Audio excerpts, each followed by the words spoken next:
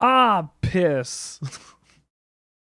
I got everything else ready, and I didn't get this thing that eludes me every time.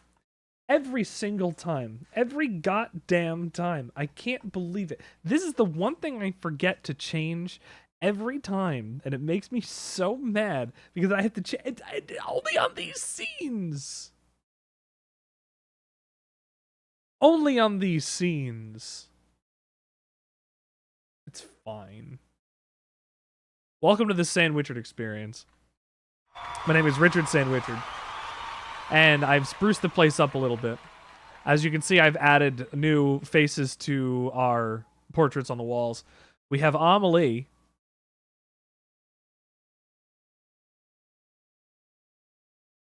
We'll talk about Amelie later. Why is this off-center? Hello? Why is this off-center? Am I off-center? I mean, I'm off-center. There we go. Is that better? Is that better? Hello? Is this better? We got Amelie. We got Kaine, because Kaine deserved a spot up here. And we've got Sophie. Rest in peace, Sophie, from the beginning of Clair Obscure. But not only that, we also have different commands now. Peace, Wolf. And by different commands, I have just enabled new commands in the box. So if you would want to spend the points to find out what they do, you can. I assure you, they'll be worth doing. I think it'll be very goofy. But the thing I wanted to show you today, this was 5 hours ago. I missed it. I missed watching it. I missed watching this live. This.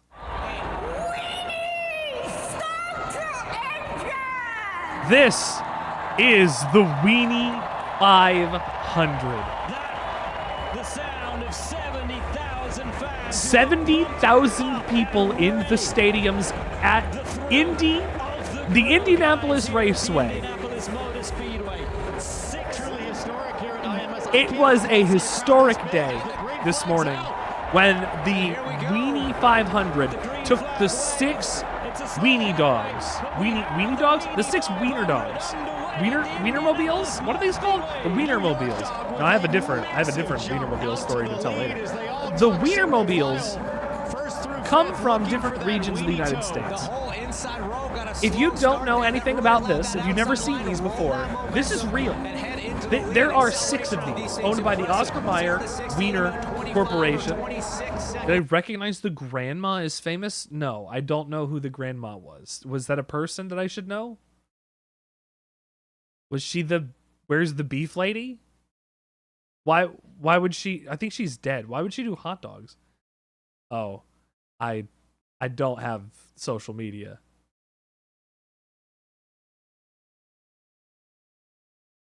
Anyway, these hot dogs are going around. They're going around 60 miles per hour. I missed watching this live. Exactly, it's NASCAR Oscar Mayer. Around turn 1 into the short chute as they climb through 27, now 28 miles an hour. 28 miles an hour. Speed on the back straightaway somewhere. Through the short chute now into turn 2. We've seen a lot of issues there this month. It's been a tricky corner, especially with the wind. Look at these. They're going to have a problem with the air. I really enjoy the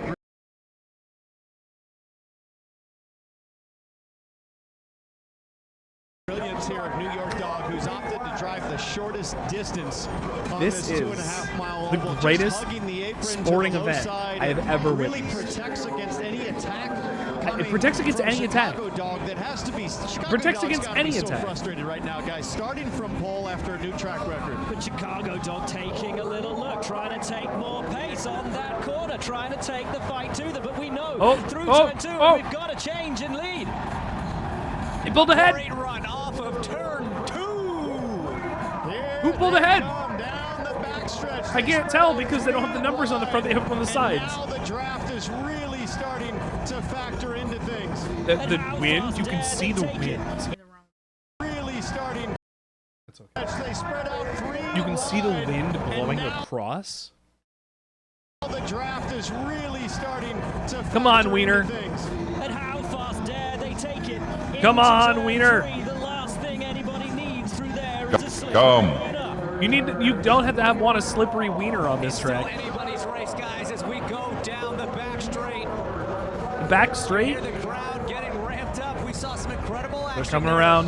They're coming around the turn. Into turn 3, but look at the lead that we're getting out front. I understand there was a bit of a shoving match last night at the drivers' meeting as the hot doggers were debating the hotness of their buns. They're called hot doggers. The men that race in these cars are called hot doggers. Respectively, Chicago feeling like they were. This is the inaugural, by the way. They're going to have one of these every year. Just happened. It was something for the ages here. The leader, but let's take a look at this pass I that missed. just happened. I was talking about it today and I missed it. I'm so mad. I could have watched this live. It was something for the ages here. Yeah, just a little bit of a bobble coming off of turn 2. So, really just allowed you don't have the wiener Gets moment. swarmed, gets You don't know what this is, right? So, there is the Oscar Mayer Wiener Corporation that makes lunch meats and hot dogs and other sort of falling products. down the order. And there are multiple songs. Oh, I wish I were an Oscar Mayer Wiener. That is what I really want to be. Because if I were an Oscar Mayer Wiener, well, everyone would be in love with me. My baloney has a first name, it's OSCAR. My baloney has a second name, it's MEYER. Oh, I love to eat it every day, and if you ask me why, I'll say, 'cause Oscar Mayer has a way with BOLOGNA. So, those are based off of, clearly, a real company that employs hot doggers to drive hot dogs-shaped cars around the country to promote Oscar Mayer wieners. Frankly, a phenomenal move. Yeah. I mean, 30 minutes ago, Look at this guy wiggling. He can't who would pass. have thought that it would have been this close as they come to turn 3? And there we are now. They move at a Turn 3, blistering steady lead there 60 miles as we an hour. head into 4. Yeah. Trying everything. There's still a little bit of shortening of the line that I can see there. Not a flawless. That's line 80 for the kilometers leader an hour now. That's going to open for my an Canadian opportunity friends. maybe off of turn They're a 4 slow dog. now. The famous front straight. Chili Dog. Slow Dog's got my Work to vote. do from the rear of the field, but making positions up. And I think for me, the most impressive wiener of the race so far. Yes. They're using Yeah, I mean, drones you to look at film the this, gap that and they're I building here in a couple shots you as can they see them. round turn 4. We'll stand for looks this so one good. because this is close. This is epic. We're on our feet. The fans are on their feet. And no greater feeling is the first lap. in the world than firing your weenie across the yard of bricks. And here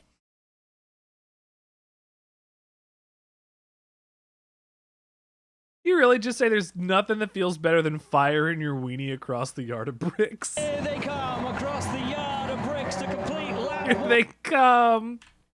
Across the yard of bricks. And here they come across the yard of bricks to complete lap 1. It's Chili Dog from the Sonoran Dog number 4. Slow Dog up to P3. And the move going up Oh. on the inside. Slow Dog Replay. up to P3.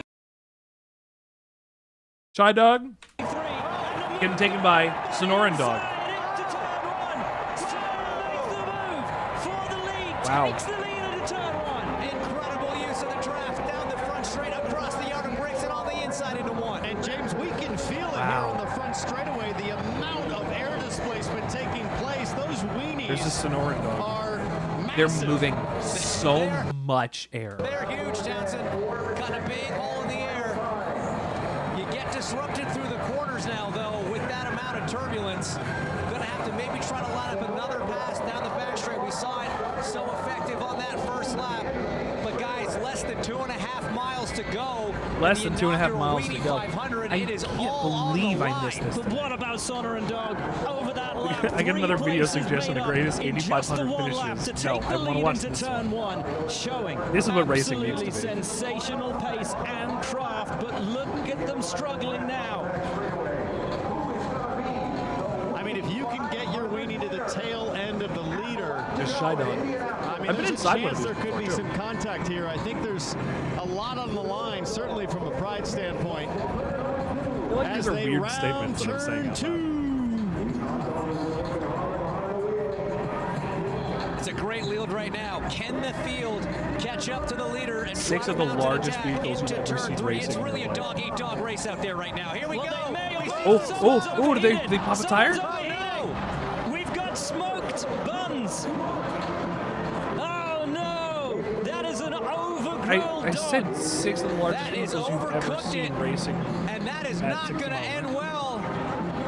After all of that impressive pace on the opening lap, Sonner and Dog drops out of contention, Yeah. and now it's a two-way fight for the win in the inaugural Weenie 500. Yeah. You got to think that riding mechanic is deep in the casing of that wiener and trying to figure out what's going on with the V8. Is it fixable? The riding Half a lap to mechanic? go. Throw a little ketchup on it, throw a little mustard, anything to get that fire out and make it just 2 more corners to the finish line. Damn. Will they throw a caution? I think No, they're all all the safely way past. This will be a run to the finish. This will be a run to the flag and the It's gonna be a yard big of sprint. bricks in the inaugural Weenie 500. And this is the moment you relish as a hot dogger right here. Rounding turn 3 in the lead in front of a record crowd to witness history This at is beautiful. Indianapolis. The Chi-Dog holding position, but it's not over yet.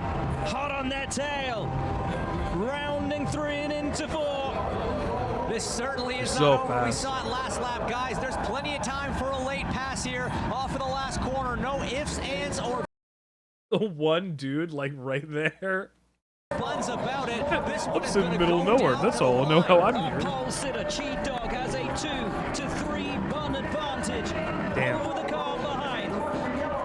Sunday will be the 109th running of the Indy All right, 500. Chi Dog's gonna win it. First Weenie 500. Chicago Dog's And gonna if you take know it. one thing about Indy on the last lap, it's a That sucks. dog-eat-dog world as they round the track for the final time. Chi-Dog Doggy still dog world, that's pretty good. in the lead. But looks like maybe a great run off of turn 2 here. Oh, I think we might be having a race to the line. Mustard Maddie closing with the Come on. Slow Dog. Could she top off the Weenie 500 with a Come on. pass on the Chi-Dog? Less than a quarter mile to go at the Indianapolis Motor Speedway for the inaugural Weenie 500. These 2 hot laps is all they dogs got. are hot rodding it down the front straight, T-Bell. They're Hot running rodding this it. now. Maxed out at a whopping 60 miles an hour. Townsend. They're closing. Damn. Second place is closing. Chi Dog's with gonna a take run. it. Can the fans cheer them across the line? It's going to be close. They're making the move. Slow Dog making the move up the inside on the run into the yard of bricks and over the line. It looks like it's going to be Oh my God! fire. No. What an upset! Slow Dog win. In the closest finish What an in upset. 500 history, Slawdog by a nose. Unbelievable. Wow. Damn. Top Dog. Slow Dog. At the inaugural Weenie 500. Wow. Oh, and Slaw Dog. I mean, the other 5 must be so sour at that. It must be so steamed. Slaw Dog. New York Dog. Chicago Dog. Sonoran Dog. Slaw Dog. I don't know the other 2 are. Is there information? No. Okay. Well, I wanted to share that with you all. Thank you for watching the inaugural Oscar Mayer Weenie 500 with me. There's going to be one of these every year. And I do hope you'll join me next year for when we get the chance to watch it again. Yeah, that's true. I have to put it in my calendar.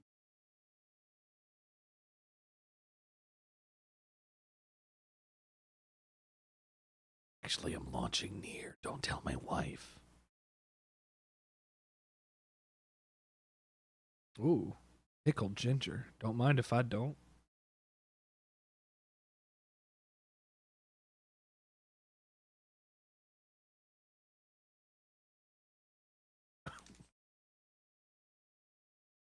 So good for me.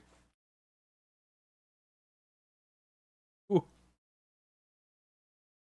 Oh, it's so pungent.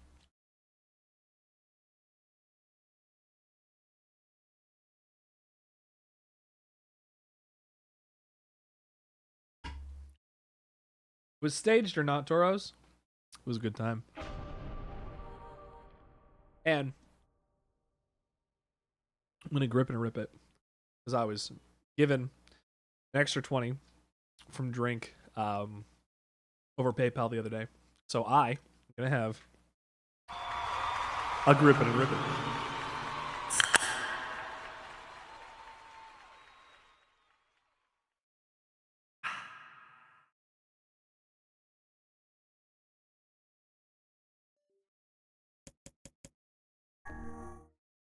But yeah, I'm happy to have watched.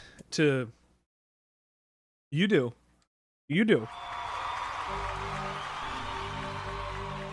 Congratulations.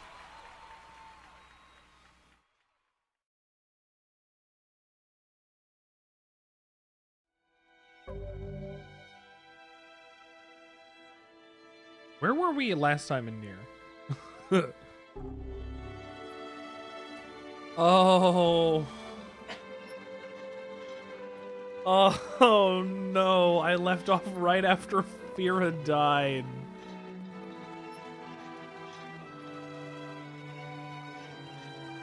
Yeah, because it was going to be impactful enough for me to remember what happened last time. Okay, so last time we went to visit the King of Facade to see his wedding, and before she could have 5 minutes of being the wife of Emil, you got the wife of the king. She was killed by a wolf, and we are to help stop the shade that is leading the wolves, hurting more of the citizens of Facade.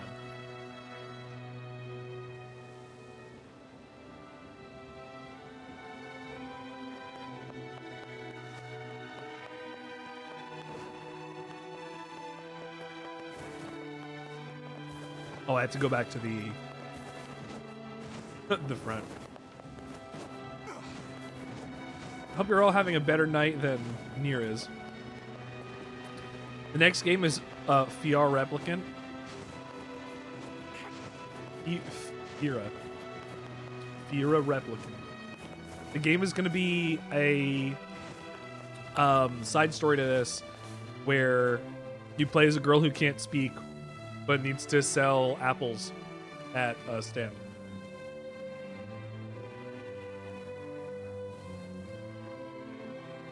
And the crushing difficulty will be due to your inability to communicate effectively. She sold apples at a stand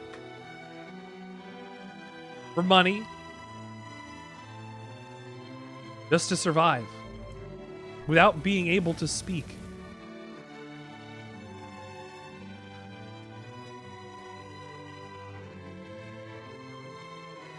Tragedy. She worked so hard to get to where she was, and then her short life was ended. But she was so happy to have been important to the king, at least a moment.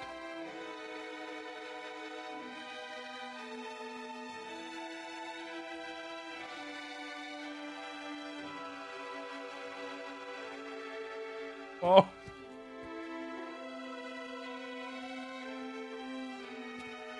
Just cheese wontons. My word.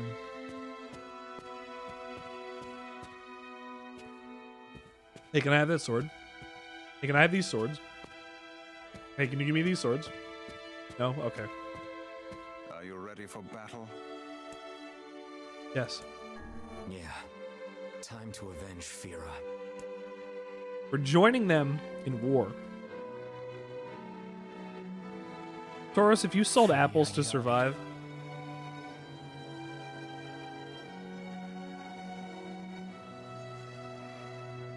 how many do you have to sell?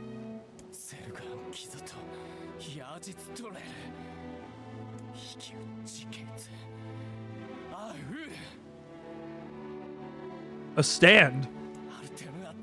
Enemy stand.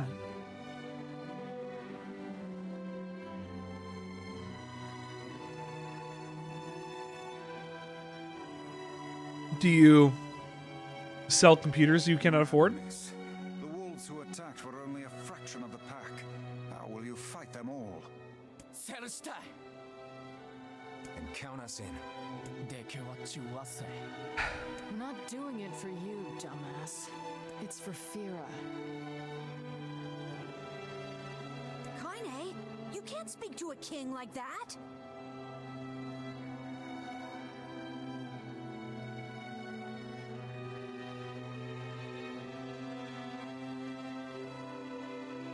If this is indeed the plan, then let us make haste. We can ill afford another tragedy. God, I can speak to a king however he wants. Rather, however she wants. However, he wants to speak to him. You make yourself a billionaire by selling Apple, the company? Okay. And then, what do you do with it? Oh.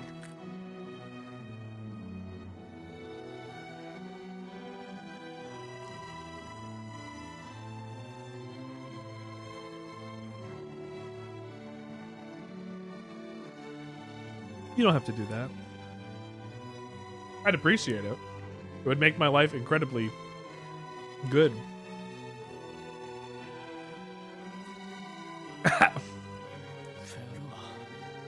I appreciate that too. Easy come, easy go. I got the Ancient Overlord. Which means I can check that one off the list. I need to open my notepad. Excuse me. Castlevania series, no. Beaten games, no. Checklist.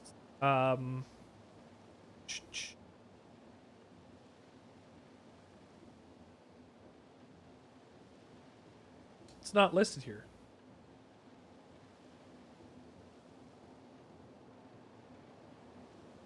Maybe because I get it during the story? お前は今まで食ったパンの枚数を覚えているのか? これで Whoa!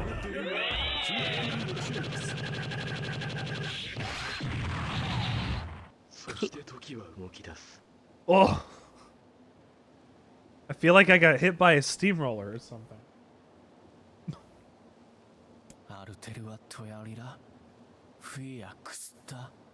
Good, actually.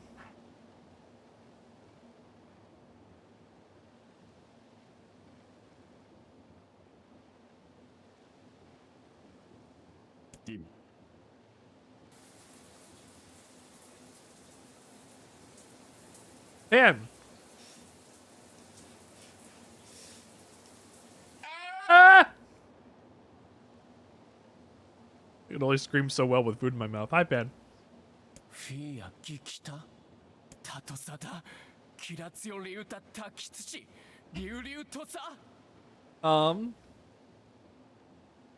Where's my panorama? Hold on. Oh, are these not working today? That's not. Okay. Hold on.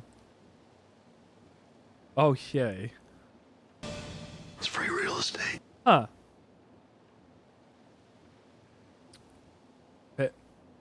Pen? Pen? Where's your pen? Pen?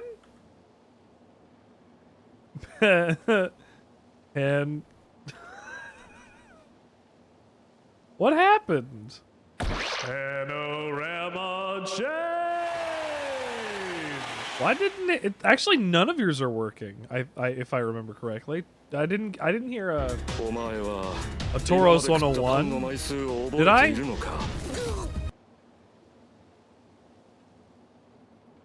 Or an HP desk at 12? What's wrong with this today? I need you to work.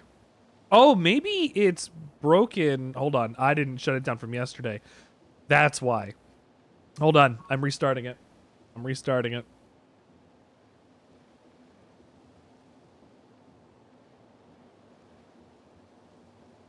You're going to get all of your names and announcements again.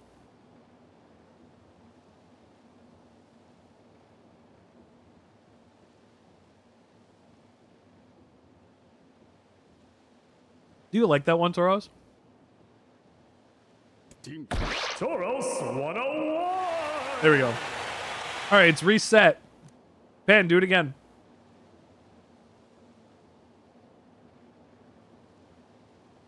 Panorama change! I didn't turn it off from yesterday.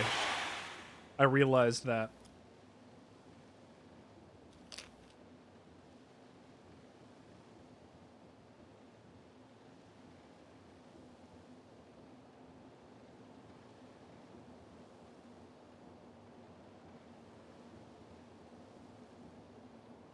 Sorry, I'm eating some sushi. Exactly. I mean, originally, that was going to be, like, one of the things I did on my stream. I had a, had this set of assets, right? That was, do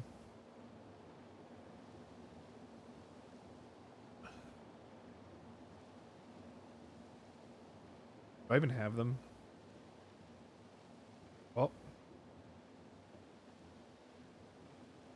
In the same way... Oh, wait, hold on. Oh, no. These are the old branding. Here. Let me pop this onto my stream.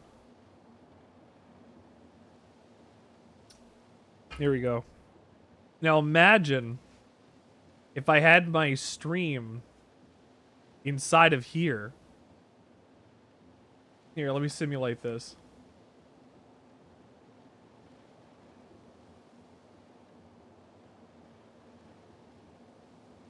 There you go. Then you'd put me over that. And that's the stream. That's it. It's quick and dirty. My face is definitely not where it's supposed to be. Hang on.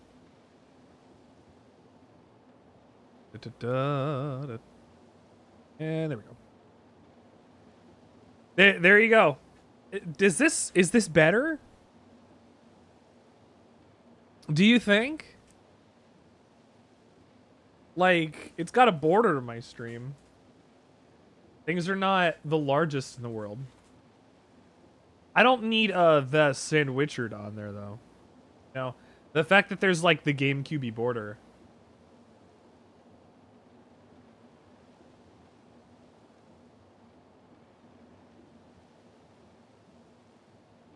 I mean, it is a GameCube border. It's a Game Boy player border.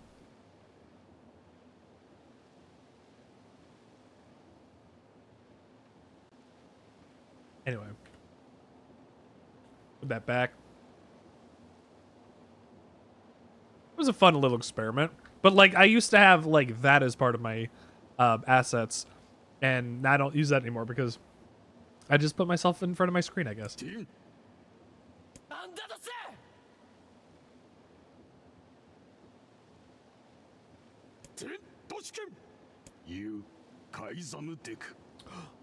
なんだ、ルアミ。しか。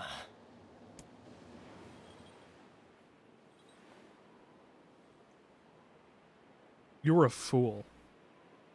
King of Facade. なんだ、いえ、フィア、ロテとやりかきそできた。と食いてゲルだ。うら、うらる。ペルアとカイザムで。カイザムとアイト。フィア、アイザムで。フィア、チュレセキタとコだ。ゼルガンで。アンダゼルガンヤーリツガスチクリト。カイザムゼサルペルア。老体リスラ関係かけてしたすわれ。アルムーキエルトチギサンってきた。アルム浮きわせんクユリエ。押してキルたちエククギリスアーガイ。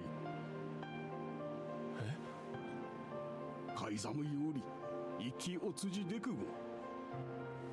ユラカイザムチツストジーわくれたしよりや。こうだだしより You're foolish people indeed to sacrifice yourselves for a person like him.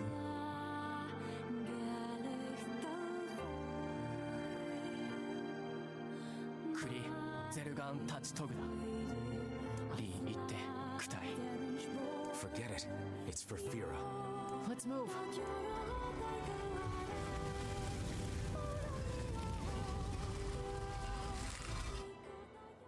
I'm thinking forward. Oh, shit. Well, there he is.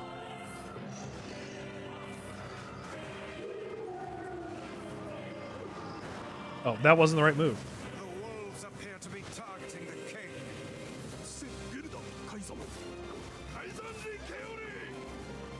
He seeks the king of Facade. Am I just gonna stab? Yep. I'll stab all these wolves. Didn't I say in like an earlier part of the playthrough, man, I don't like stabbing wolves, but I have to. Unwavering defiance.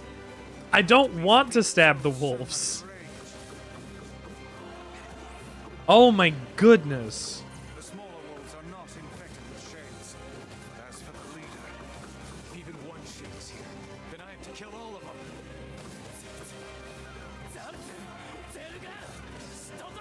How many wolves are like, this is so many.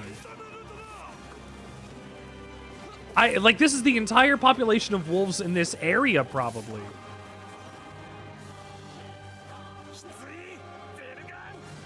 Above you, stay on your guard.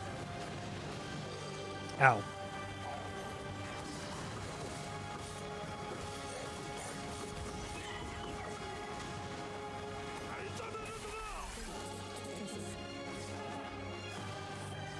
Give me your body and bones. The flower.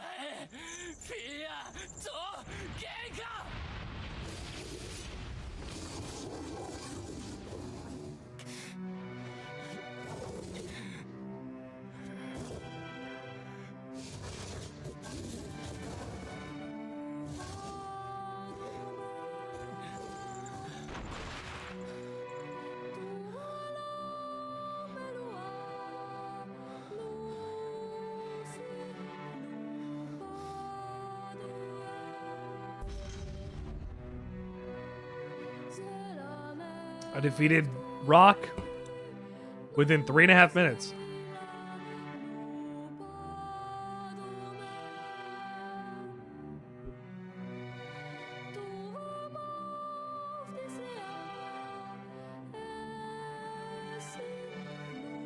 きてそちたかれ添えたくそとくら探すと意識終電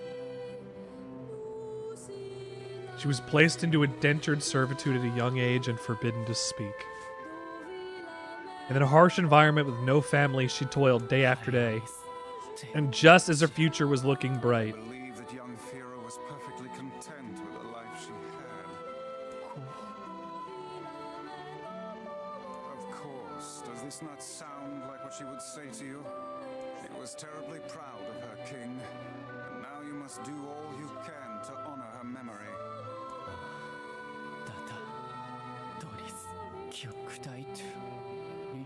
Bongo Turtles! Duties.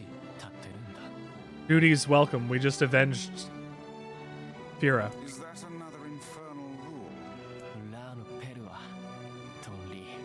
People of the Mask live and die by their rules.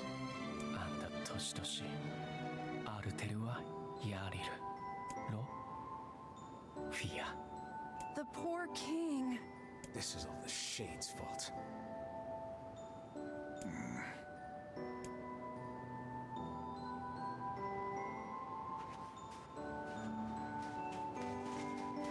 Well, that's This is the last of them. that's why I was sad every time I came over here. That's every piece. Shadow Lord. We certainly can. Hold on, Yonah. I'm almost there.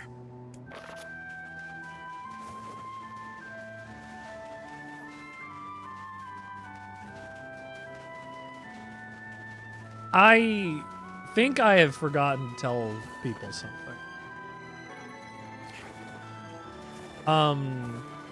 I know that I have all of these weapons. Turn to Popola and see if she has any final words for us. There are a couple side quests to get a couple weapons. But some of the weapons you can only get on playthrough 2.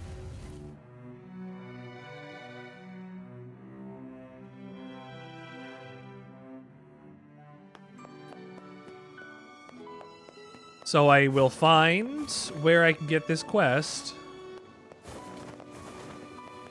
Unless I can't get it yet. I thought I had to... I thought I had to beat the facade dungeon, which wasn't really a dungeon, it was just one fight. Like, this last one was easy. It was a little too easy, huh? Why do we get these from here?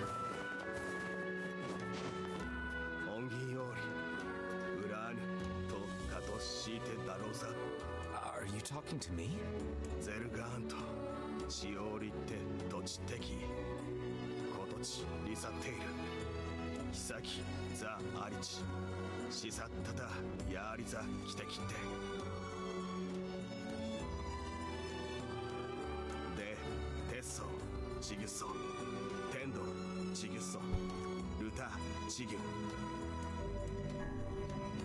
Sure, but you have to stop calling me Mighty One.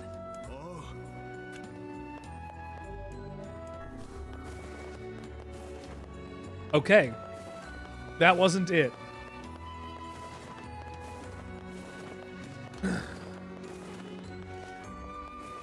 I probably have to leave and then come back. Since the king is... I think the king has to give this one to me. I don't remember where I get this one.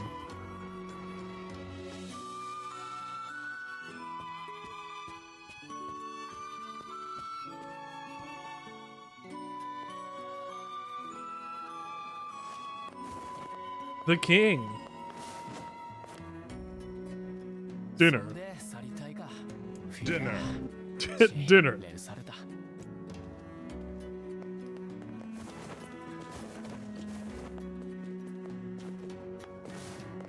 No point in moping all day. So, hold on.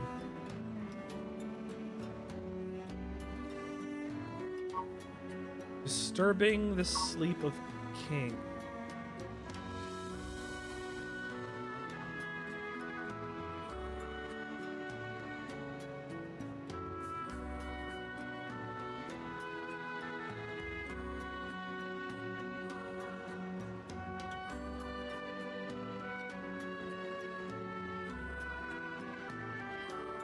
Ah.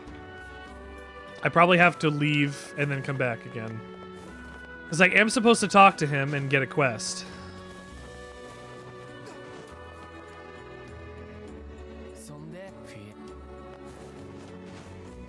So let me go leave and then come back.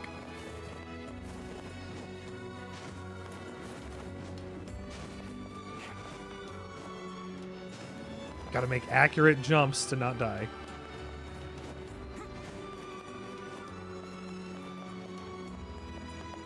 Can you name one? You know, people talk about Pavlov's dog, but they don't talk about dogs Pavlov. In which, every time he rang a bell, the dog would do something and he would write that down.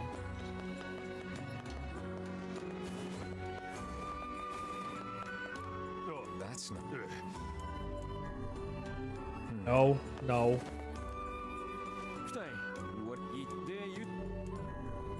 Sounds like my kind of job. I have to do that one first. Sorry, the seal?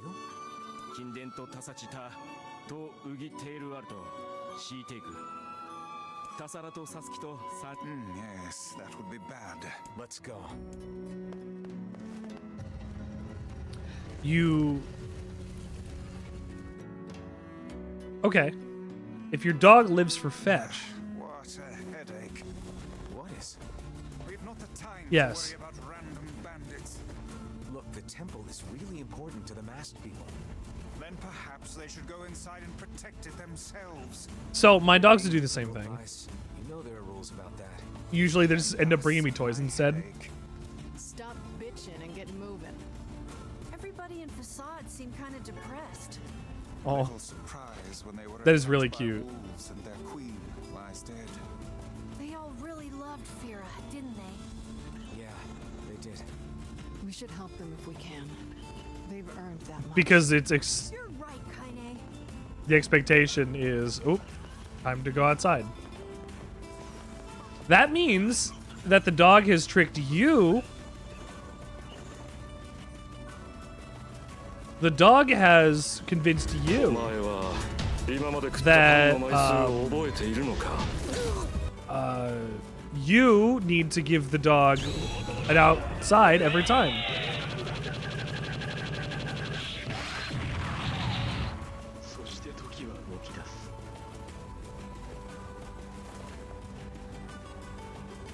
Drink some water. Aw. She likes potato. Yeah. Oh.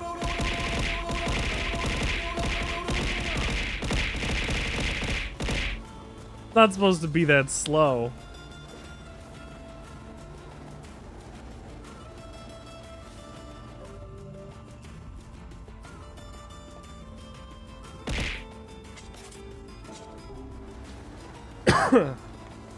She gets a treat because she's lovely.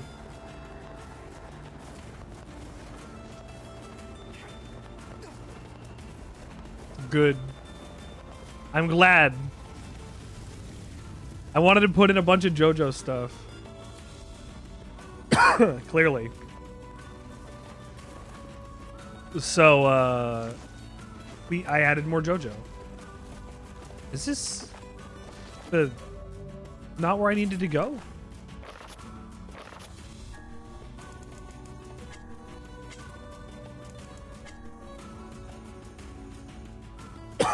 A guard of Facade's gate asked you to eliminate the bandits desecrated the Baron Temple. Oh, no, I did not go to the Baron Temple.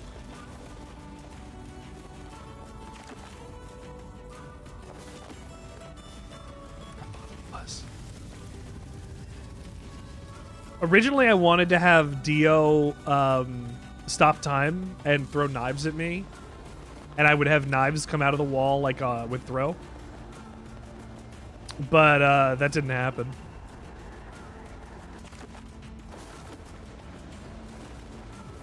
I couldn't figure it out. I wanted to get the timing right. And there's even a bunch of like JoJo green screen stuff which I can cut out and make into a transparent animation. or key it out and then make it into a transparent animation, and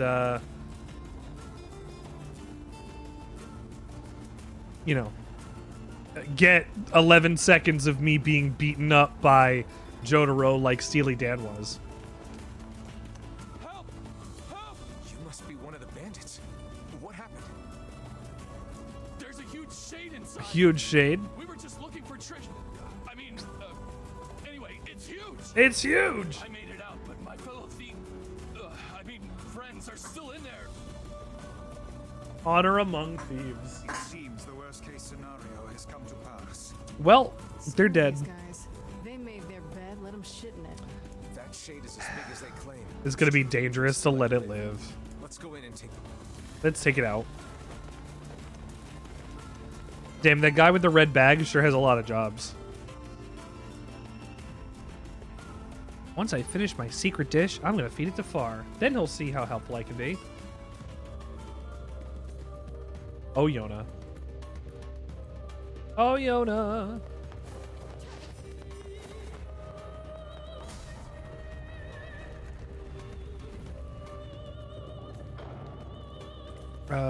Is it gonna be full of stuff? No.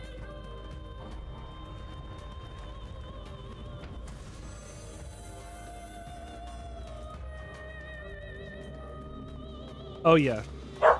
Charlie, hi. What can I do for you, honey?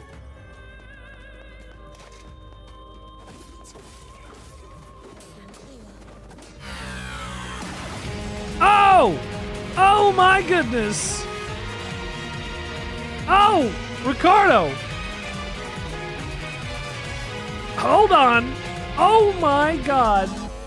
From one Richard to another, welcome to the Sandwichard experience. My name is Richard Sandwichard. If you've never been here before, that's fine. Mostly because, you know. No. It's gonna get clipped and people are gonna think, oh man, Richard's gonna eat brains. Look! His video content is interesting at best. And by it, I mean, I want to suck your penis. There's no P. There's no P. Yes, yes. Bring on the PP. Can you give us an example of something that isn't a sandwich? You know the everything bagel? Imagine if there was nothing. Follow and subscribe today. This is gonna be your 9/11. It's free real estate. Welcome to the Sandwichard experience. These are all of my stands. Anyway, the Sandwichard experience is brought to you by JoJo's Bizarre Adventure. Let's see what you got. Do it! Do it! Yes! No Stan.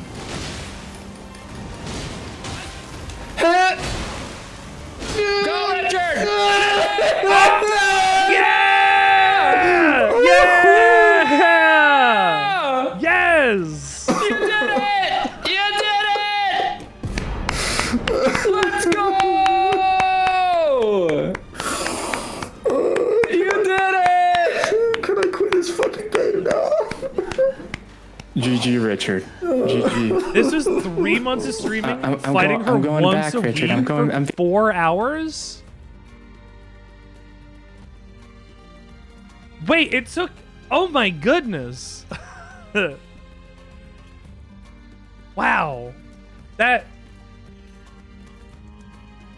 12... Yeah, no, wow. That is, like 50 hours.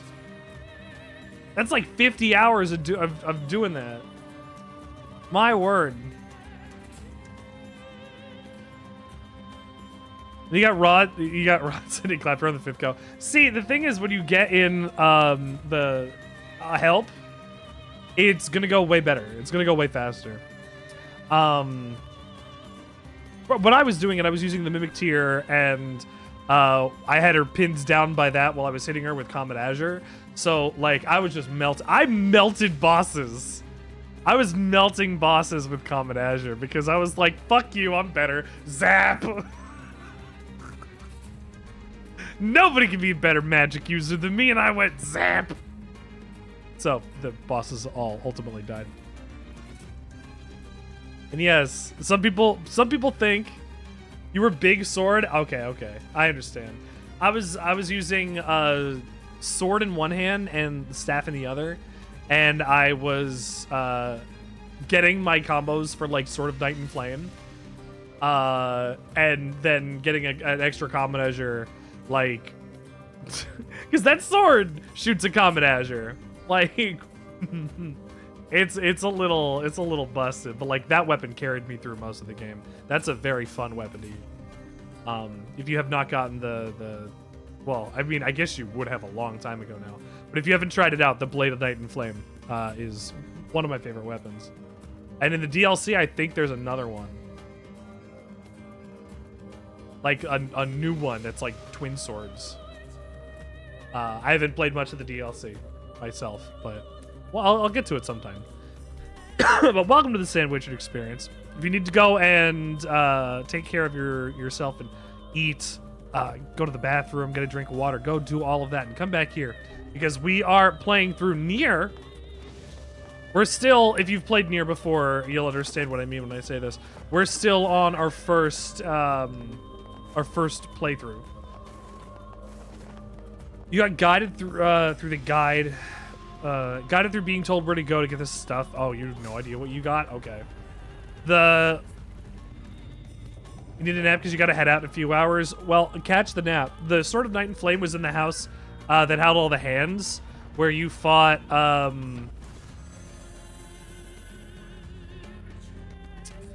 What boss was that? I don't remember now. It's been a minute.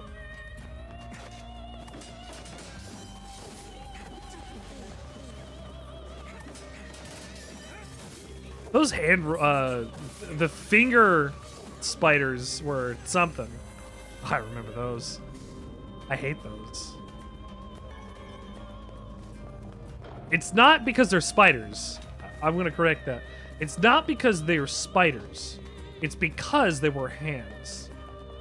I don't like it when animals and things have hands and they're not supposed to.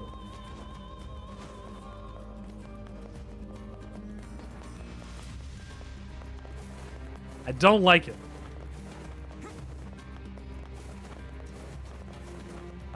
It wasn't any of these doors.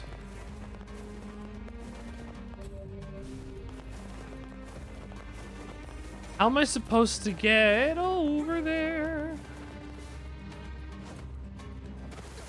Oh, there's rocks, kinda? Great. Covered in sand. Diving in sand is an excellent way to lose health. Do try to be more careful, How do I not...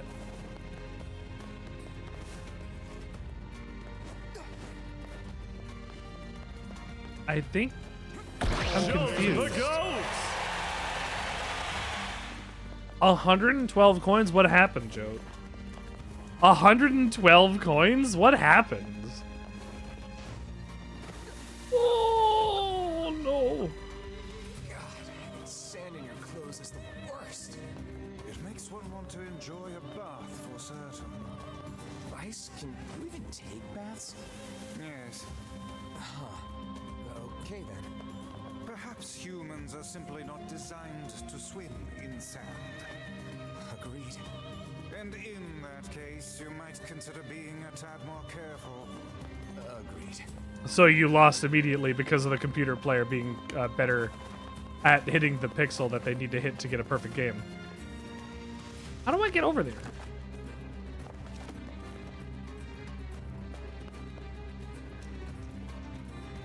There ain't nothing else here. Am I able to jump on over this?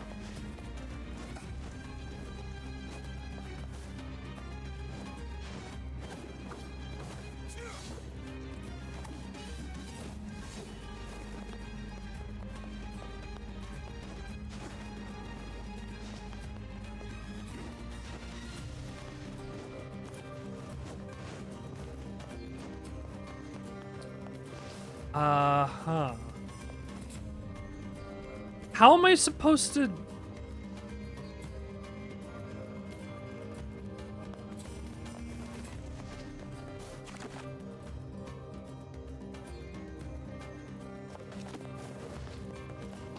Because these are... I mean, I didn't try this door. I would assume it's just closed.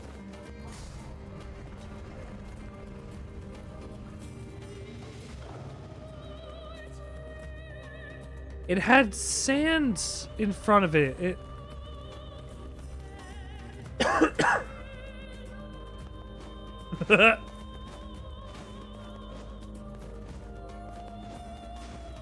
No stars. No star for you. So, hold on, you lost out on 112 coins because of a strike that the computer got. Damn. Whose fault was it for betting 112 coins?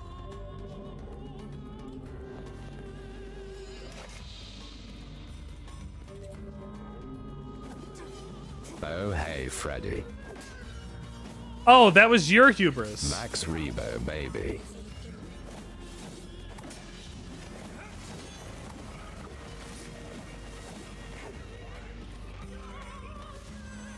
I wasn't allowed to use run, so I didn't move.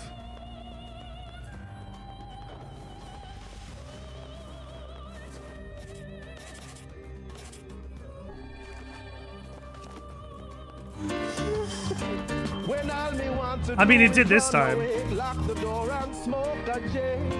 You cannot deny it did this time.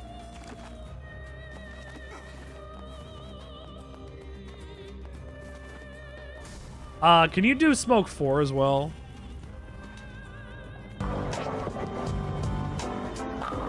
Nice car. Perfect. Who do you think you are? The Goomba said, "Who do you think you are? I am."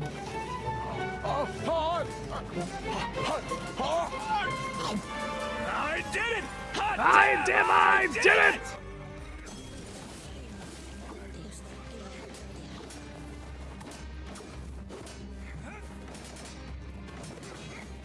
Smoke weed every day. When not you.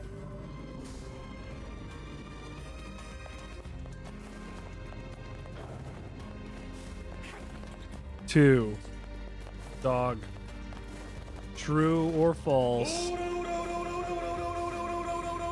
Oh no. I'm getting... Oh. There goes my face. I don't know why the Oras are dragon.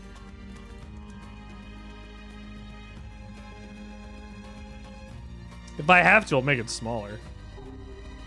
Oh no.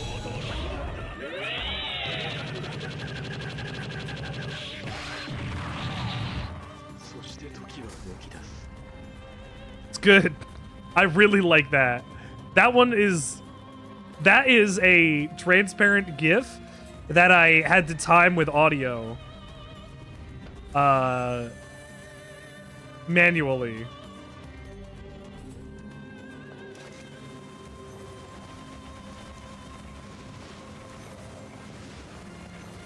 I'm worried of it not running properly when, you know, when I've got like a bunch of stuff on this stream going at once. Especially the way that, like, I know my stream gets.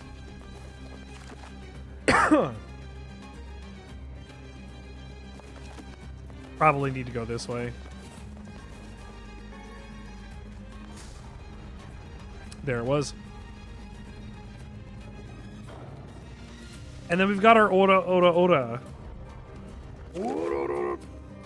Because we love Ora. We love watching Jotaro go Ora every week. That's why we watch JoJo.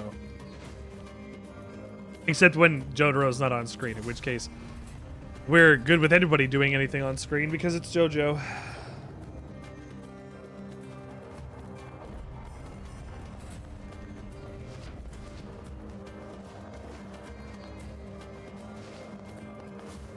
I thought I saw something over there.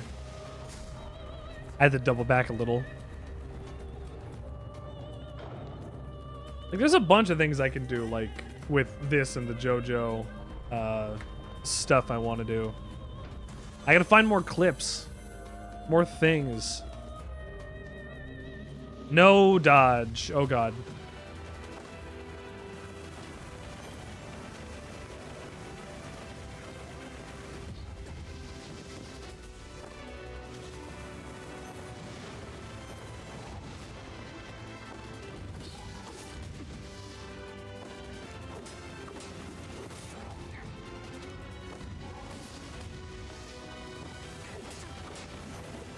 Thank you.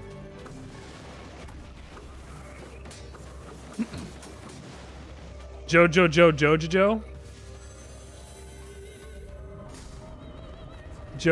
Jojo. Well, we got like Jojolian. Oh, I didn't want to use that.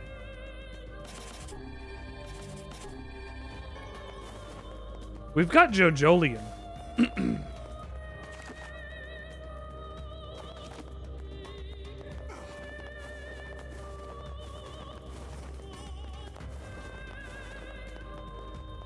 Hiya, Jojo. Jojaj, as my wife calls it.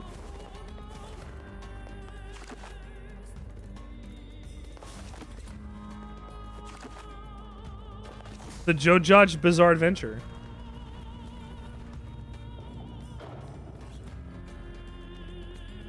Yeah. Yes.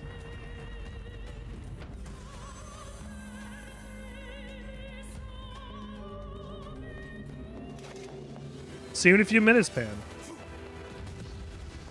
Ow.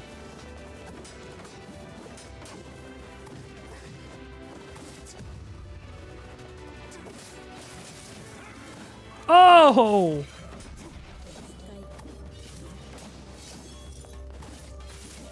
That's so much damage.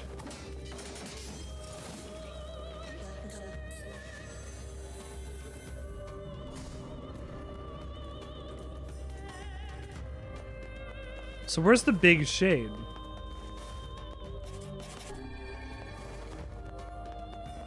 Where's the really big shade that they're talking about?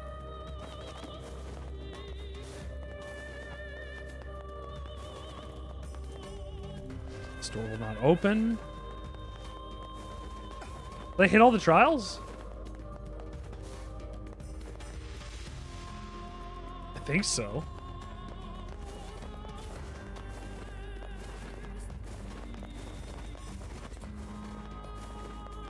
No, I missed one. Wasn't bad.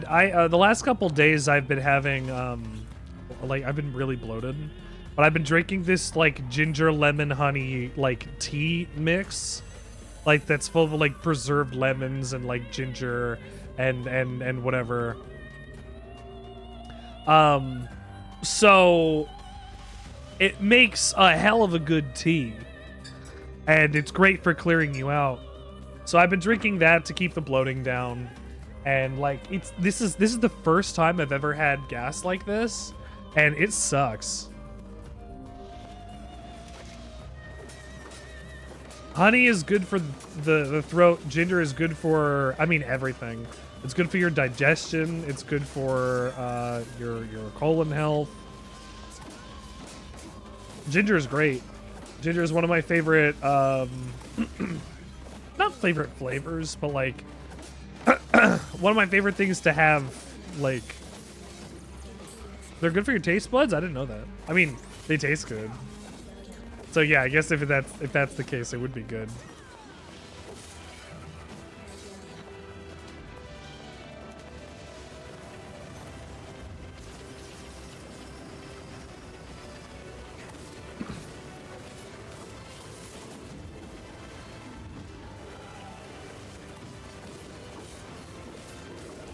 I don't know what button it doesn't want me to hit.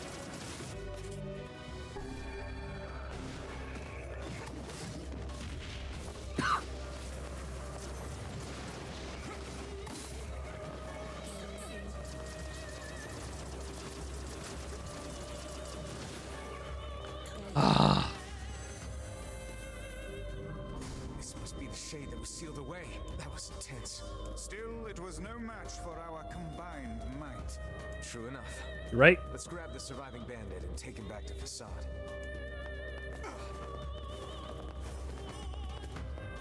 Is that it?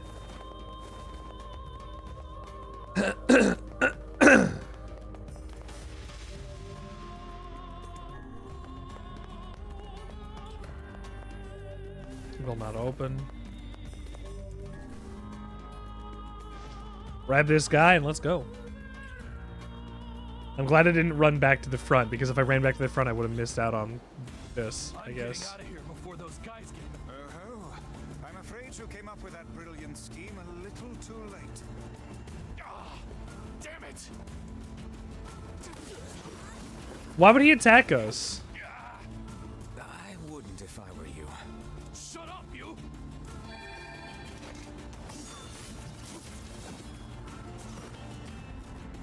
I'll get you. I'll get you for this. Shut the hell up before I tear off your arms, ram a stick up your ass, and turn you into a kebab. Keep her away from me! That you were able to restrain that hooligan with words alone is testament to your vulgar speech and vile character. Cram it up your index, book. If you guys are done snarling at each other, let's tie this guy up and get back already.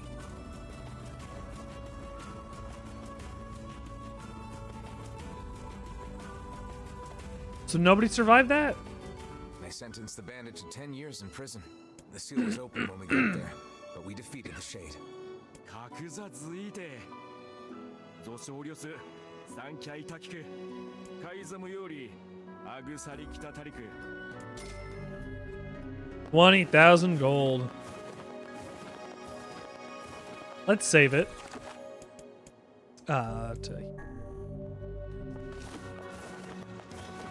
And then we'll jump over to where the king was.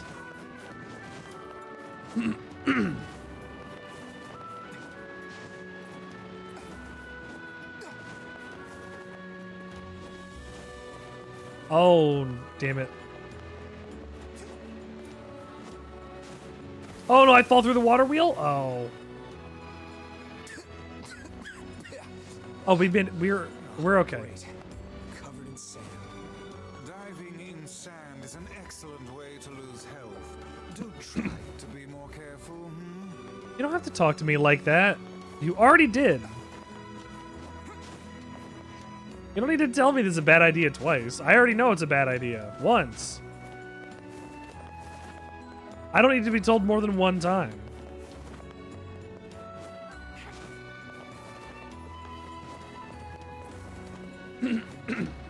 Where is...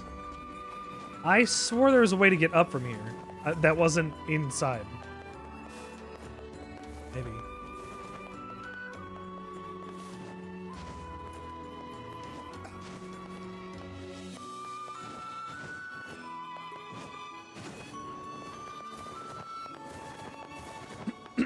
Is it as simple as climbing up and over here? No. Okay, we'll go inside. No! Indeed, this look diving in sand is an excellent. Indeed. Fine. No, not what I want. At least I put ladders in to explain how a guy would get over there, but like, if he falls in the sand, clearly it's over. Unless they can survive in sand. Better than me somehow.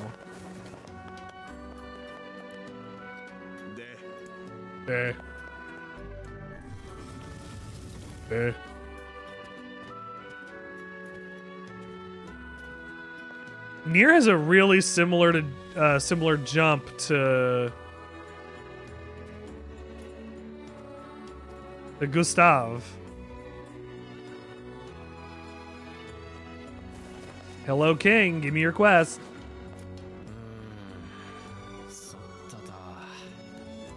What's What's wrong?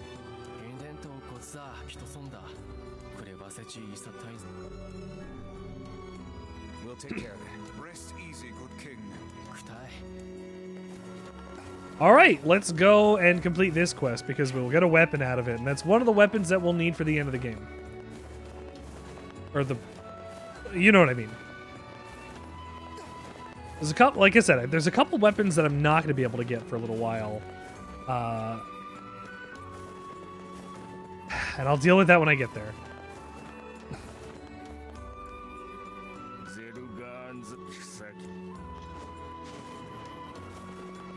I can't believe... Like, did I wipe out the entire wolf? Like, I was going to say repository. Like, their society?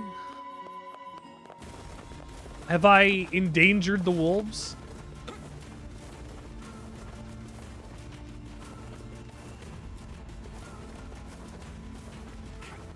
I hope not. They're already endangered wolves, right? The timber wolf was endangered, I believe. I'm not sure why. I guess because of overhunting or something. Moving in on their lands. Creating ecological disasters that neither man nor beast could avoid. Meteorite. Cool.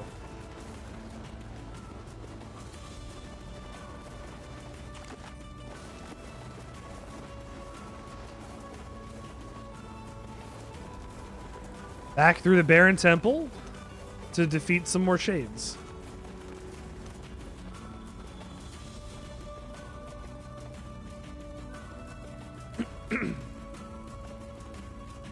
A Yoko Taro game is, excuse me, very often the same game over and over. But we're going to avoid that as much as we can by skipping things where it counts. Now, I'm not going to skip a bunch of cutscenes and things, but we'll be able to skip a bunch of the side content at least. So, like, we're not going to have to do these side quests again. We're not going to have to come back in here to do them. We'll keep our weapons. So then the only side content that we have to do then is the stuff that gets us weapons that I have to wait till the second cycle to get to.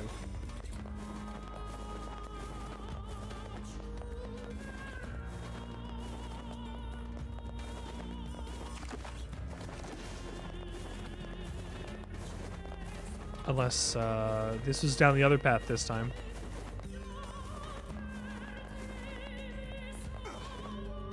Nope. All right, flip arounds. So at the very least, I'm not gonna have to play this same game over and over. Like, there'll be reductions here and there, ways to speed past stuff here and there.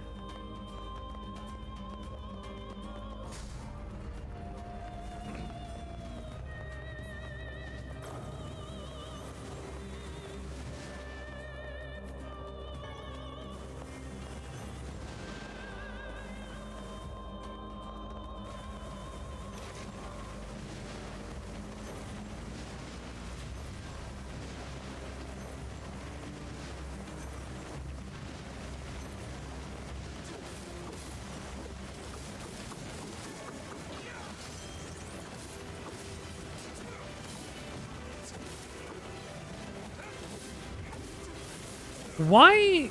Huh.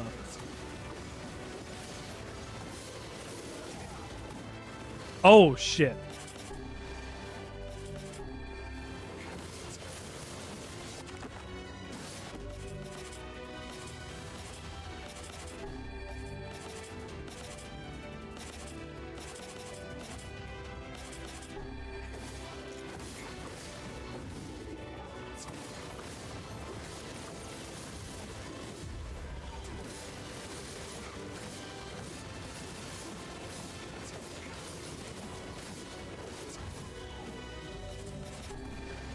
Oh!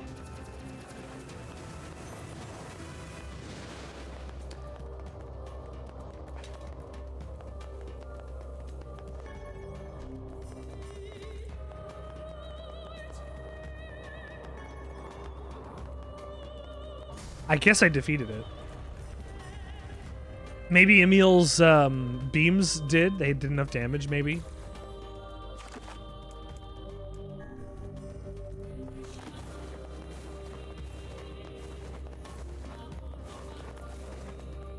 At least we get to hear the facade music again.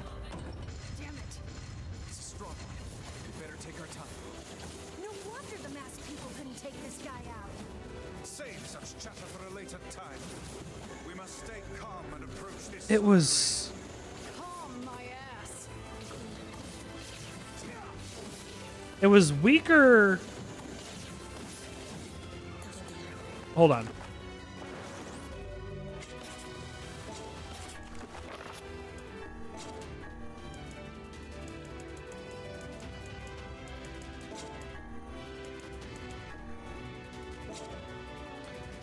What if I unequipped it?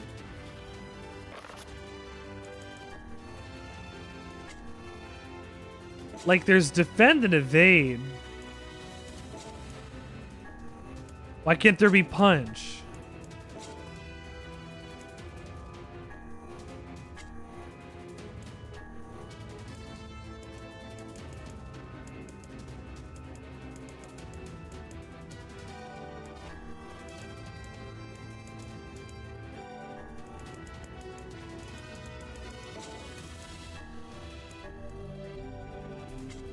Batch assigned to words complete. Check our magic here. Like 5% item drop rate. I don't want that. More EXP. 30% magic power.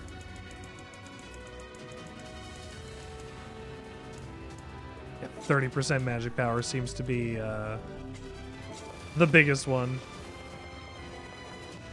Hello, Emil.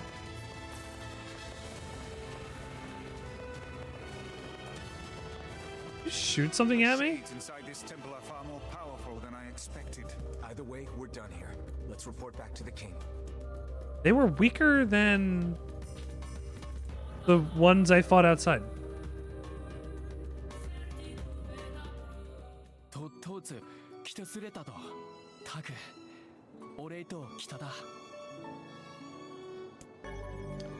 Labyrinth's Song. Okay, Labyrinth's Song.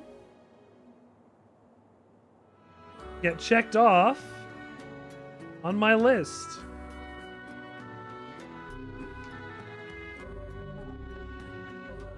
Go-to guy completed 30. I've 81% of the weapons, which I believe I'm missing 6.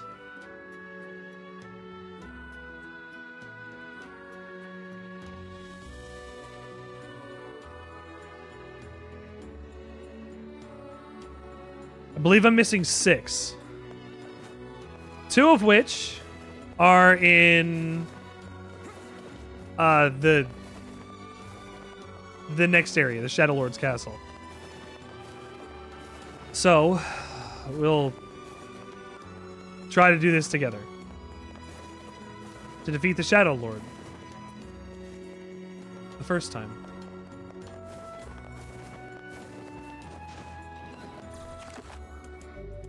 Then you'll get to see why I've been sad this whole time.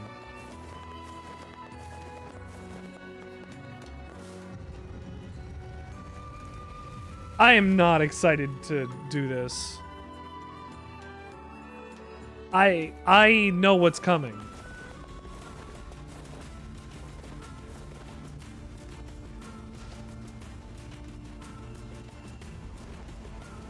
All I can do is like bite my lip and just stare off into the middle distance. What the hell is this?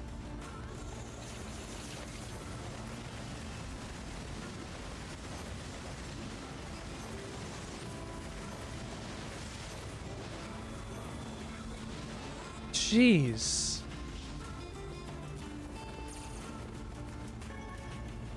I don't remember that. Okay. Maybe I don't remember that because it was so long ago. Huh.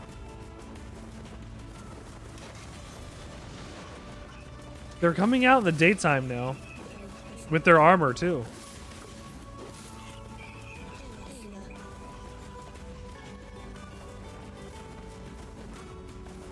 They're getting more and more willing to put themselves at risk.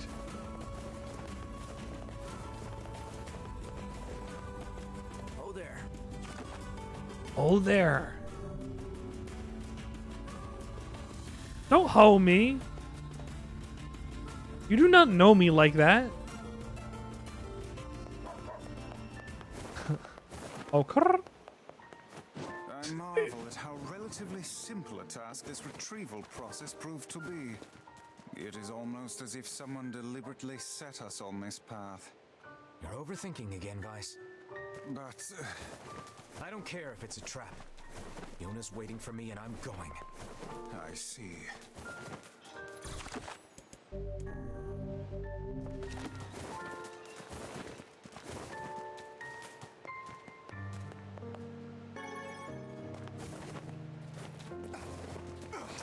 I can't wait. I can't wait. This is gonna hurt.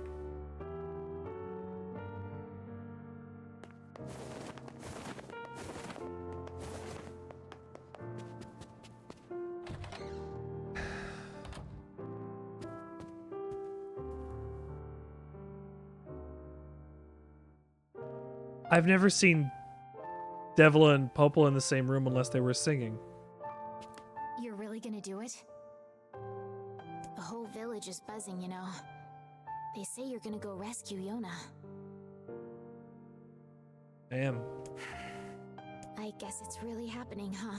I am. I'll bring her back. I promise. About that. Yeah? Nothing. Never mind. Popola just loves to worry. Anyway, you be careful. Popola just loves to worry, she says.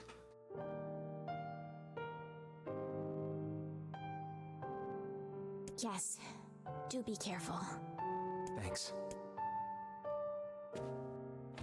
Wait, hold on. I can talk to Devla and Popola. Be careful, all right? Please be careful.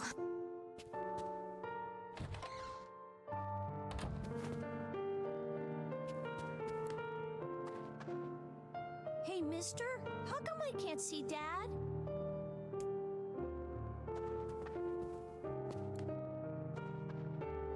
I'm sorry for all the trouble, sir.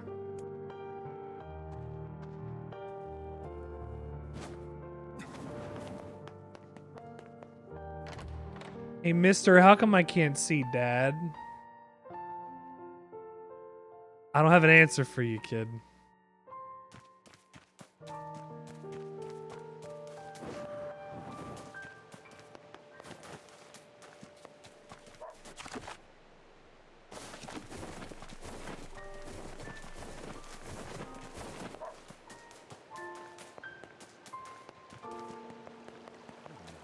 I have to get taken there by boat.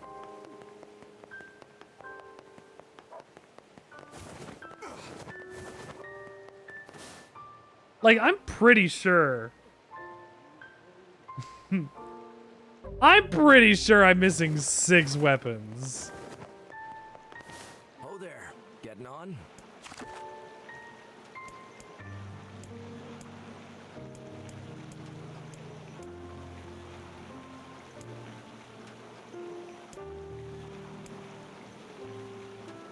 Where?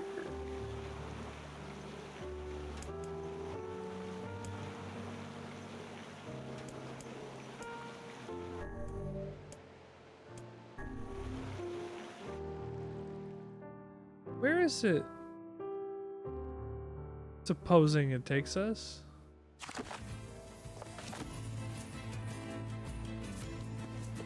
Oh there.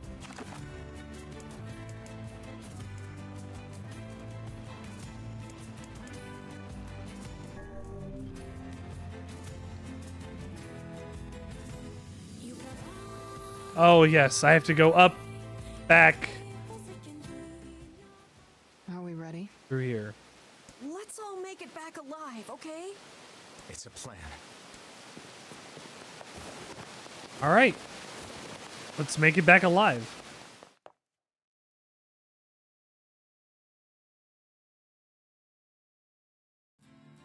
I mean, we're literally going to fight against a being we don't know the power of.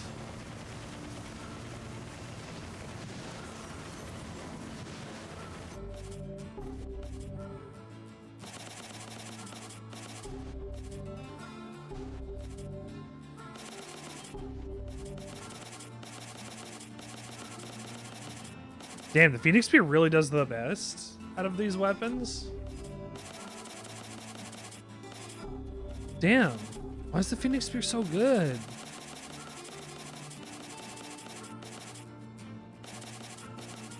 The Phoenix Dagger too.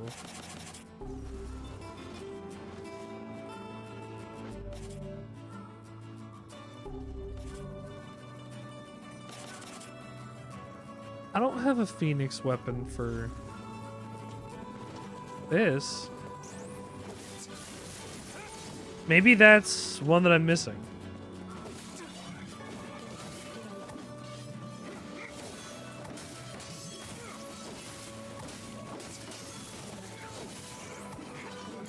I mean, it seems like I'm missing, compared to the other two, I'm missing the most two-handed swords, but that doesn't mean that there are that many in the game.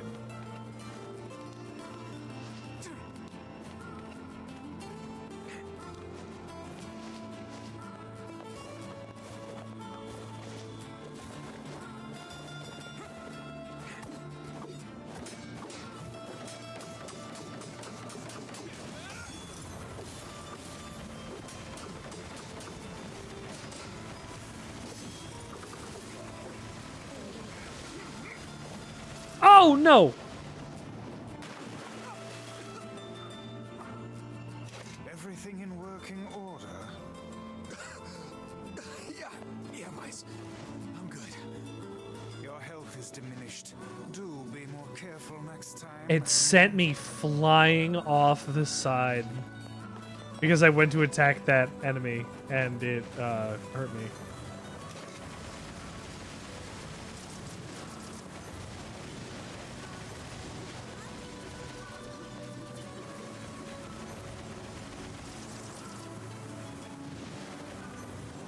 There it goes.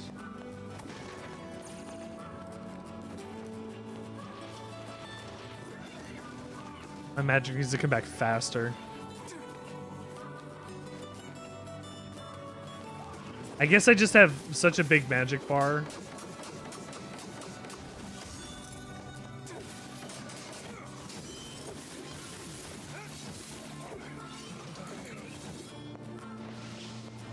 Kaine. Do not attack Kaine. Kaine is your friend.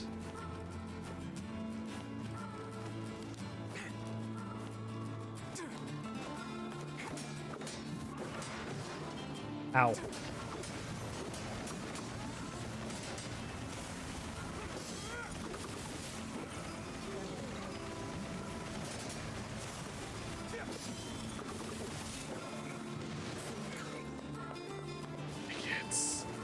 I love that. The charge attack on this weapon is so good. I mean, it does twice the amount of damage as everything else. 500.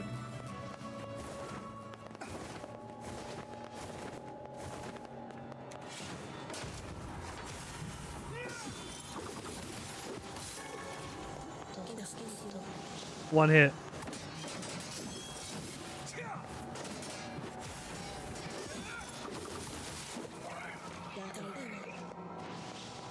That's a one hit on these guys.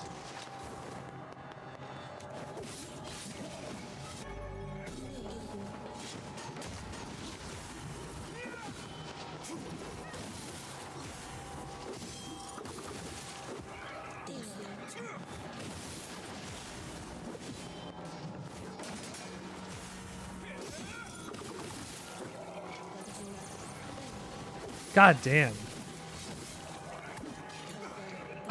This, you know, the more I think about it, like I think this spear moveset, as much as I don't usually like spears in games, this moveset's awesome.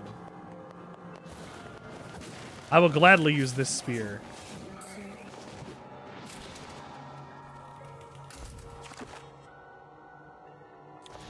Excuse me, excuse me, excuse me, excuse me.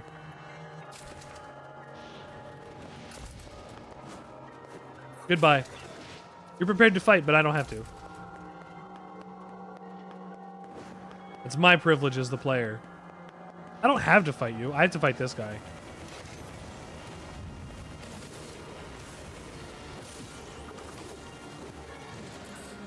Holy crap.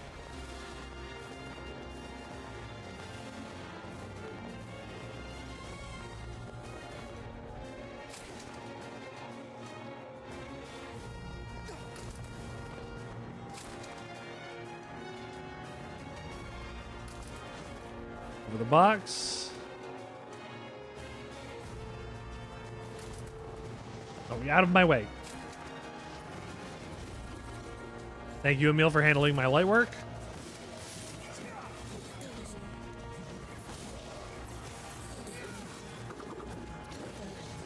That was heavy enough. Pretty choker. That was heavy enough to beat him in one hit.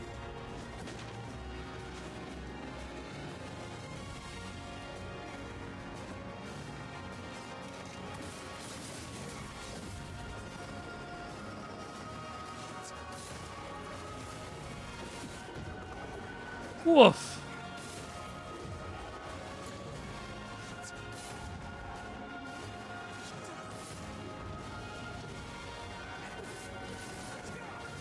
Yikes.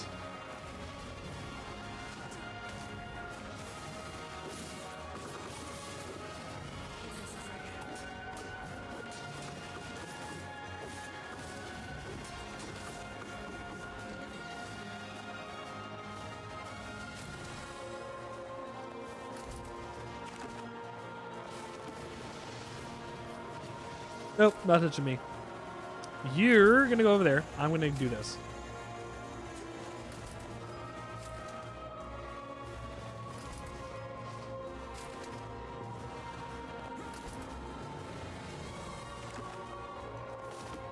Shrine roof is up close. It's fresh Steel. This I'm in the actual plot. I promise. I need to be in here. I also know where the exit is now.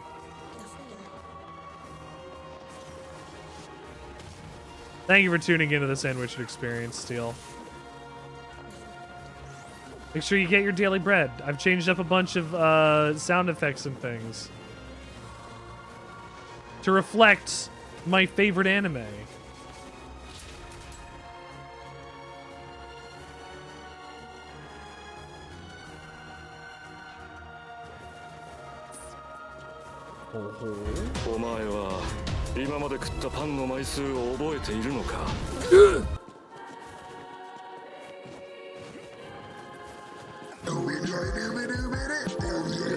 Well, one time's still one time. Just one time.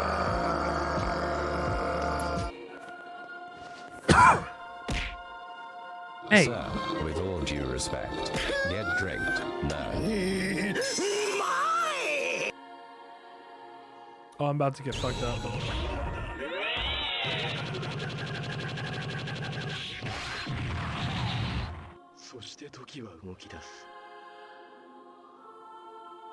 Which is like elaborate, and I love that.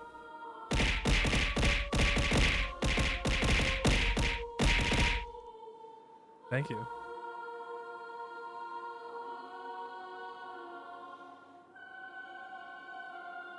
I'm waiting. Waiting till you get to the one that I want you to hit me with. You know you want to.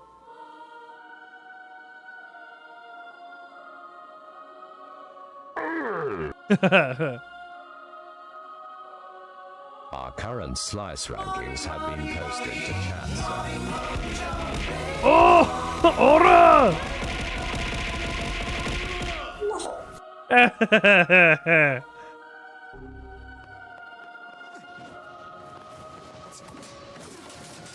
I get hit with a bunch of Star Platinums. Star Platinum Zawardo.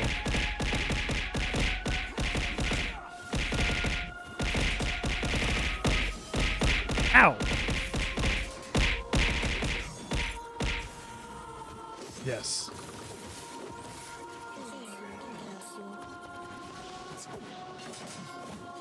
Oh, those are tiny pink glasses. Hang on. I have them here.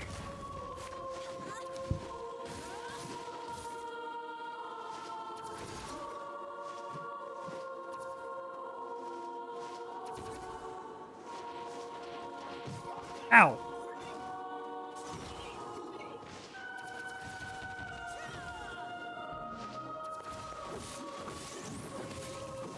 There we go. I don't know why my tiny pink glasses sound didn't go off. It's supposed to go, sir, with all due respect. No. Sir, put on the tiny glasses you stole from a child.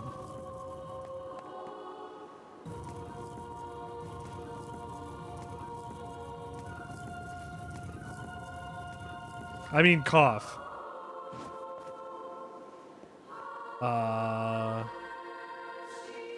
Was this? No. Jason! I don't know why that's not working either.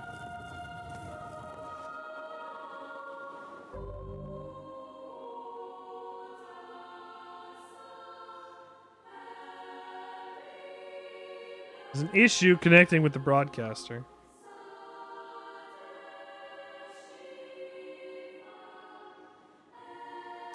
See, this is why I wanted to update my...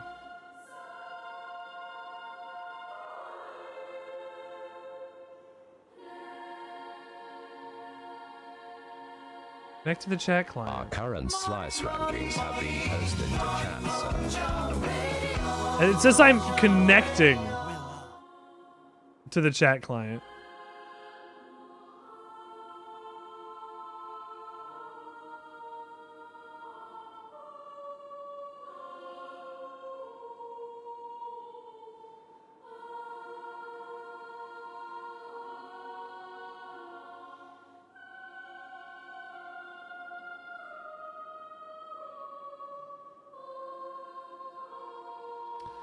Are you broken?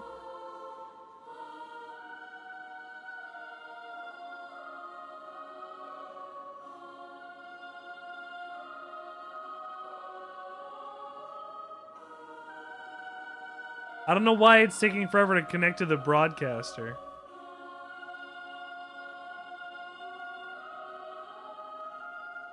I don't know. Regardless, NieR. God damn it.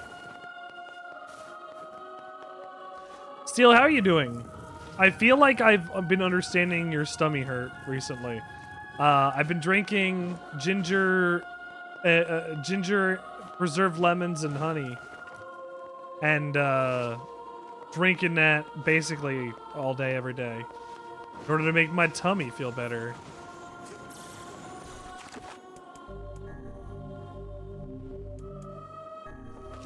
If you have not had that, I should suggest it. Oh, I've just been having a bloated tummy recently. And yet I find it strangely nostalgic. Yeah, this is where Weiss and I first met, and first fought together. Wow! This is where you used to live, Weiss? Well, yes, I suppose. In a technical sense. Pretty nice digs for a floating magazine. A little bit. At least it was free from annoying hussies like yourself.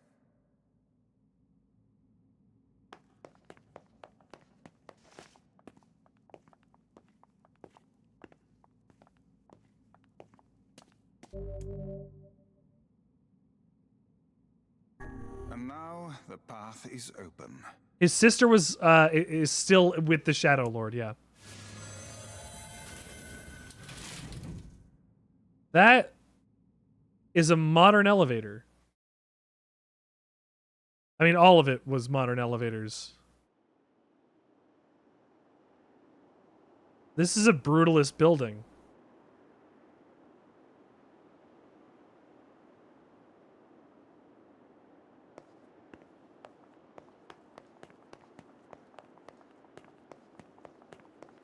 Steel points at the screen. Look, Steel, brutalism.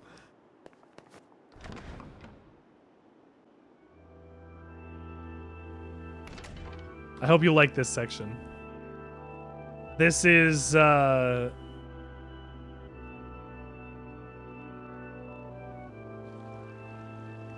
love this. There's birds.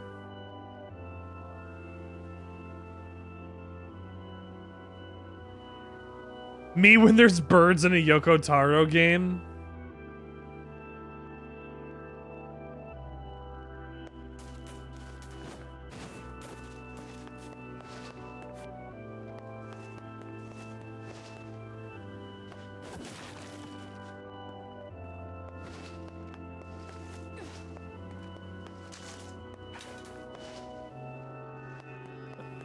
Every bird says that. Every bird thinks that. We got the two-handed sword, the Phoenix Sword, which I can now mark as gotten on my weapons. The only other weapon that I'm looking for now is the Dragon Lance. I guess we'll take a look at it. The Phoenix Sword. 400 attack, moderate stuff.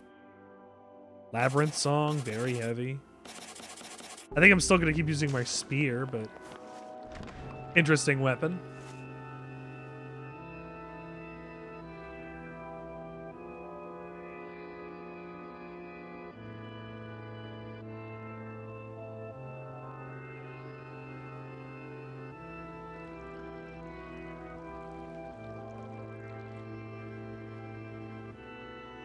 Two birds.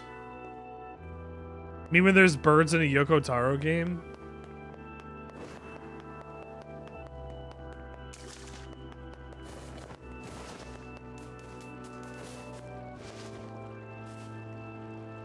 To whom does the true voice Oh, there's two of them. To whom does the true form show itself?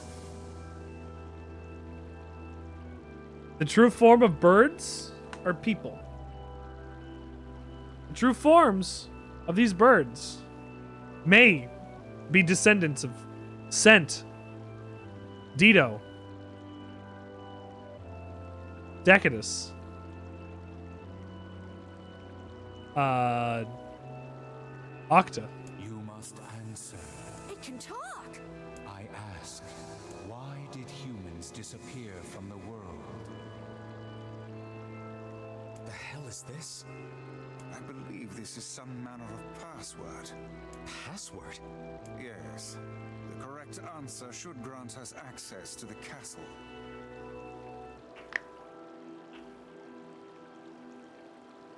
What do they mean humans were wiped off of this world? I feel confident I have heard this somewhere before.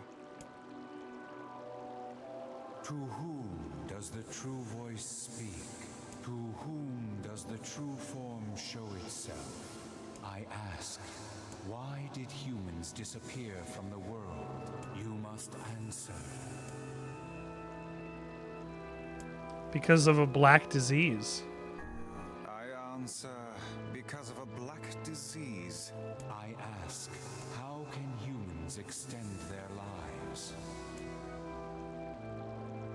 By separating body from soul. I answer, by separating body from soul. I ask, what is the destination of souls? They're placed in their corresponding shells. I answer, they are placed in their corresponding shells. My stomach's okay, thank you, Balrog. You're here at the perfect time. Very well. You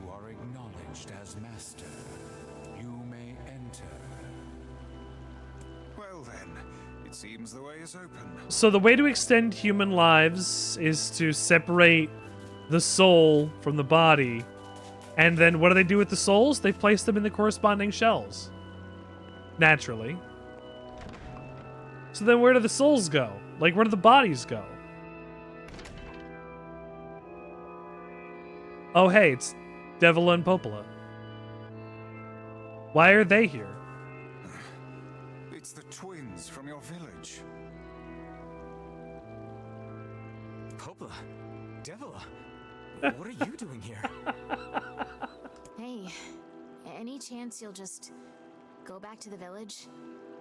This is a very dangerous place. Even if you can find Yonah here, you probably can't get her out. How did you get here? Shh. We're asking the questions right now.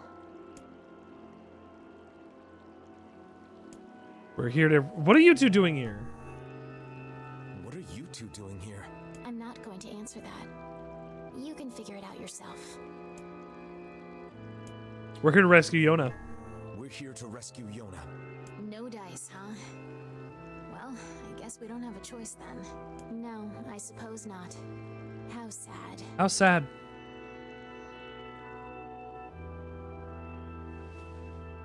Well, I'm ready. We didn't want to fight you. We really didn't want to.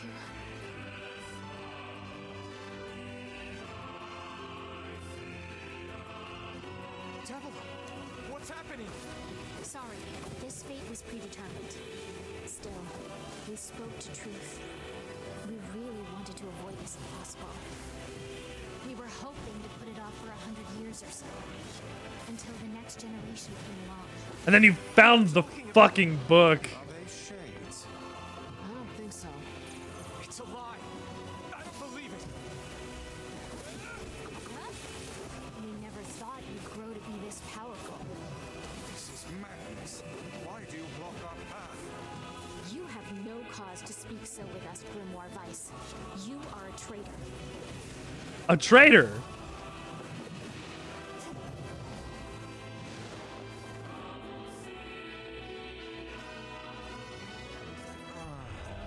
now?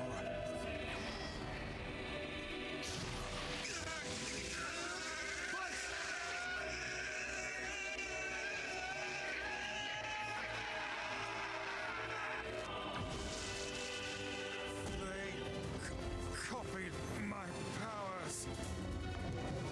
Shit on a shingle. They can use the sealed purses. That's Of fine. course we can. The power came from us in the first place. You were simply loaned a small portion of it. Weiss, are you all right? Devila, Popola, why are you guys doing this? Why are you siding with the Shades? Why would these two be siding with the Shades?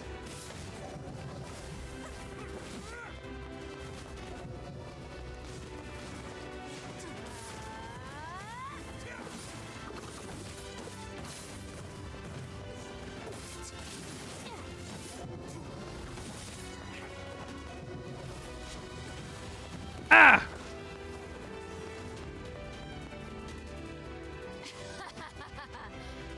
Why? The answer to every riddle lies within the heart of the Shadow Lord. Shadow Lord. So you've been on his side this whole time? You must search for that answer yourself.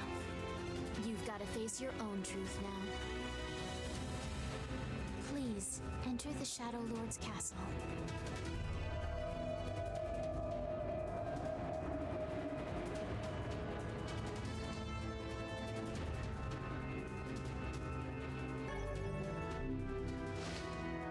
Well, Devila and Popola are fighting us. I got the map. They do seem to be putting us through a great deal of...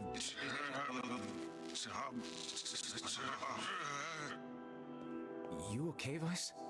How odd. For long years, my mind and tongue have been my greatest assets. But now the latter seems to be... Hell. Weiss? Do not look at me like that. I am Grimoire Weiss. I am perfect.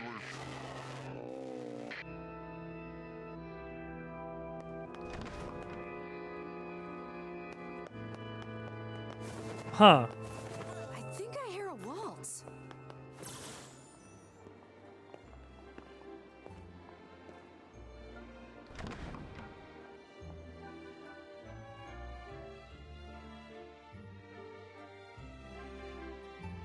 You know this song.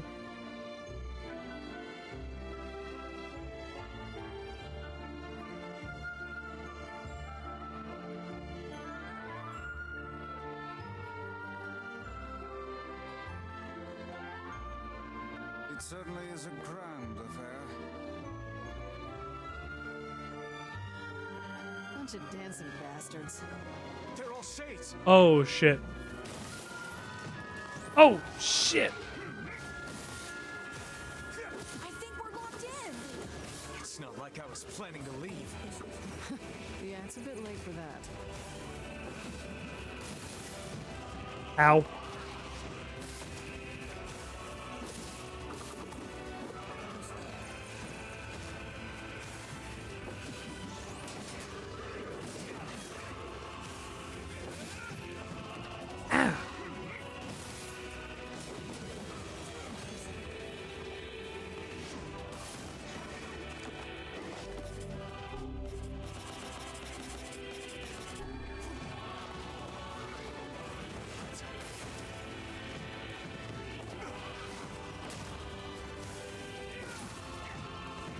Come on.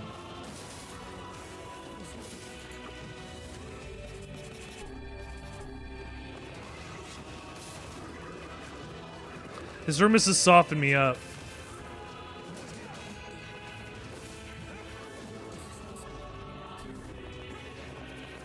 I'm getting words, I'm not even reading them.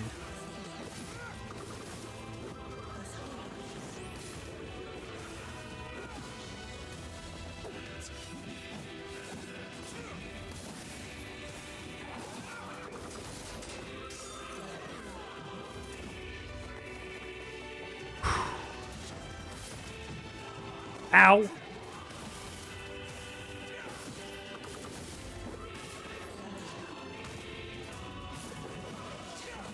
Damn.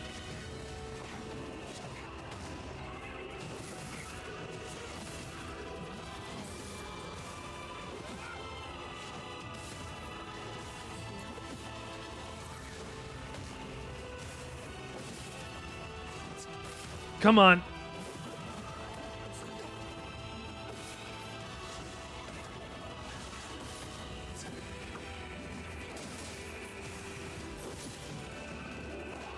Damn.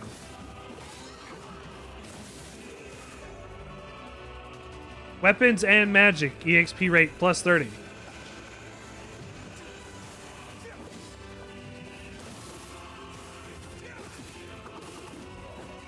Damn, that was times 30?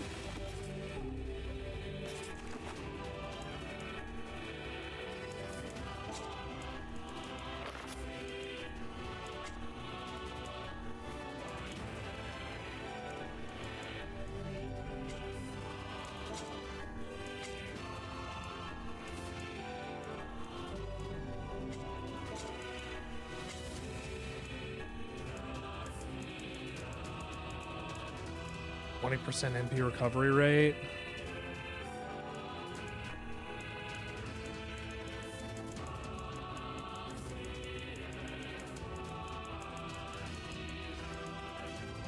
Okay.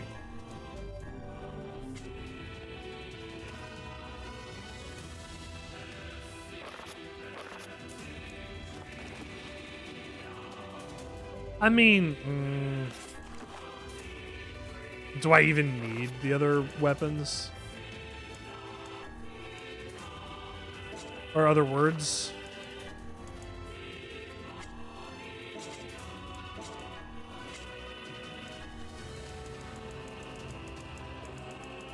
Oh, that's only physical defense. Okay. That's fine. I will keep that there.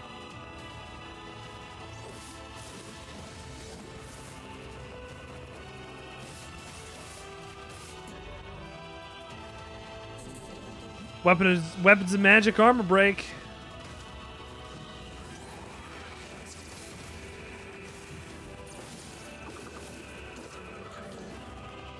That was the first time a second ago that I had ever hit that button to finish, do a finisher move on an enemy.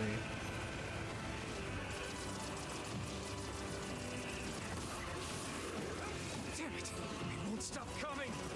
And they don't stop coming.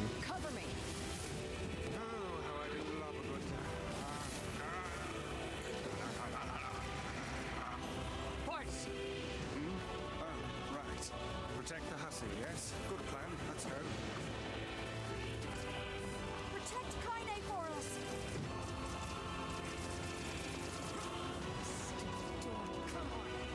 Come on. Kaine! Hurry! It's not open yet? Do I look like a goddamn locksmith to you? Yes.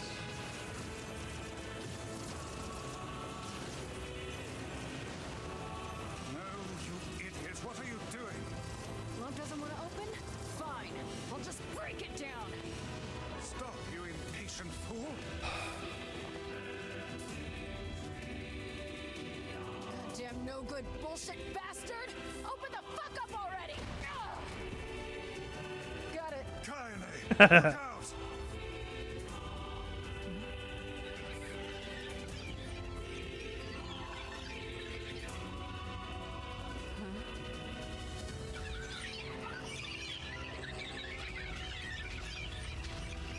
Oh, the balls.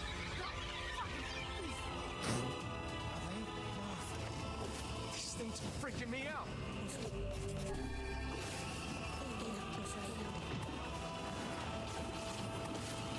Kaine, what's wrong? We need to help Kaine.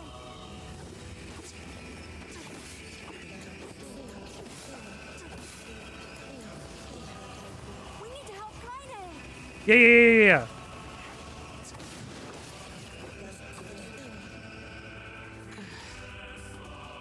You okay? Yeah, but we got problems. These enemies just keep getting not more complicated. I was gonna say they've been evolving as time has gone on, right? Like, we're fighting wizards, they're using their own kinds of magic.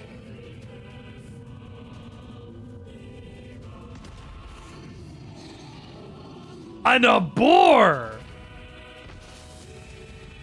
Hey, Zelda, Ganondorf called. We don't need forgiveness, asshole. He's in a different game.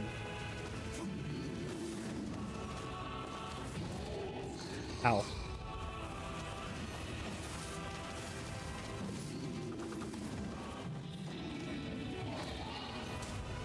That's fine. I'm almost done with him.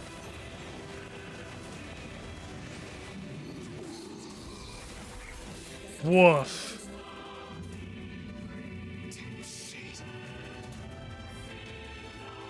Holy shit.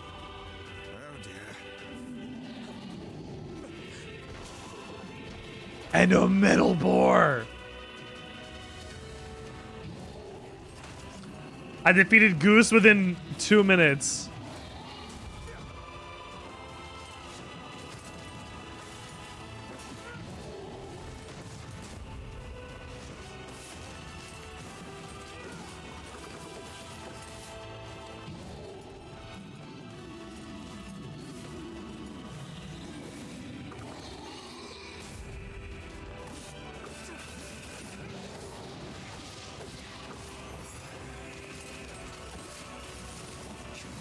This thing? Oh no! We can't stop now. Damn it. Stay focused, Kaine. Don't fall victim to such distractions. Come on! We have to keep going! Let's go.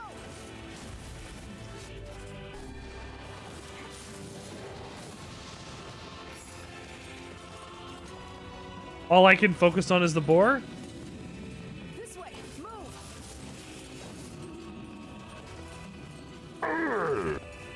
Thank you for thwomping me.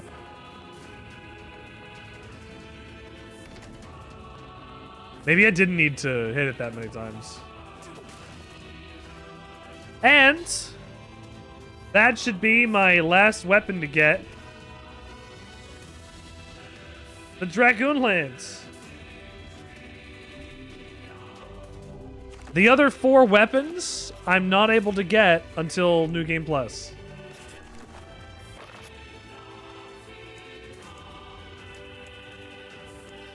Which I guess I can check out the Dragoon Spear.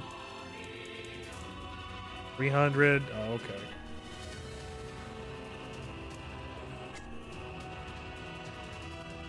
A spear that symbolizes a pact between a great warlord and an ancient dragon.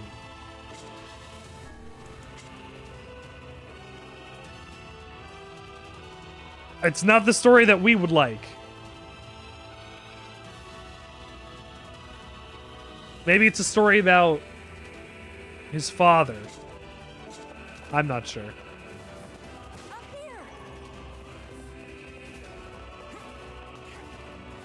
Very similar in design over here to...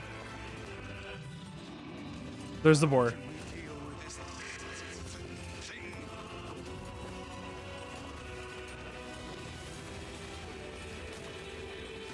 Please hurry.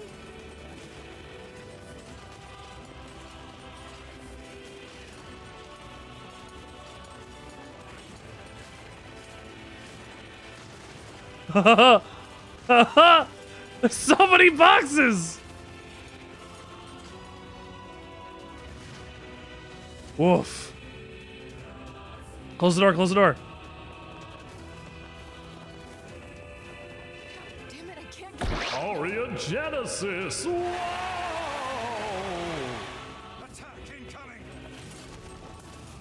What do your coworkers do? And tell me. You know what? That's a nice thing to hope. You'd want everybody to be happy. AJ, why are you in a good mood? The entrance is locked too.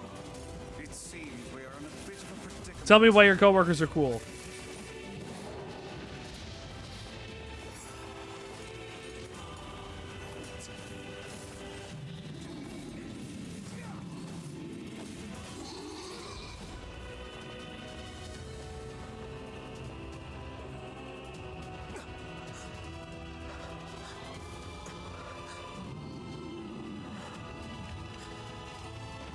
Right. As I've heard.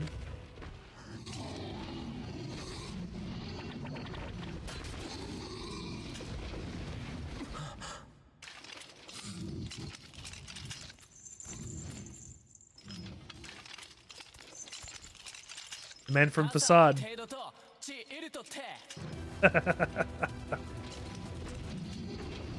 Aww. That's real sweet.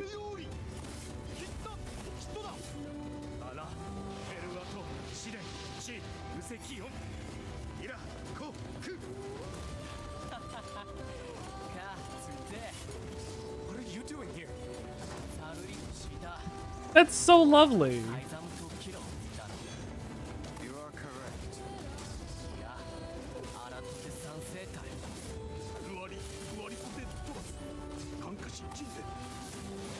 Thinking about crepes now. So how were they? And what kinds? 3 different flavors? Damn. You were living the crepe life.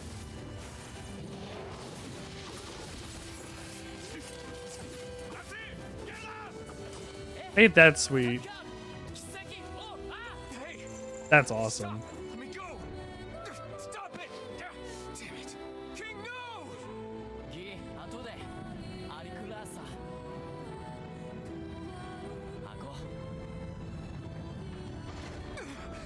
When are you getting out of here? Or out of there? You can't fight that thing on your own.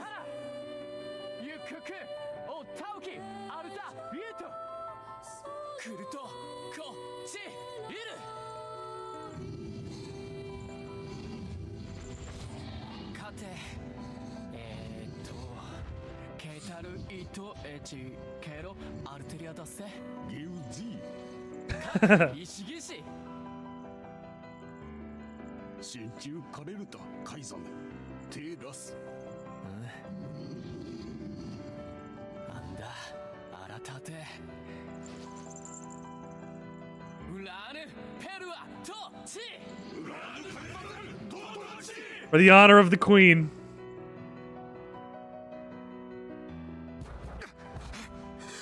Excellent. Go home, enjoy your... This is important, hold on.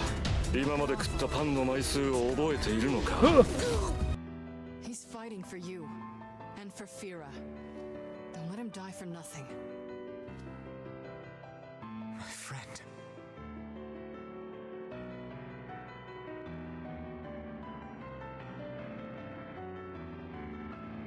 Glad you're having a good day.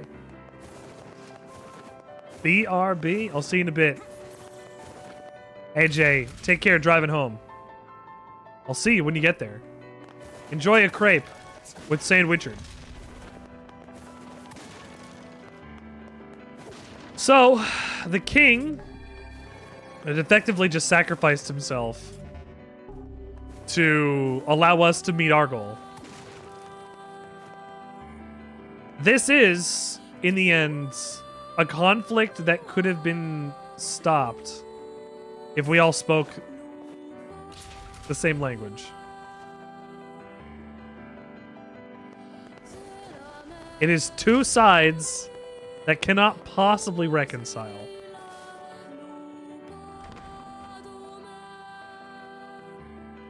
They can't or won't understand. Hi, Popola. Hi, Devila.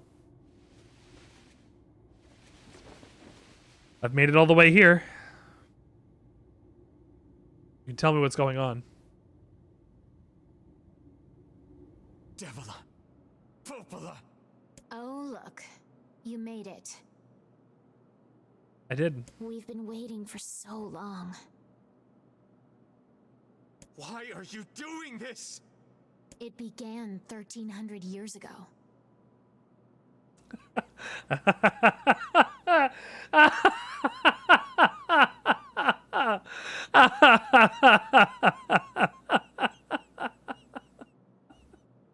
It began back, way back. Oh, hey, Freddy. Finding itself on the brink of extinction, undertook a last-ditch rescue plan called Project Gestalt. Gestalt? Do you still not remember, Grimoire Weiss? Then let's give you a refresher. Ha ha ha! Obtained Project Gestalt documents.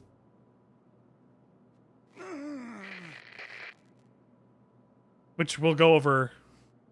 We'll go over. Weiss! My mind. I remember. Devila. Popola. You are not human. In fact. Oh no. Yeah, sometimes the truth can be a real bitch. You want to finish that thought for him, sister? All of us, every person standing in this room, are mere shells created by the true humans. What are you saying?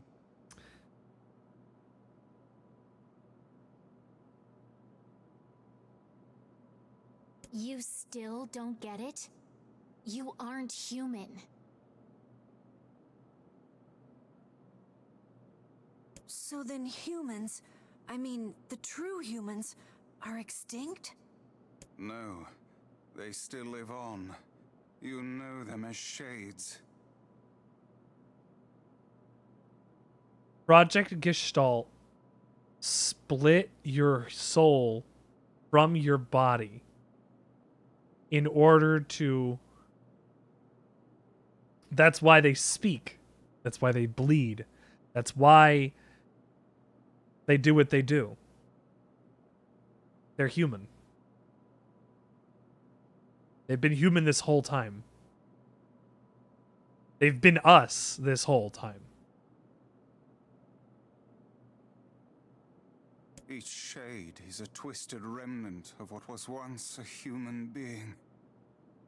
The shades, to give you the Cliff's Notes, because I'll go into more detail when I'm reading the documents. When a shade has, when a human has its soul taken from his body, which is only possible due to the introduction of Maso to the environment to allow us to control magic.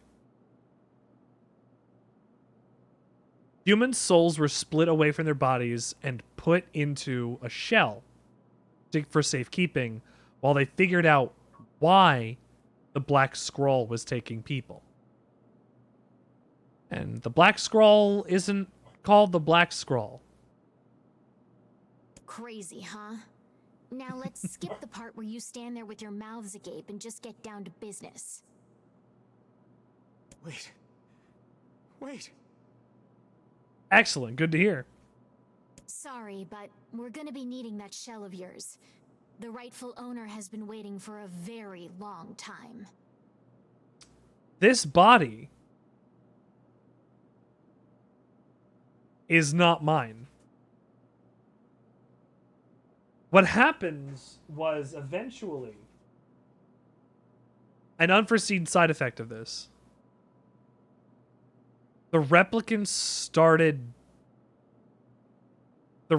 started learning. When there was a line like a week or two ago that was like, how do you handle a girl when it's the time of the month? And I sat there, I think it was last week, I sat there for a second and thought, I want to talk about this so bad. Replicants do not have functioning genitals because they don't need them, because they're not meant to reproduce. You've got the big tree, in the Forest of Myth, that's taking the memories that are saved and implanting them into these bodies. These bodies can still age. But once they're aged, they got to make a new one. So they remake you and keep doing that on like a 100-year cycle. They were putting this off as long as they could because they weren't sure if it was ever actually going to happen. Project Gestalt was deemed a failure. Until. Please don't be angry with us. We are only doing our duty. Our endless existences have a single purpose: to control the lives of others in accordance with the will of the true humans. You have your own motives, your own desires. And we have ours. I fear it really is just that simple. Don't speak such foolishness. Sorry.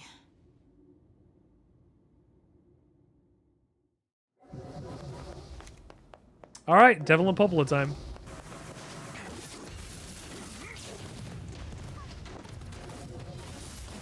You and us, we're the same.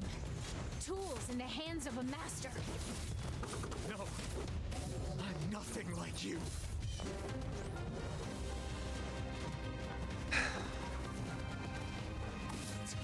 This is, again, I've said it before, my favorite track in the game.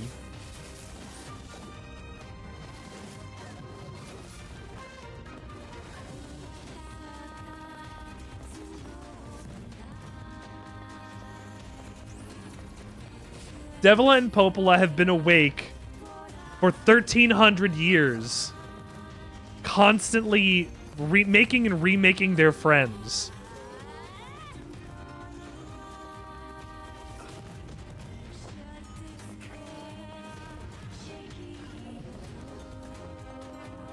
I want to listen to the song.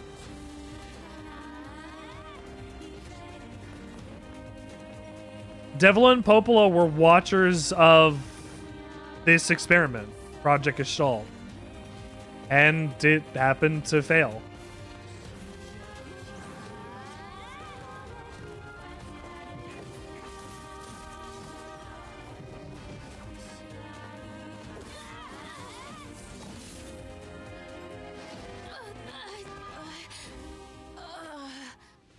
Devila? Devila?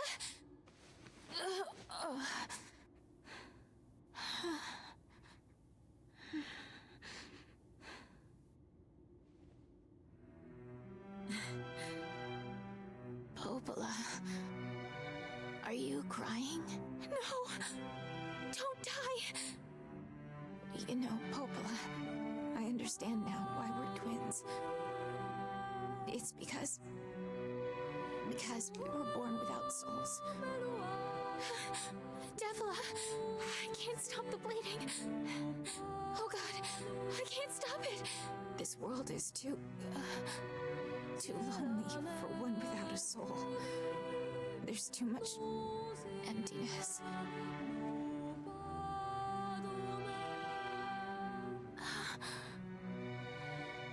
Our souls are missing.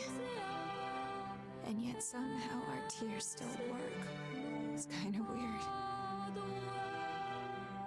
Sorry, sis. I love you. Devila! Devila! Don't you go! No, I can't be alone! Devila! The only person she could rely on for the last 1,300 years is gone. Let's stop this now. Stop? Stop? Now you want to stop? You think you have the luxury to stop? You cut down my sister like a goddamn animal and now you want to stop? Popola, wait! It doesn't have to. No one stops! It's way too late to stop! No one stops! Please, don't.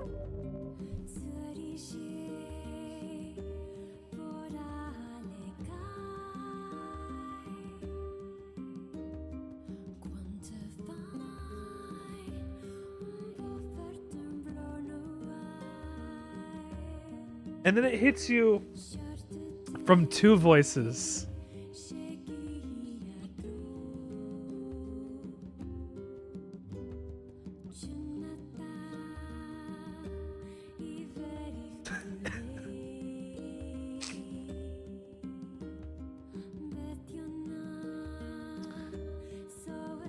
Do this, Popola! You and Devila were like parents to me! Those two have watched the world with us from time immemorial. Cruelness of such a fate is difficult to imagine.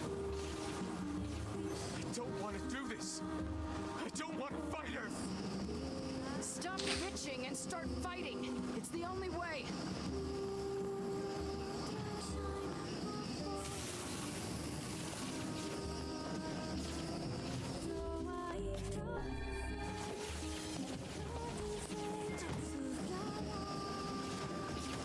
Yes, die with your sister! Please. Please.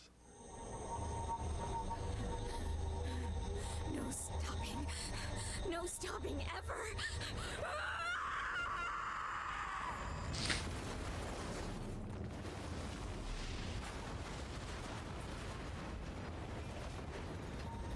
The bridge! Blast! We're trapped. I've got an idea.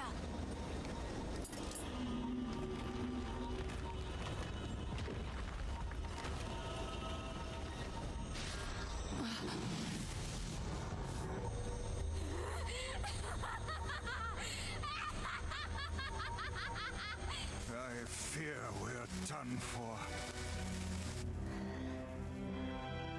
It'll be all right.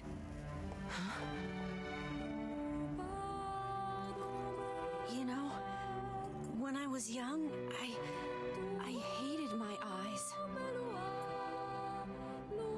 And now that I'm older, I hate what my body has become.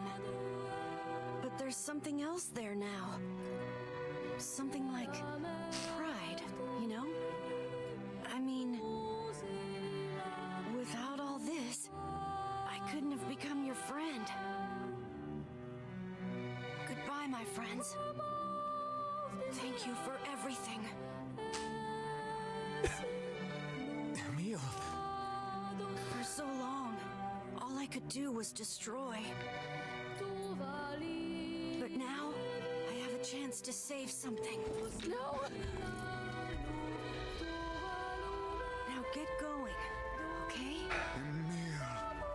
Don't worry about me. I'm gonna be fine.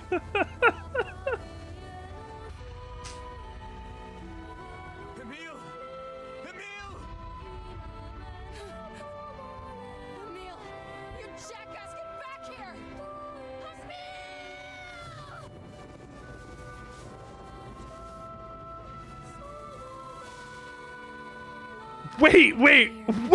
Wait!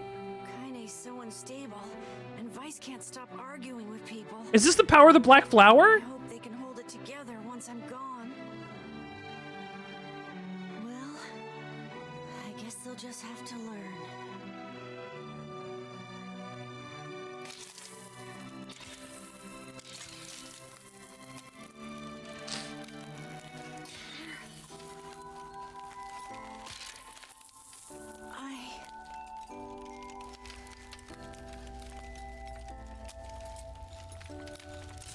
I want to see you again.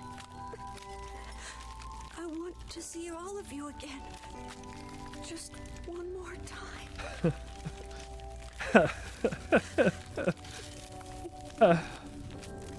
I'm scared. I don't want to die.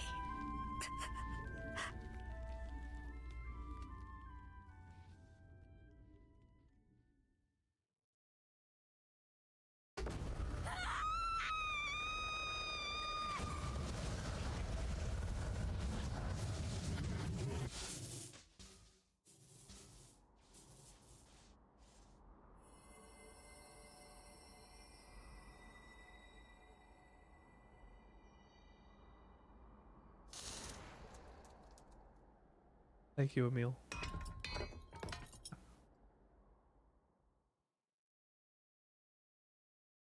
Thank you for everything.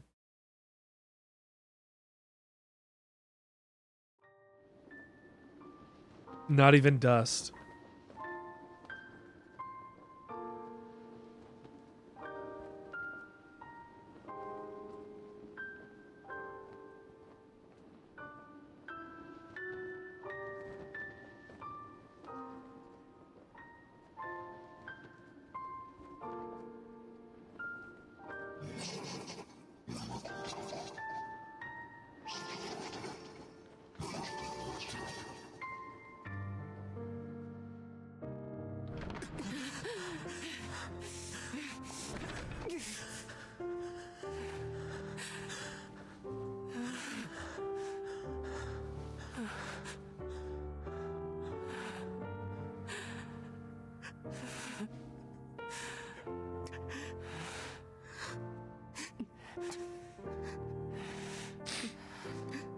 We gotta keep going. We gotta keep going. Despite the fact that we lose everything the further we go.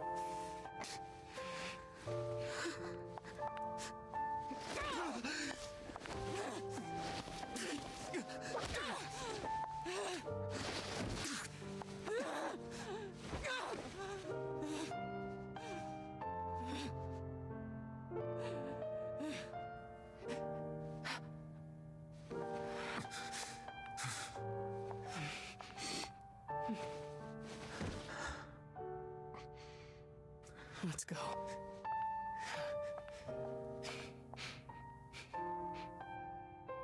Yeah.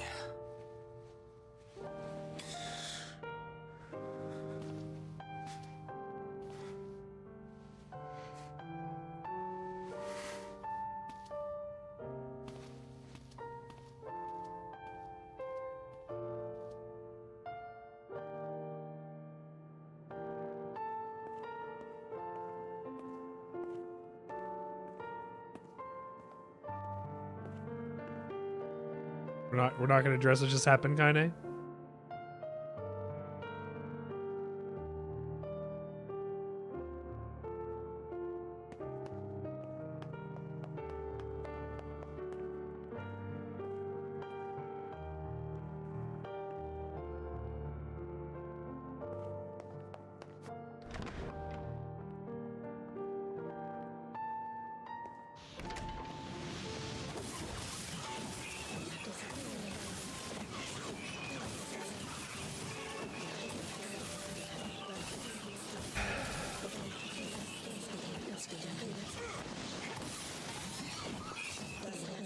No, there was something else there.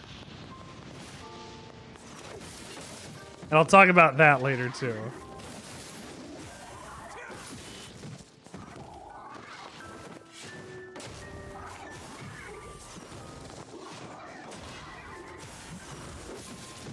Ow!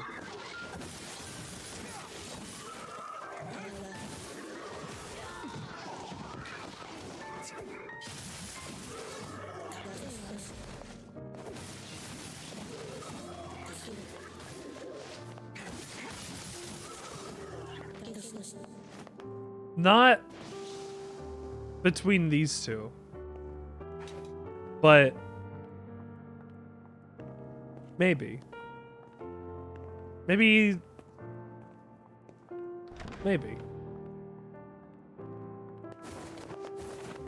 I can't wait to talk about that too.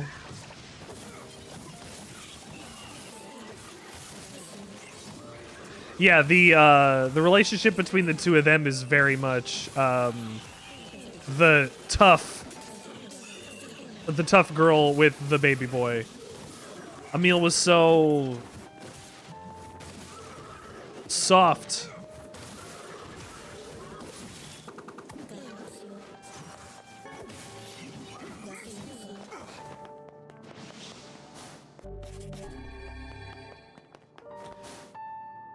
And now he's dead.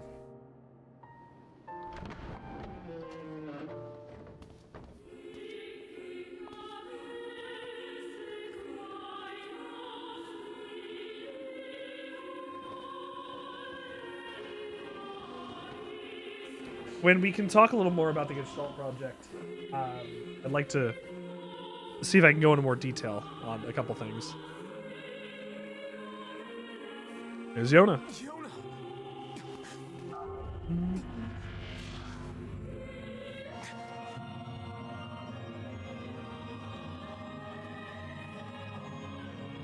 There's the Shadow Lord. And if you look,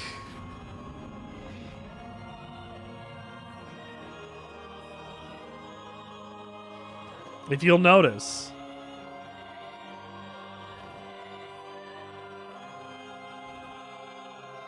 I wonder why.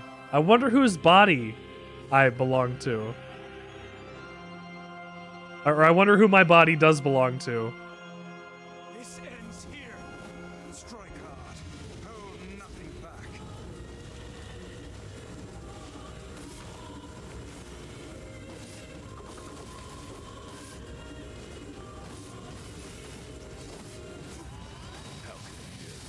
What? Stand against the Shadow Lord.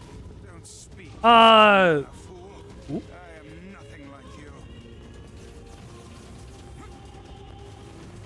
They sure say that line a lot.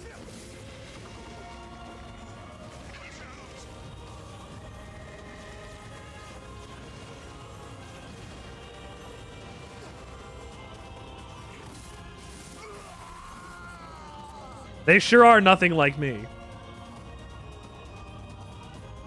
Be careful. I know.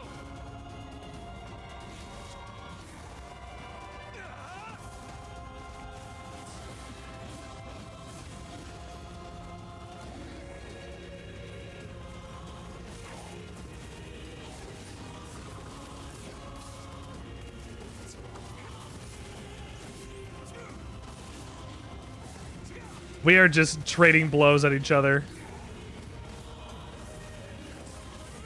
Oh!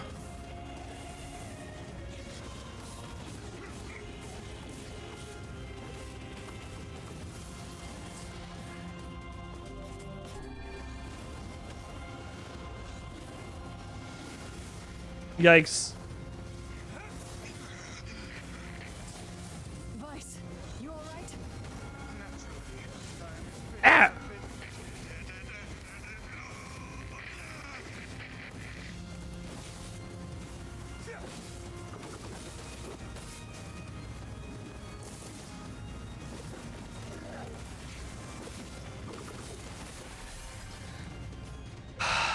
Good. Wait. Yonah.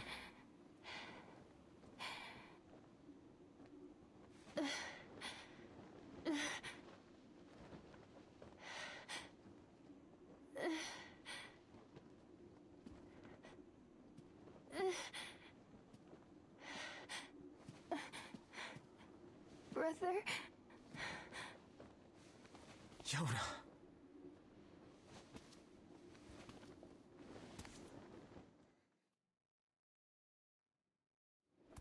Huh?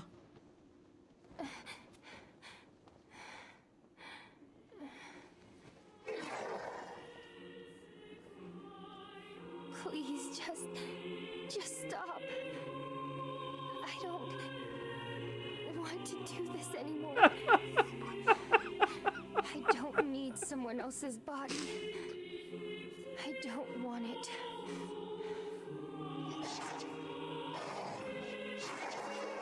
There's another girl inside this body. I can hear I can hear her. She won't stop crying. She says she wants to see her brother. Yonah's been possessed? This girl loves her brother too, just as much as I do. The fact that he can't possibly understand. It's not right that she can't see him.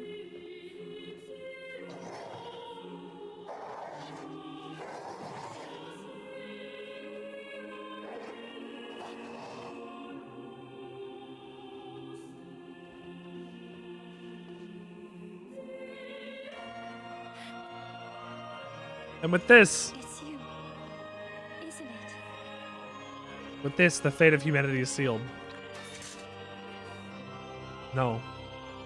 Yes, it's me. Let's go home.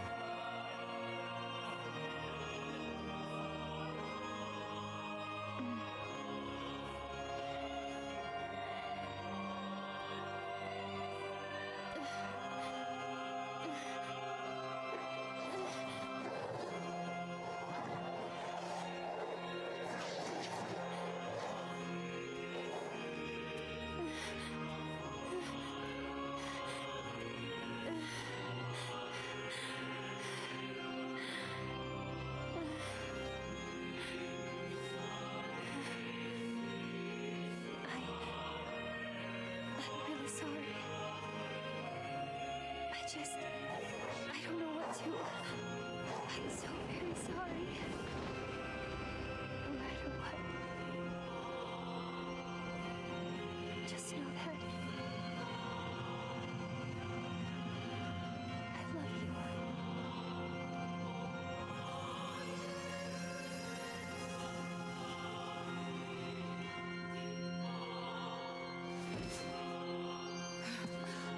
Hurry. The shade that possessed her is gone.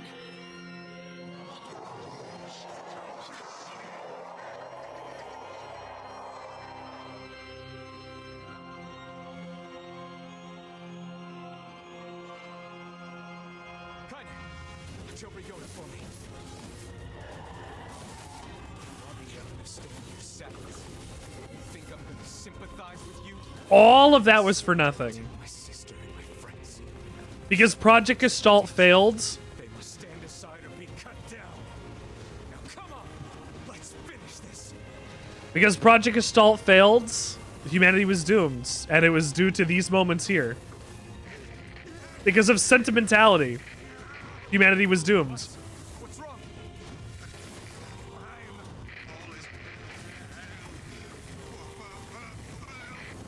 You're freaking me out here, Weiss. What are you doing? Come to... do it! Strike the killing blow!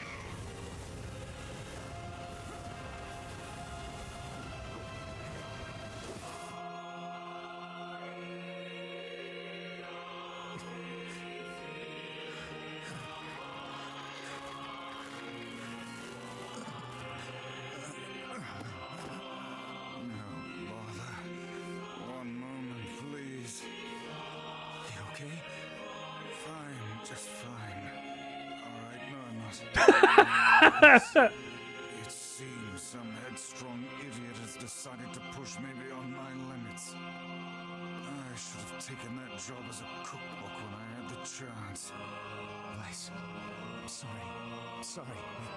Only joking. I hate cookbooks. But let's go. Out of the way. I have one final task to fulfill. Where are you going? Why, to stop him, of course. But after that, it's up to you. Only you can see this battle to its conclusion. I wish you luck, my friend. You can't. I swore I'd always fight by your side. You are an exceedingly stubborn lad. You know that, yes? It's hard to keep floating. That's why I've so enjoyed our time together. But I fear this is where our journey ends. Weiss! Oh, and remember what I told you about using my full name. Well, forget it. I've grown rather fond of Weiss. Weiss.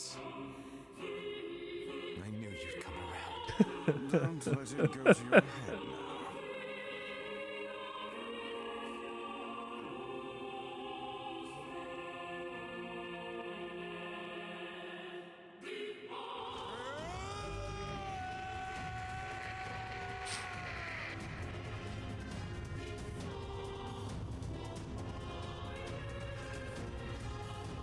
Weiss has sacrificed himself as well.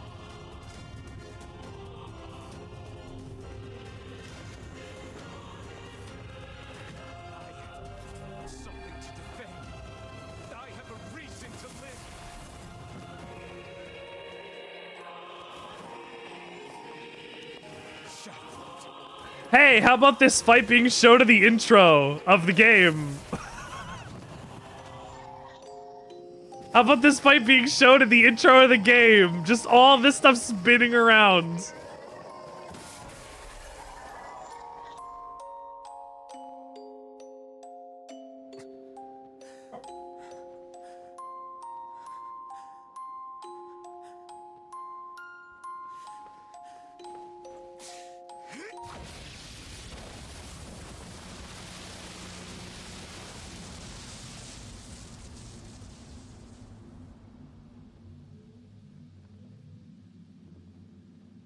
And with that, we've won.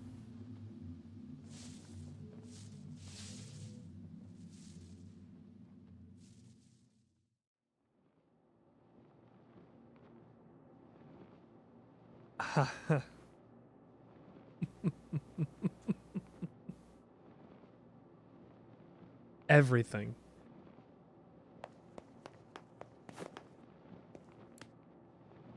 Is Yonah all right?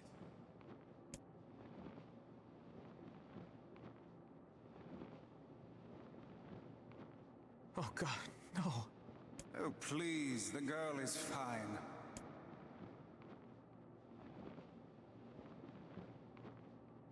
Weiss? Where are you? I am as well as can be, considering I have lost my physical form. Doubtless my voice will be the next to go, so listen closely. Your sister is safe. Do not mourn her, and do not give up hope. Instead, you must call her back to you. How? Use your memories. Recall the times you spent with her. Present her with proof that the two of you live still, and that your lives have meaning. I don't know. Typical. But take heart. I know you can do it. Let's see. How well do we remember Yonah? What's my favorite food? Cookies. What's my favorite book? That's my magic storybook. What's my favorite place? Home with you. What's my favorite flower? The lunar tear. The lunar tear, of course. Okay, one more question. Who do I love more than anyone?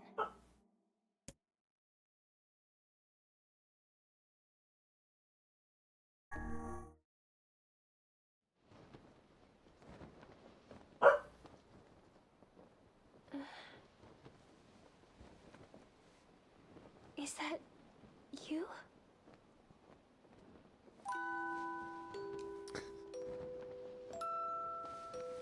Yonah.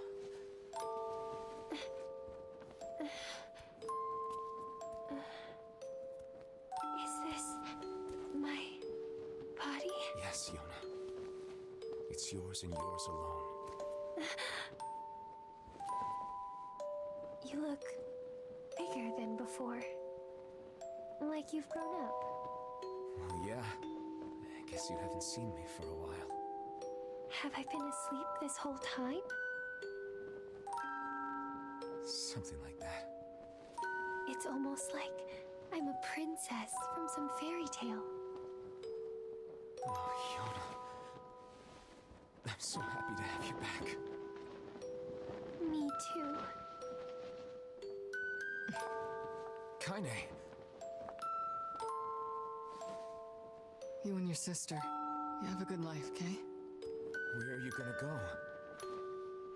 Guess I'll... You could stay with us, you know. Thanks, but I'll pass. You know how it is. I got my own shit to take care of. What do you mean? Personal shit, alright?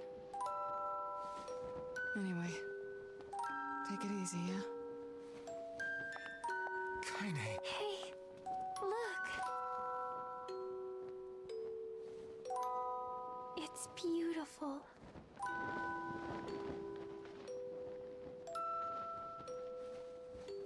For the longest time, I heard someone telling me how they wanted to see the light. And now, they can finally see it.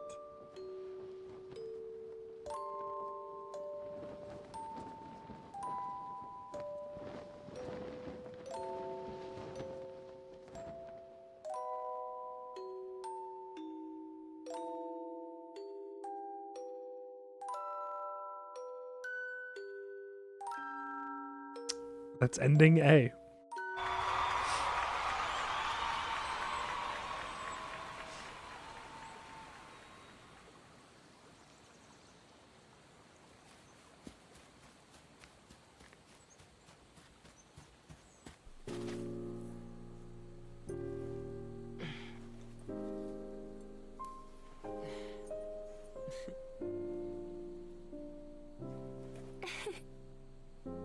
Thank you. I love it.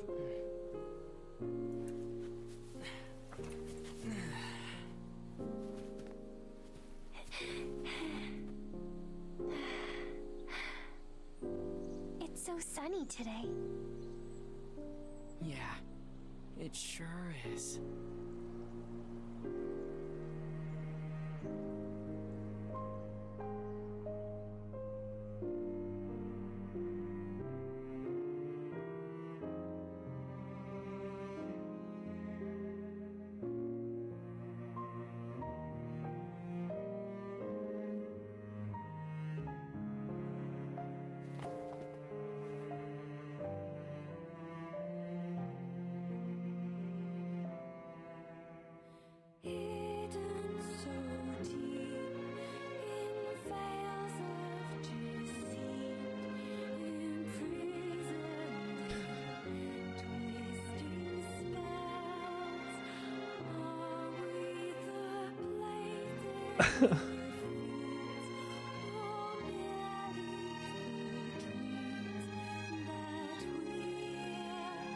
Can you believe? We only have to do this 3 more times?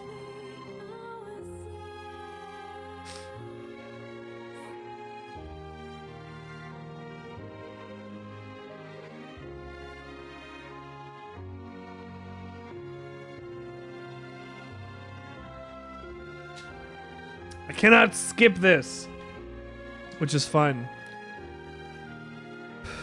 Okay. What do I talk about?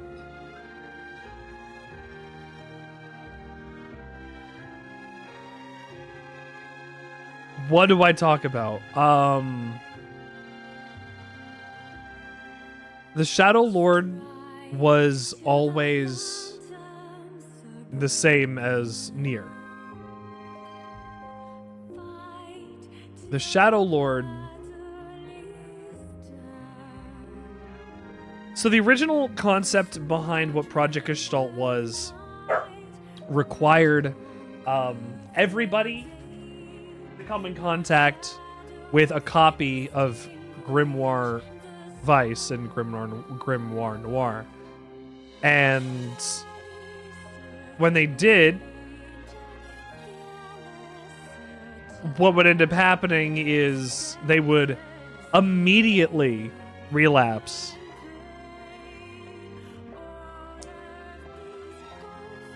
And turn into, what are they called? Salt people? There's an entire 1300 years that this story skips over. And in that time, there's a war between the remaining bits of humanity and these beings made from salt. This continued to happen until the one person that happened to be genetically compatible, the only person on the planet that happened to be compatible with Grimoire Weiss and Grimoire Noir, was NieR.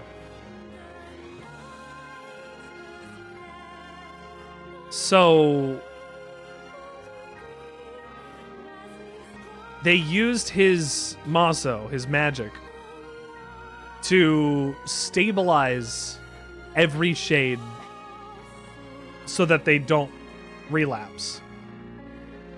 The problem with this is that they're all connected to him.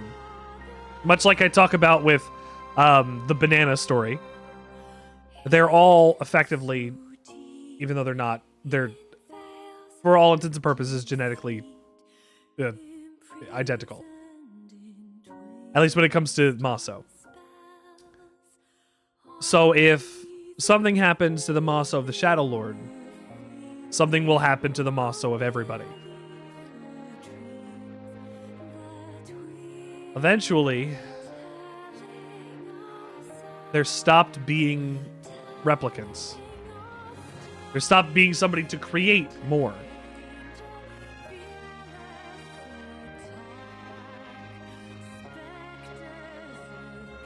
So over time, humanity was lost.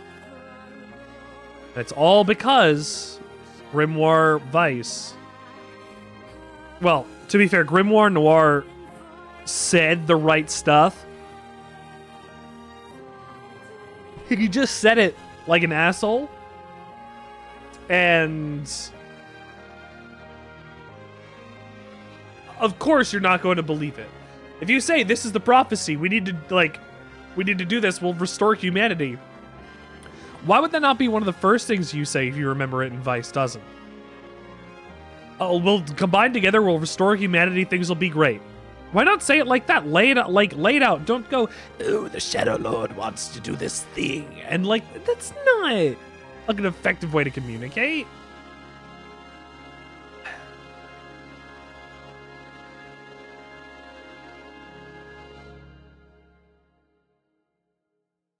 Well, because Weiss said no. I got an ending A. Because Weiss said no, he doomed humanity. Because if NieR were to give up his body and give it to the Shadow Lord,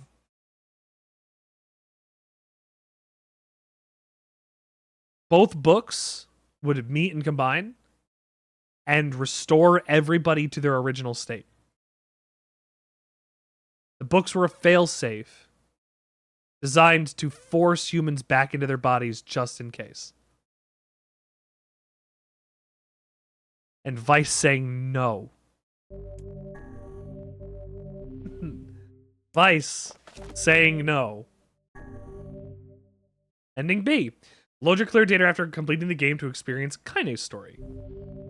You can now read a departed mother's diary in your house. Oh, there you go. Wardrobe has been added to the options menu. New outfits can be attained by progressing through a departed mother's diary. Okay, change music and change music. Let's check out that departed mother's diary.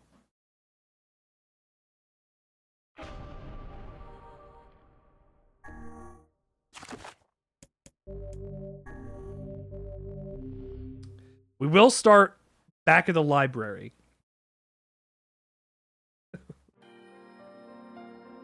Whenever I interacted with Kaine, I was reminded about something from my past. Maybe my mind has been confusing her with my sister this whole time. Anyway...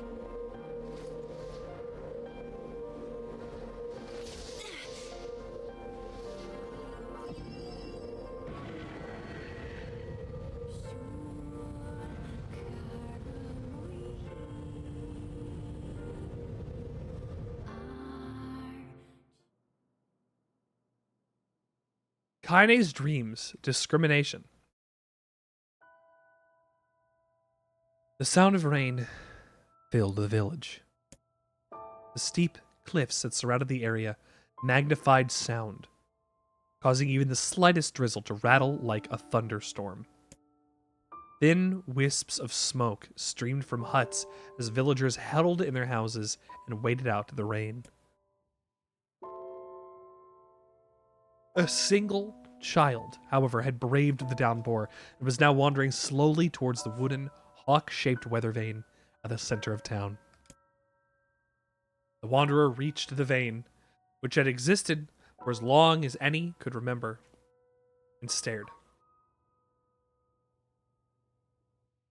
The child's face was simultaneously delicate and fierce, like a teacup that had survived a shipwreck. Those traits combined with the pale white skin to the face, to give the face an almost sexless quality. If the beak turns east, I go home. If it stays west, then The child blinked. Rain slowly dripped down the young one's short hair and began its long descent to the ground. Come on. The child felt a slight breeze and watched as the vein slowly creaked to life. Delicious. Excellent. Glad to hear the crepes are good. Which one's your favorite one so far? Spinning this way and that for a moment, it finally settled with the beak pointed firmly toward the east. East? Really? Before the vein could move again, a jagged rock came spinning and tumbling through the air, striking home against the child's head. The force of the blow dropped the child to the ground as a hail of stones began to fall all around. Oh no, they found me. A heartbreaking smile crept across the child's face as the stones continued their assault.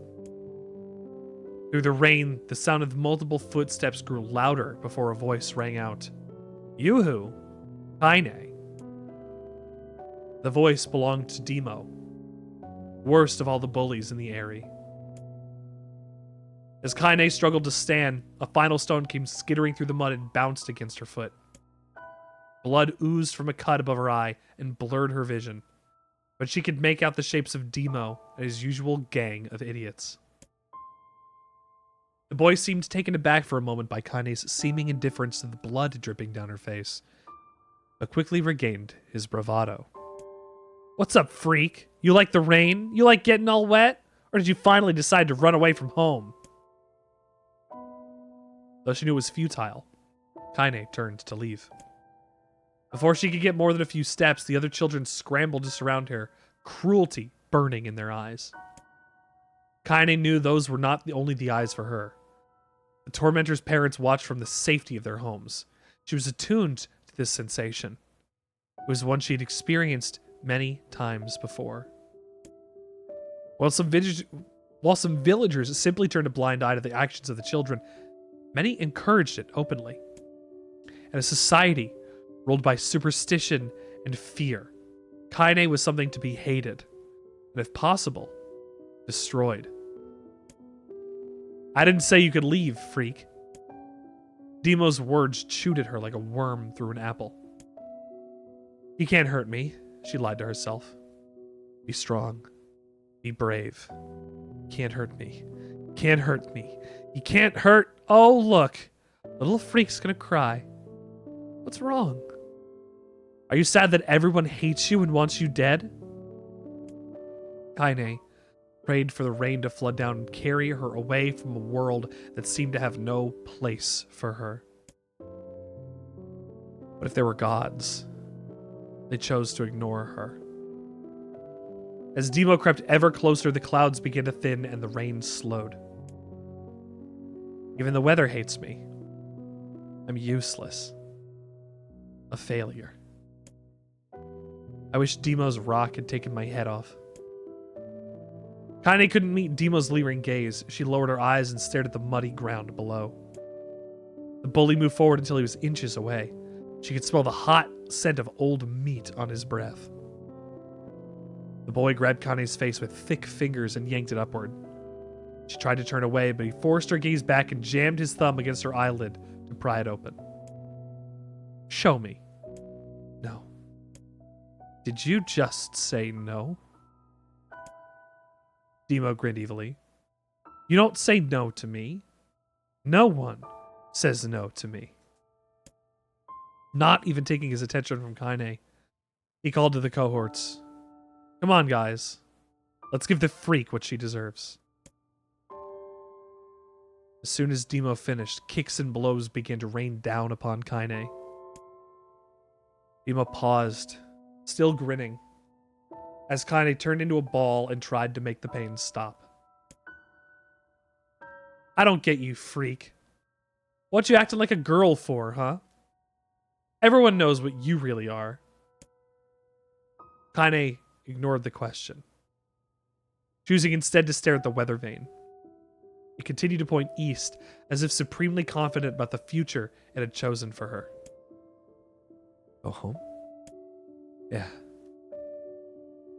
That's a funny joke for someone with dead parents and no home to go to.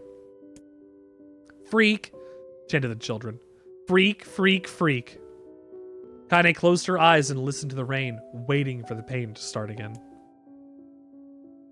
As the clutching hands of the village children closed around her, she bent her mind to the sound of the rain, letting it become her world entire. The rain fell.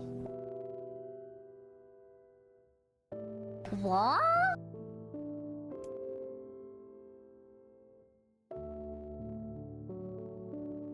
What?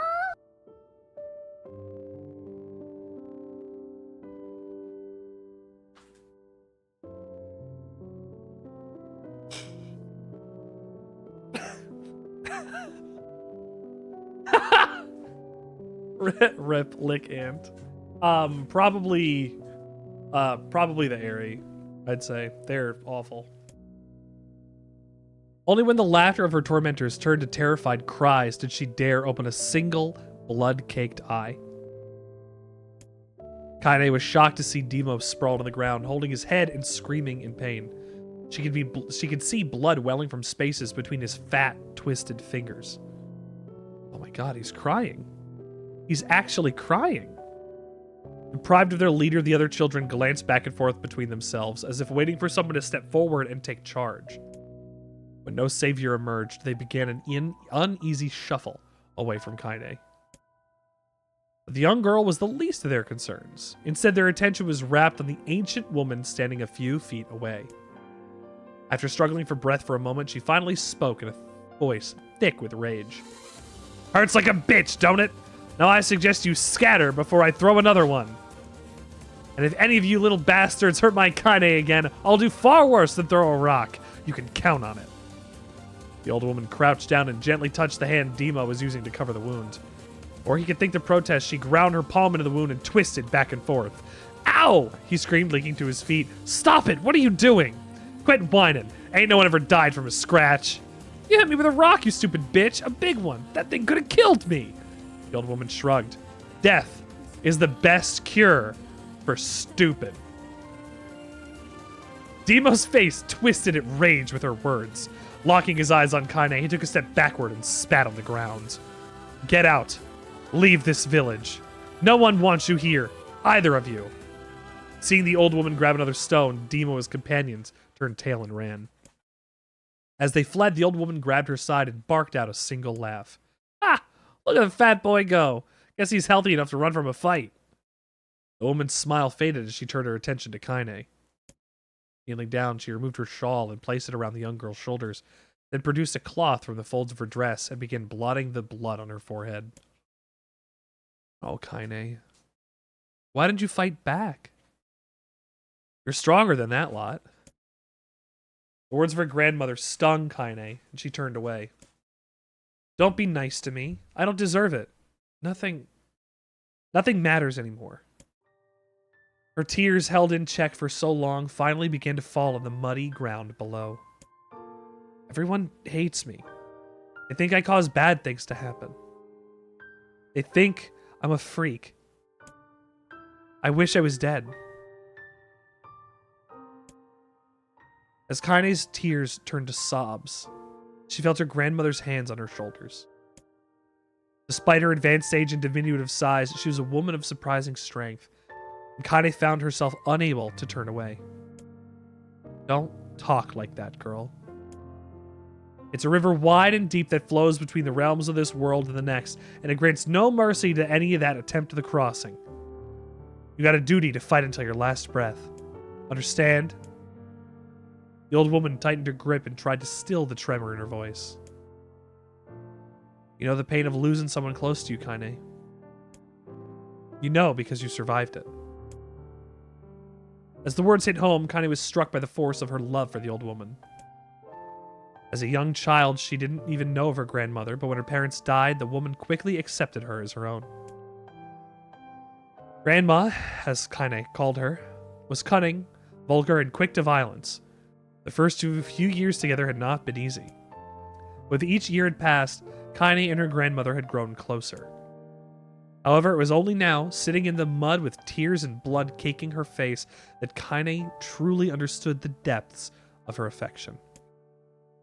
Here was a woman who had seen hard times, who had seen death, who had fought through all these things and somehow managed to emerge on the other side. If anyone could understand Kaine's pains and loneliness, it was her. Do I make you sick, Grandma? Of course not. Don't be an ass. Kaine drew her grandmother's moth-eaten shawl around her body and shuddered. But my body, it's not normal. If I was normal, then Mom and Dad wouldn't hush, interrupted Grandma. I'll not hear another word of this nonsense. You're my granddaughter, and I love you, and if folks have a problem with that, they can just go to hell. With that, the woman reached out and placed a wreath of dried flowers in Kaine's hair. The skill it took to bend the flowers without breaking the stems or losing a single petal was remarkable, and the beauty of it made Kaine want to cry all over again. Oh my gosh. These are lunar tears.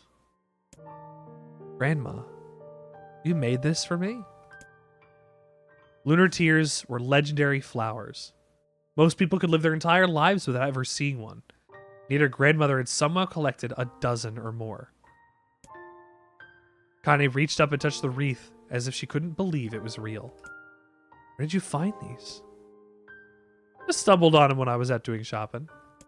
The old woman turned away as she spoke, leading Kaine to suspect the search had been more difficult than she was letting on. The pains she took to construct the ornament, let alone track down the flowers used in the construction, made Kaine's heart hurt. She reached up and slowly, gently adjusted the wreath, admiring the way it felt between her fingers. Didn't turn out quite right, as her grandmother squinted at it. These old hands have trouble with delicate work, but it sure looks good on a pretty girl like you. Kaine blushed and turned away. You think I'm pretty? Of course you are. What a fool thing to say. Thank you, Grandma. Her grandmother smiled. We're gonna be fine, you and me. Long as we got each other, we'll be just fine. Kaine took her grandmother's hand in hers, and the two of them struggled to their feet. As they began the long walk home, Connie gripped the hand with all her might, as if trying to stop smoke from drifting away in the wind. The rain had stopped. Connie stood beneath the weather vane, watching it spin in lazy circles, no longer caring about the direction it faced when it stopped. I don't need to escape. I have a home now. Grandma loves me, and that's enough. Even if it's us against the world. Connie let her gaze drift up past the vane and into the cloudy sky. The last faint hints of a rainbow were slowly dying. As she turned and headed for home, the light scattered into a million particles and vanished, seemingly taken away on the breeze.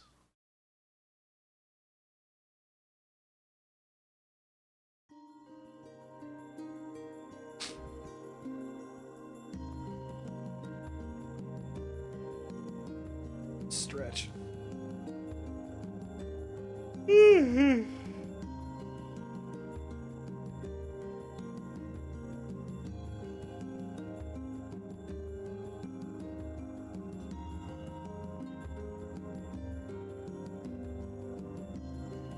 In the distance, Kaine heard the steady sounds of an axe striking wood. The noise had a purposeful quality to it, as if she was hearing a master craftsman go to work. The fire being produced, however, was far from a work of art as could be. Pieces of every shape and size were being flung around a barren yard with wild abandon. Anyone trying to stack such wood would probably die of frustration before the job was through. Stupid piece of shit axe. Kaine's grandmother flailed away with the axe, filling the air with both splinters of wood and words that would make the most hardened sailor blush. Grandma, called Kaine. That you, Kaine? Yelled the old woman, taking her eyes off the wood for a moment. Don't get too close or I may take off your goddamn foot by mistake. She brought the axe down on a piece of wood, sending chips flying in every direction. One spun past Kaine close enough to hear the whistle, at which point she decided to step back. Once she'd scuttled to a safe distance, she cupped her hands around her mouth and shouted, Grandma, do you need help?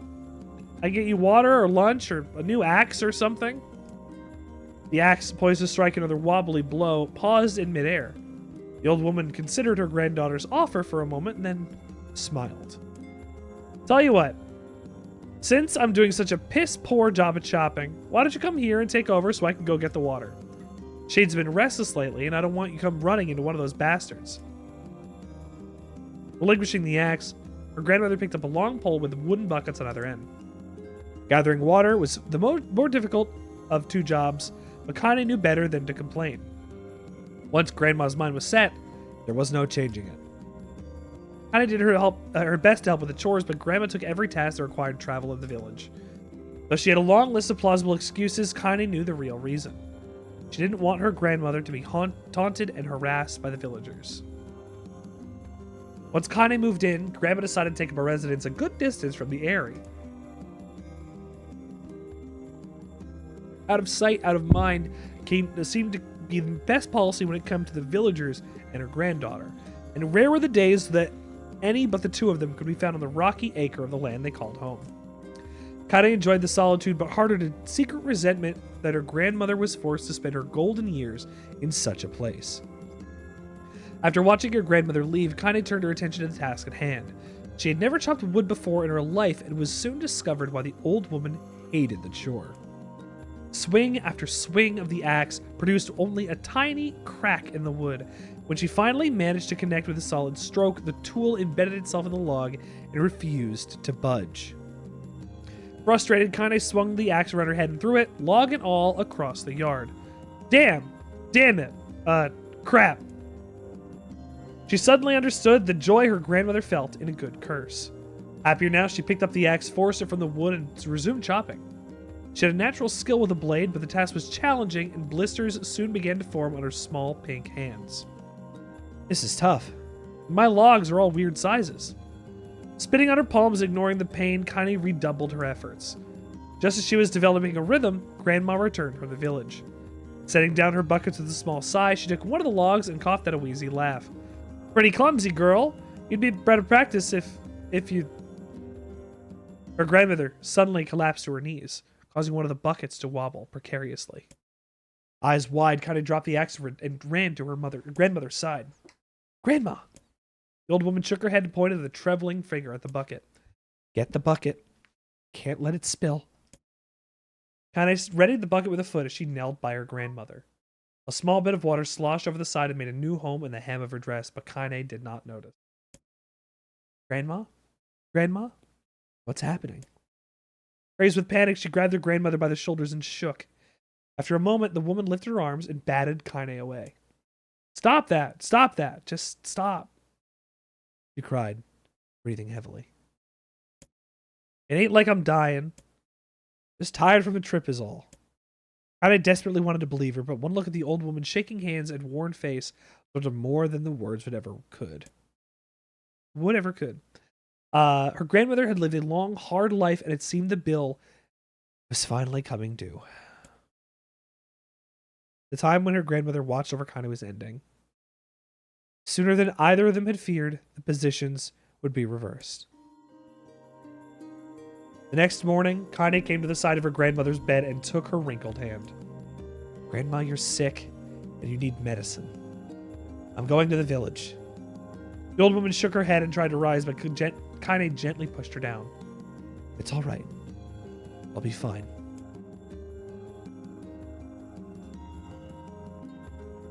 Her grandmother fixed her with a gaze that could melt steel. After what seemed like an eternity, she finally lowered her eyes and sighed. Well, I don't like it, damn it.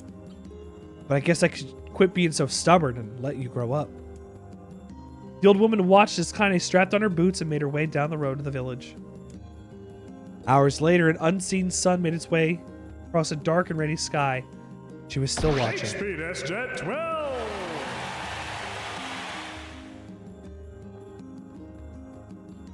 Kaine moved at a brisk pace, hello HP, checking her pockets every few minutes to make sure the money her grandmother gave her was still there. Every noise caused her to spin on her heels, making sure she wasn't being stalked by a shade, or worse, Demo and his gang. She encountered neither tormentors nor shades, and Kaine finally found herself at the entrance to the village. The few adults she could see glanced sideways at her and then muttered to each other behind raised hands before slinking away into the shadows. Her heart racing, Kaine took a series of rapid, shallow breaths and tried to calm herself. I have to prove myself. I have to help Grandma. I have to be strong. She chanted those words to herself over and over as she slowly made her way. Finally, her eyes settled on a rotund older woman who was angrily waving her arms in the air and telling anyone who would listen exactly what she thought of Kaine's presence. Hey, lady, said Kaine with a bravado she did not feel. Where's the apothecary? The woman's flabby cheeks shook in bewildered anger. How dare this thing speak to me? It seemed to say. But Kaine knew that her eyes held a different emotion. Fear. Yeah, we're both scared, lady. Trust me on this one. Which way? Kaine repeated. The woman pointed a small building to her right before hitching up her dress and stumbling off in the other direction. Kaine cringed, expecting a stone to come flying from the assembled crowd, but none came. Her mind was filled with a strange sense of pride as she made her way to the apothecary. The new emotion she had little time to take root, for as soon as she opened the door, she noticed a familiar customer at the counter. It was Demo. He'd clearly been sent there on some kind of family errand, but this gang of his was nowhere to be found. Oh my god. What are you doing here, freak? The insult was delivered with force, and Kaine happily ignored it. Stretching on tiptoes to see over the counter, she asked the shopkeeper for the medication. Ah! Barked Demo. That old bitch finally keel over? Go to hell, Demo. The boy's eyes grew so wide they seemed ready to fall out of his head. Or he could let fly a comeback or worse, a punch. The apothecary told him to knock it off before he kicked them out of the store. Demo slunk him out of the shop, cursing Kaine under his breath. Once he was gone, she allowed herself to breathe once more, taking a brief tour of the shop while the owner prepared her medication. Countless tiny bottles filled the cramped store, each with a label written in some indecipherable language. An ocean of aromas assaulted her nose, creating a scent that was exotic, but not altogether unpleasant. Seeing such a variety of supplies gave Kaine a sense of peace, Surely in a world so vast, there would be a place that she could call home. On the far wall behind the counter rested a portrait of a stunning young girl.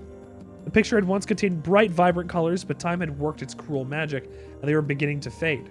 The beauty of the work, however, remained undiminished. You like that picture? Kane turned to find the apothecary with a small vial of medicine in his hand. His eyes were gentle but sad, and they seemed to stare through her and into nothing as he spoke. That's my daughter. I sketched it when she was just a little girl. She's been dead a long time now. Kane didn't know how to respond. She kind of just stared at the portrait and tried to come up with the right words. Pictures are wonderful things, continued the shopkeeper. But let the ones closest to you live on forever. He shook his head slightly and then looked down at Kane and smiled. Handing her the medicine, he reached into a sizable green apron and produced a handful of old wax crayons. You should have these. There's no one left that I wish to draw. Kane took an instinctive step back, causing the shopkeeper's face to darken. Mog, welcome. Glad to have you here on the Sandwichard experience. Yes, I've heard the rumors all about you. It's a small village and the rumors spread quickly. Between you and me, I'm not sure which one to believe. Not that I think they matter much. I know their grandmother, Kali, and I know the way that she was driven out of the town is just deplorable. Mog, welcome to the show. I wanted to... I'm sorry we couldn't play Monster Hunter, maybe sometime this weekend. Grandma's name is Kali, thought Kane suddenly.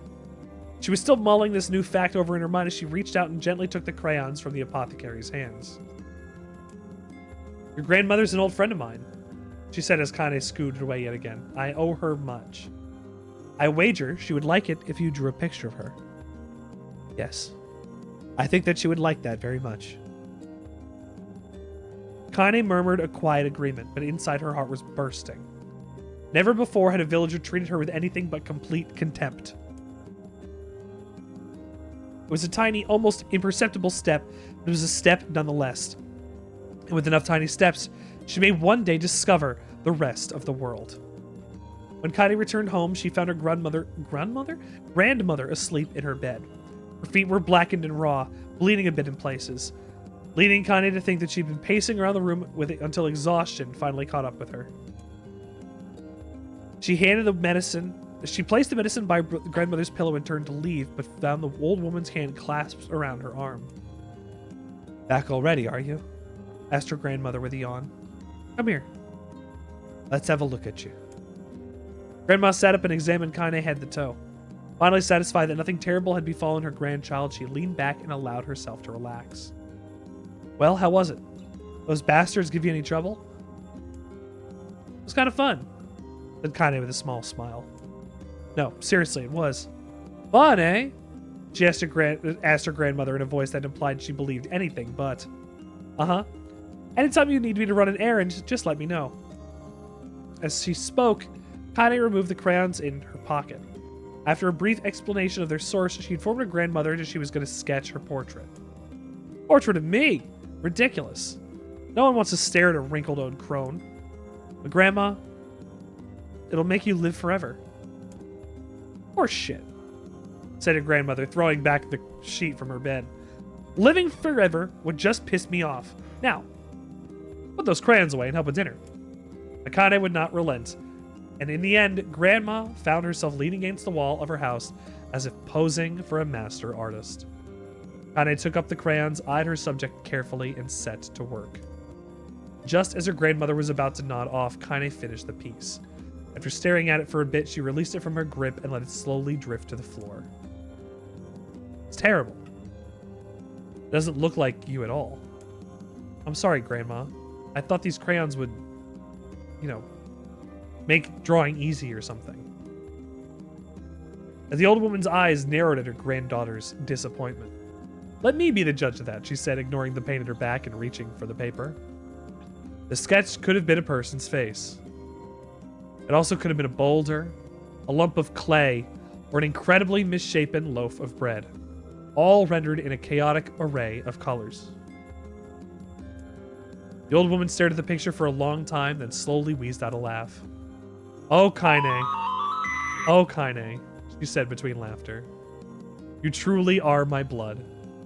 You're as clumsy as me, and I love it. But, hush. I won't hear any more bull about how ugly you think it is. It came from the heart, and I'll treasure it always. True to her word, the old woman gave the picture a place of honor above the kitchen table. In the days that followed, Kaine would often catch her staring at the portrait with a strange smile on her face, an action she interpreted as silent, mocking laughter. A week later, Kaine could stand it no more and asked her grandmother to take the artwork down. Hush, said the old woman. I'll take this down when they roll me in my shroud. She pondered this for a bit and then turned to Kaine and dropped to one knee. Listen to me, girl. Seeing this picture makes me happy in a way I never felt before. And it makes me want to go on, and someday you can feel the same happiness. It was a moment that burned itself into Kaine's memory. A perfect blend of pride and love and joy that came together to form a lifelong remembrance. She swore to never forget this moment, to never forget the old woman who had made her place in the world possible. Time moves on. People and memories move in and out of a life like ghosts passing through a hall. But this moment will be different, Kaine swore. Because I will remember it forever. Forever.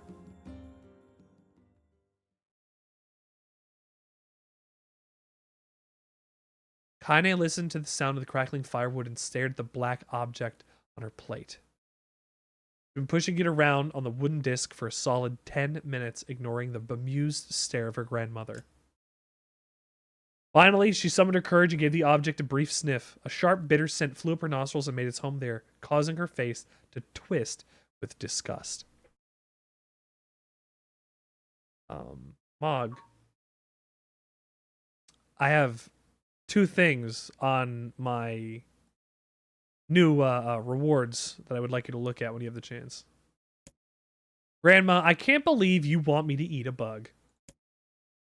The old woman threw some more wood under the cooking pot and snorted. It's not a bug, you fool, girl. It's a berry. Why the hell would I be feeding you bugs?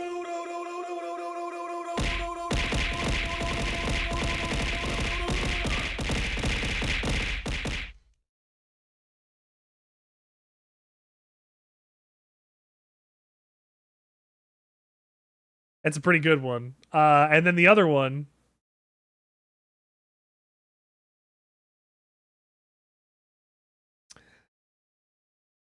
Which I don't want to start reading because I want you to do it. It looks like a bug, says Kaine. I think it's burnt because it smells terrible. With that, Kaine held her nose and threw the berry in her mouth, chewing it as little as possible. Oh yeah, that's terrible, all right. Why, you little brat, laughed the old woman. Look at the sass on you. You've been spending too much time with me, and that's a fact. 5 years had passed since the moment when Kaine's grandmother saved her from the bullies. As is often the way with 2 stubborn people, their relationship had grown in fits and starts, moved forward all the same. Meals that used to be somber affairs were now filled with laughter and hurled abuse in equal measure. Kaine could not remember a time where she was happier. As the years went by, Kaine started to shoulder more and more of the daily responsibilities. Her grandmother's legs grew weaker by the day, and she could no longer do many of the chores she used to take for granted. And so this morning found Kaine lacing up her work boots with a breakfast of burned berry rolling through her belly. Where are you going today? Asked Grandma suddenly. Kaine looked up, surprised. The woman rarely asked for specifics anymore. Well, I was gonna check out the kelma trees and see if they were ripe. I thought we could make some jam or something. I'm gonna pick up some flagstones, so I need to take the wheelbarrow. Oh, hi, Dio.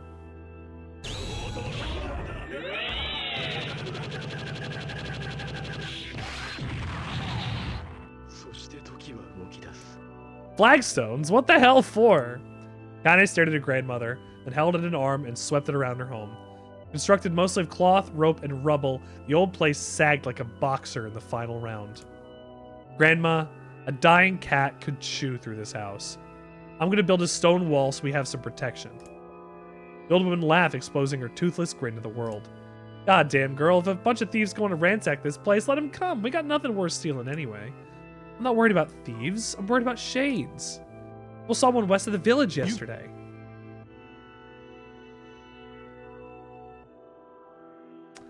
Hey, Mog. I had thought already of putting in the 7-page Ora against Steely Dan.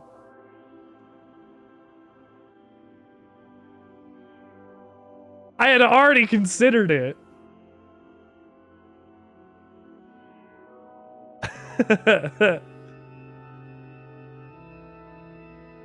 I have... Which one? Oh, that's... Vocal percussion on a whole nother level running through my mind. Vocal percussion on a whole nother level coming through my mind. I will... One day I'll do the... One day I'm gonna do the torture dance. One day I'm gonna do the torture dance. And you'll all be very impressed by it.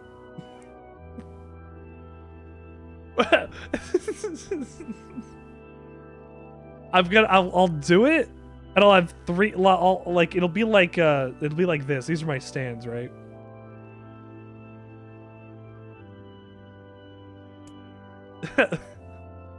Shoot, you didn't have to do it today. You can worry about some other grandma.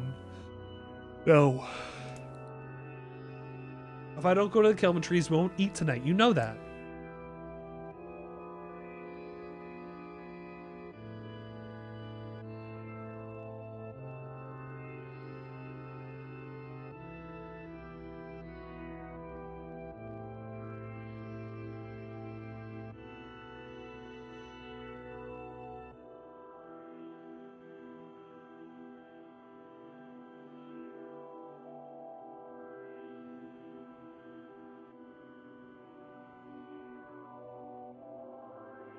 Oh.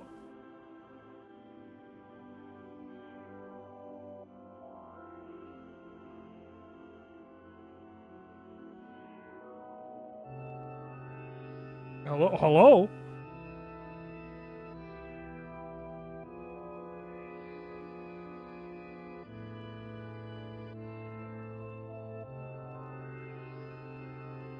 Where's my...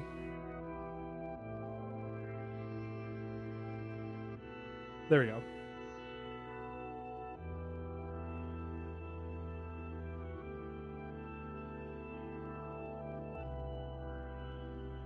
Then I have to take this, put you here. Then I have to hit a couple filters. Hold on. Filter. Effect filters. Color correction.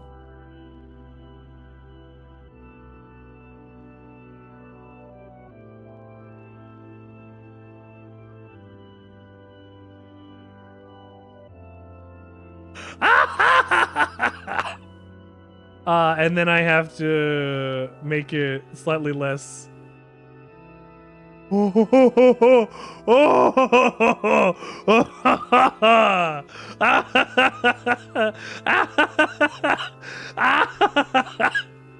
I've got the power of my stand.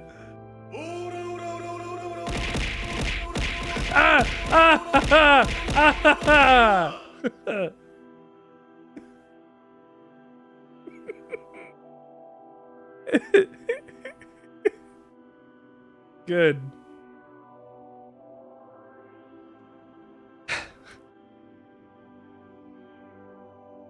A confused expression passed along the old woman's face. For a moment, thought she was a small child lost at a carnival.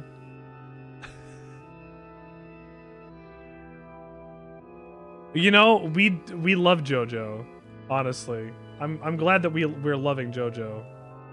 If we didn't love JoJo, we'd have a problem. Yeah, she said after a bit. Of course you're right. Sorry, Kane. It seemed lately my mind is... She didn't finish the thought, instead walking to her nightstand and slowly taking the wreath of lunar tears from the drawer. Flowers' petals had aged to a brilliant whiteness, and Kane thought it was more beautiful now than the day she first received it. You're gonna be a true woman soon, Grandma said as she placed the flowers in the girl's hair. That means less chatter about the shades and built-in defensive walls, and more about how beautiful you'll become. Annoyed, Kane reached up to remove the garland, but look on her grandmother's face stopped her hand. You're a beautiful thing, and there ain't another like you in the world. I'm very proud of you.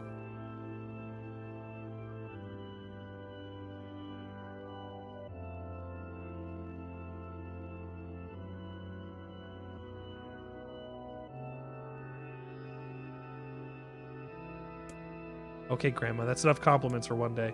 Such a mouth on you. Where'd that come from? Gee, I wonder. I'll teach you to sass me, girl, yelled Grandma. Suddenly, she lurched forward and grabbed Kane by the ears, pulling her around the room with a crazed grin on her face. Grandma, yelled Kane with a quaking voice. Grandma, stop! What the hell? The old woman stared at her and blinked and slowly held her wrinkles hand out as she was the first time she'd ever seen them. Oh, I don't know what happened there. I'm sorry. Girl, sometimes my mind just... Kane thought the look on her grandmother's face was the most heartbreaking thing she'd ever seen. Oh! Hurrah! Hurrah! Hurrah!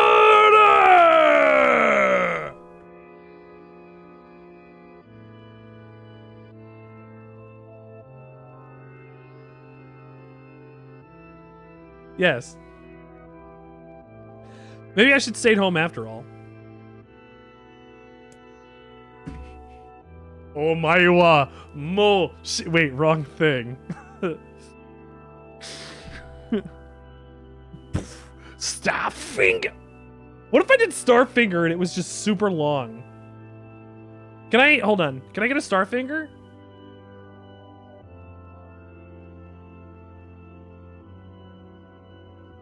Start.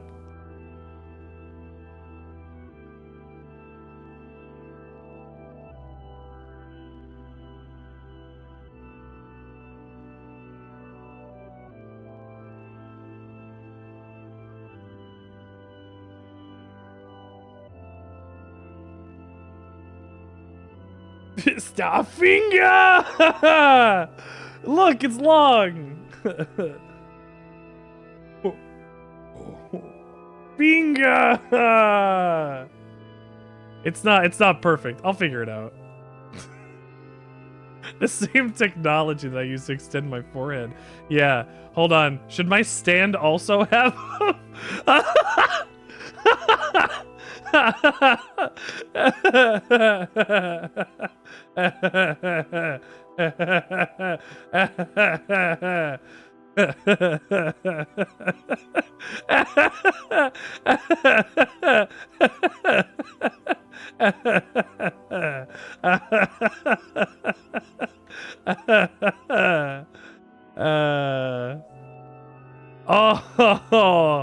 Oh, actually, you know what? You're right. You're so right.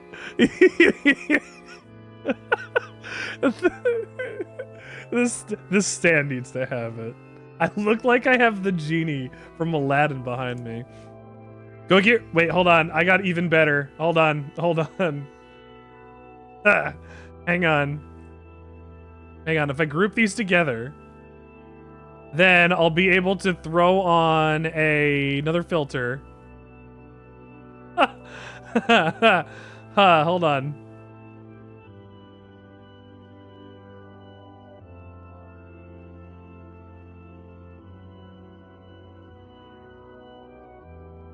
No, that's not what I wanted. Almost what I want, actually.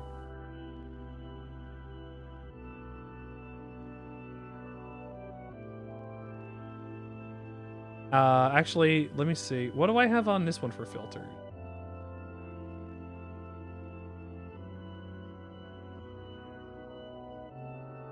You ain't never had a friend like me.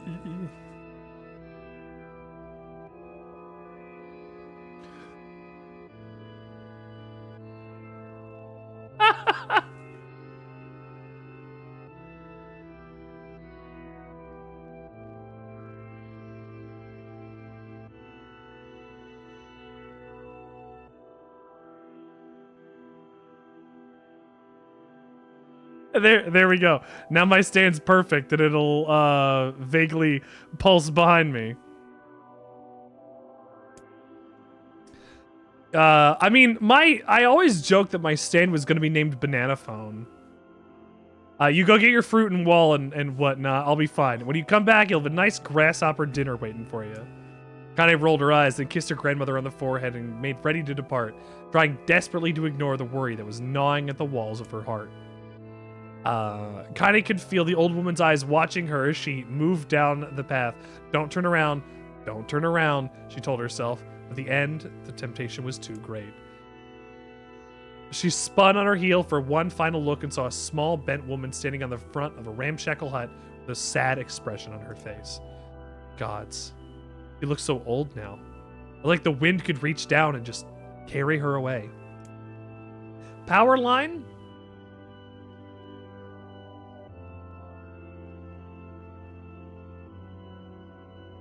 You know, I just watched a Goofy movie the other day.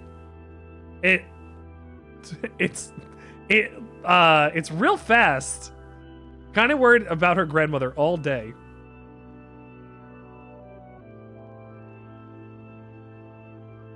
Burger phone. What little fruit she could collect was tossed carelessly into the wheelbarrow, and she found a couple of stones before losing interest in the project. Finally, at dusk, she decided to call it a day.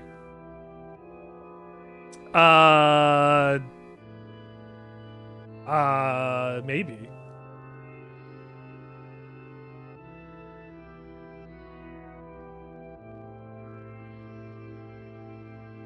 Let's see. Let's Google it because I don't remember. Electric Orchestra. No. No, ELO is a community stand that people have made for themselves. Okay, that's fine. Mr. Blue Sky kind of works, considering he's blue. Cursing herself for lack of focus, Kane pushed away the nearly empty wheelbarrow back down the path. She crested the final hill. She suddenly froze in place. The wheelbarrow fell from her fingers and collapsed on its side, sending a few pieces of wrinkled brown fruit rolling back down the hill. Her gaze was transfixed by a thick black cloud that hovered just ahead. Tracing its path with a finger, Kane suddenly felt her stomach knot in on itself. Oh gods, no. Her grandmother's house was ablaze. The flames licking up as if trying to touch the sky itself. Grandma? Grandma! Yeah, it's a high voltage cable tower, but you have to still name it something. I don't know what to name it. I mean, ELO's okay. What would the powers be for ELO? She leapt to her feet and continued running, unmindful of the blood she spilled from her wounded hands and knees. As she got closer and closer, Kane's mind began to race in time with her footfalls. It's too dark. It's too dark. Not just fire. Can't be fire. Too much smoke. Gotta save her. Gotta save her. She burst into the front yard and came to a sudden halt. Her worst suspicions confirmed. The smoke from the fire was mingling with the thick, inky blackness of an enormous shade. The massive creature supported itself on 3 twisted feet and achieved balance through means of a large, armored tail. Scales, horns, and claws sprouted from its body in a random, chaotic pattern, giving it the appearance of a lizard designed by some insane god. Seeing Kane, it let out a roar and flicked its tail, sending small whirlwinds spinning around the yard. For a moment, the creature retreated into a shimmering, inky blackness, as if her mind was unable to comprehend such a thing that could actually exist. Then, but the smell hit her, a blend of rotted meat and excrement from that horror. A blend of rotted meat and excrement. The horror became real once more. Kind of like reverb. Echoes. Echoes Act 2. The creature bellowed again, this time with Kane responded with a scream of her own. What electricity? It's you or me.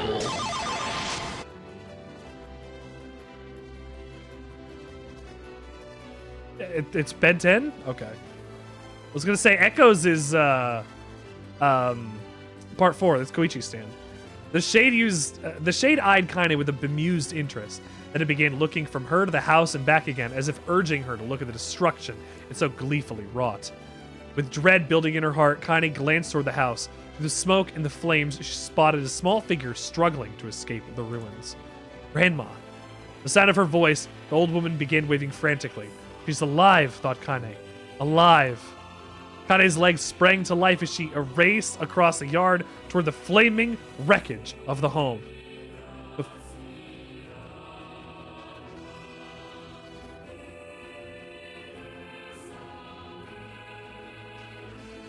There's a crane fly in my house.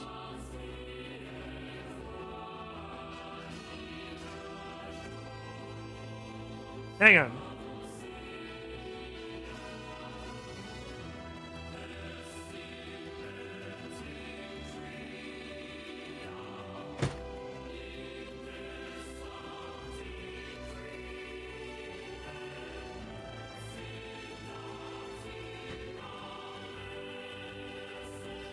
Got it. Cranes fly. Before she could advance more than a few steps, the shade opened its mouth and let out a roar powerful enough to uproot trees and send them flying. The blast sent Kaine tumbling through the air before smashing against the rocky earth. Stars danced in front of her eyes as she tried to remember how long her legs worked. Get up. Get up. Get up, get up, get up now! As Kaine struggled to her feet, the shade stomped toward the house and pinned her grandmother to the ground with the tip of a claw. The old woman struggled to move the claw from her stomach, but she might as well have been pushing a mountain. She coughed briefly, sending a small spray of blood into the air, and collapsed to the ground. Her energy spent. Kaine lurched to her feet, only to fall back to the earth with a gasp. Her ankles were on fire. One or both of them was surely broken. Ignoring the pain that screamed through her body, she began dragging herself across the ground, leaving a drunken trail of dust and blood in her wake. Grandma, hold on. Just a little longer. Her grandmother's face was turning blue, her eyes rolling back until only the whites were exposed. Kaine pulled herself across the ground with maddening slowness, the distance seeming to increase with every second that passed. The shade glanced between the two women and flicked out its tongue, its giant mouth turning up at the corners. Short, panting breaths belched from somewhere deep inside its core. Bastard. Laughing at us. She had no idea how such a mindless creature could experience emotion, but there could be no doubt the shade was taking joy in their suffering. Yeah, I see your plan. The shade moved its claw slightly, allowing Grandma to breathe again. It was clearly keeping her alive, only to snuff out her life when Kaine was close enough to touch her. I'm gonna kill this bastard. Summoning all of her strength, Kaine rose to her feet. There was a sickening snap from her right ankle as the foot twisted backward, but she forced it from her mind and began to hobble toward the monster. Putting a small knife from her pouch at her waist, she leapt on the foot that pinned her grandmother and plunged the weapon deep. Give her back. Give her back to me. It was like stabbing a rock. After a few swipes, the knife broke at the hilt with a full, dull snap. The shade panted with laughter again. Then raised its tail and sent it rushing through the air towards the young girl that was latched on its foot. Kaine never had a chance. The tail struck her square in the chest and sent her crashing into the burning wreckage of the home. As she lay on the ground with blood pouring from multiple wounds, a small, weak voice spoke up. Kaine? Kaine's vision blurred, but she forced herself to focus on the sound. Finally, her eyes cleared enough for her to make out her grandmother's hands reaching out to her through the smoke. Grandma? Kaine, you gotta run. You can't pass this one. Kaine grabbed the hands and held on with all her strength. Grandma, come on. We have to go. The old woman The old woman coughed loudly. One of her hands, slick with blood, slipped from Kaine's grasp and thumped to the ground below. Grandma, no. No! I said run, goddammit, you have to live. You have to get through. The thought would stay forever unfinished. Before she could say another word, the shade's clawed foot descended, smashing through the remains of the roof and down upon the shattered figure of the old woman. Blood oozed from the gaps in the creature's toes as the terrible, putrid smell assaulted Kaine's nose once again. She stared at the foot, dumbfounded, convinced that what she was seeing could not possibly be real. When the creature finally lifted his appendage, all that remained underneath was a twisted, unrecognizable mass of rubble and red. Her grandmother was gone. Kaine blinked, trying to feel the hands which had been in hers just a moment before. For a fleeting instant, she could remember the warmth of that embrace, the trembling of the fingers, but that sensation drifted away on the breeze and was gone. Memories flashed through Kaine's mind, one after the other, faster and faster, until they became a meaningless jangle of noise. Kaine screamed then. A thunderous sound that echoed off the cliffs and seemed to roll away forever. The shade eased forward, black ichor pouring from its mouth and dissolving into smoke on the ground below. The earth shook with every step as it crept towards its prey. Kaine's body slowly rose as it was controlled by a mad puppet master. Her arms and legs were bent at impossible angles, her head lolled dangerously to the side. Yet, somehow, she managed to stand. Staring at the shade, her eyes began to glow with a deep red fire. The creature, so confident just moments before, took a slow, hesitant step backward, trying to discern if this broken human could possibly pose a threat. Kaine seized the moment. Laughing like a madwoman, she leapt into the air and plunged the shattered hilt of her knife deep into the leg of the shade. The shade shook Kaine off like a fly, sending her crashing to the earth once again. Her chest rose and fell slowly, as if a great weight were resting on it. Moist sounds of pain echoed through her mind. Something warm and thick oozed from her ears. Is that blood? I think it is. I think I'm bleeding to death. No, it can't. I can't die. Grandma told me to live. Deep inside Kaine's mind. Something finally broke. The sound, the pain, the smoke, and the flames, all of it faded away until all that remained was a single incantation, repeated over and over again. Kill it. Kill it. Kill it. Kill it. Kill it. Kill it. Kill it. Kill it. Kill it. Kill it. Kill it now. As a spark that was Kaine slowly began to flicker and die, she felt her desire to kill and her desire to live blend into one. The distance between heartbeats grew longer and longer and longer.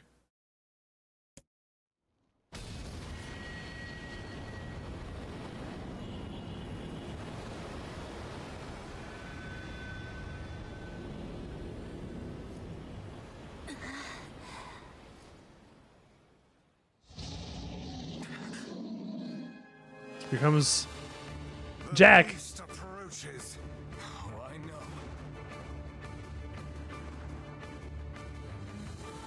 Jack of Hearts. Round 2, baby. But I have stronger weapons.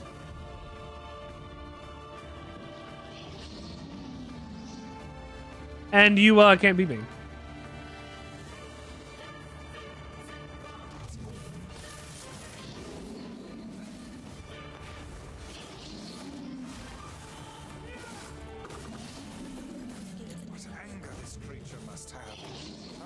So he's stuck in there for 5 years? Yeah. I'm not gonna let this happen again. It dies today. My sword fits lighter. It's not the blade, but the skill of the user. Strike it down.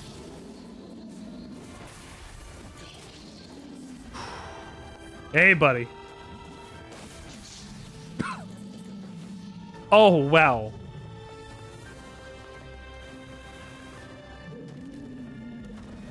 Oh, I was gonna say, I guess I defeated it a little fast.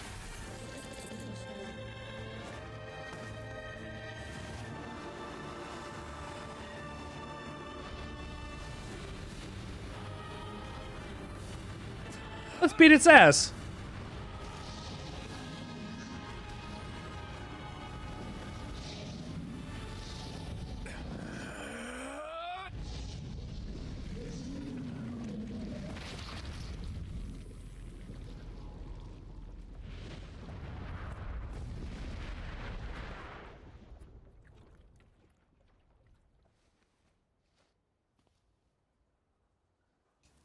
And Jack's defeated.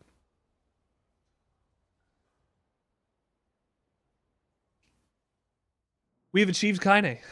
Kaine's dreams encounter.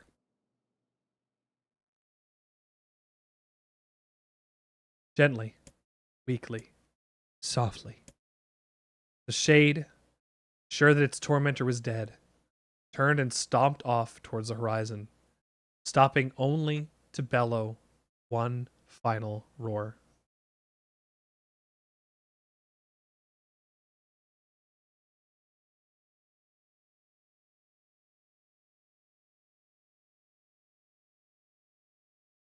That's awful. What can you... How can you add it to your...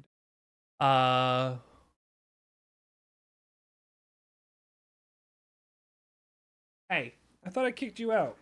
Get back in here.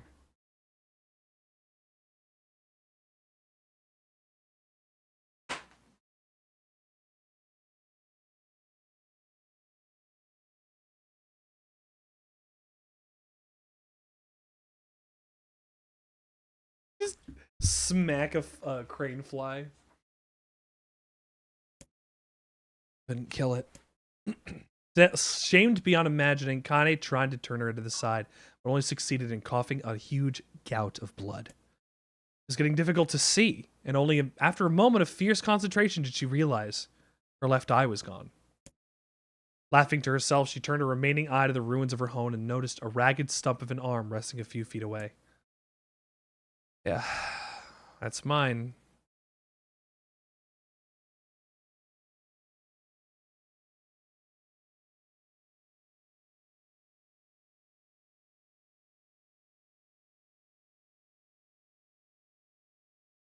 Well, I'm sorry that monitor state is not going to work for you at the second either way.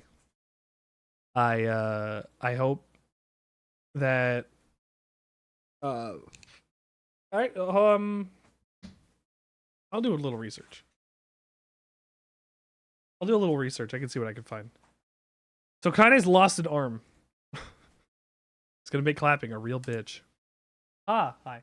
Oh, hi. So I cried in sudden voice from the depths of her mind. Finally gonna die, are you? Well, you had it coming. Go to hell, Demo, she thought at the unseen assailant. Go to hell before I pluck out your eyes and feed them to a dog. The voice of her childhood terror evaporated into smoke, only to be replaced by another, more recent voice. Hold still, said the apothecary, materializing from the ruins like a ghost. I want to draw you.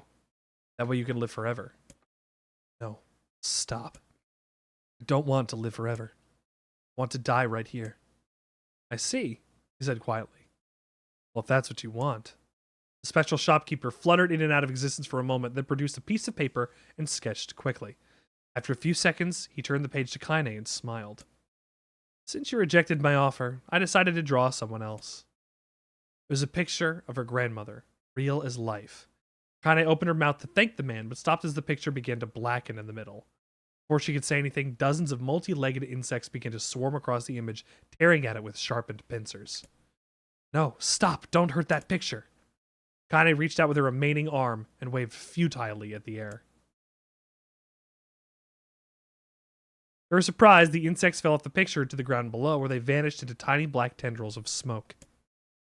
Relieved, Kaine turned her good eye back to the picture, only to open her mouth in a silent scream. The sketch now showed her grandmother as she truly was. Smashed, unrecognizable lump of nothing. The apothecary smiled, then broke into a jolly dance. See that? He cried as he danced his jig. It's perfect now. She looks just like you. Ha cha cha cha. I look like that. Oh God, I'm gonna die. I'm gonna die. Drowning in despair, Connie laid her head back in the mud and smoke of the ruined house and waited for the end to come. But just before she let everything go, an unfamiliar voice began whispering in her ear. Ain't you got a wish, sunshine? Is this Route B? Yes, it's Route B. We just started it. Lord Garion, welcome. We finished ending A. I think I have 4 more weapons to get. And then, I mean, that'll... we'll get there when we get there. But this is ending B. Ain't you got a wish, sunshine? The voice was vulgar and fierce at the same time, as if insanity had found a way to take form. Kane wanted to scream as the voice crawled under her skin, but her lungs refused to work. You know, a wish. Like a prayer or something. Why don't you get on your knees and start praying to heaven? Please, invisible man in the sky, save me, save me. Kane finally resorted to shouting at the voice in her mind. I don't make wishes. They don't come true for me. I'm a curse, a freak.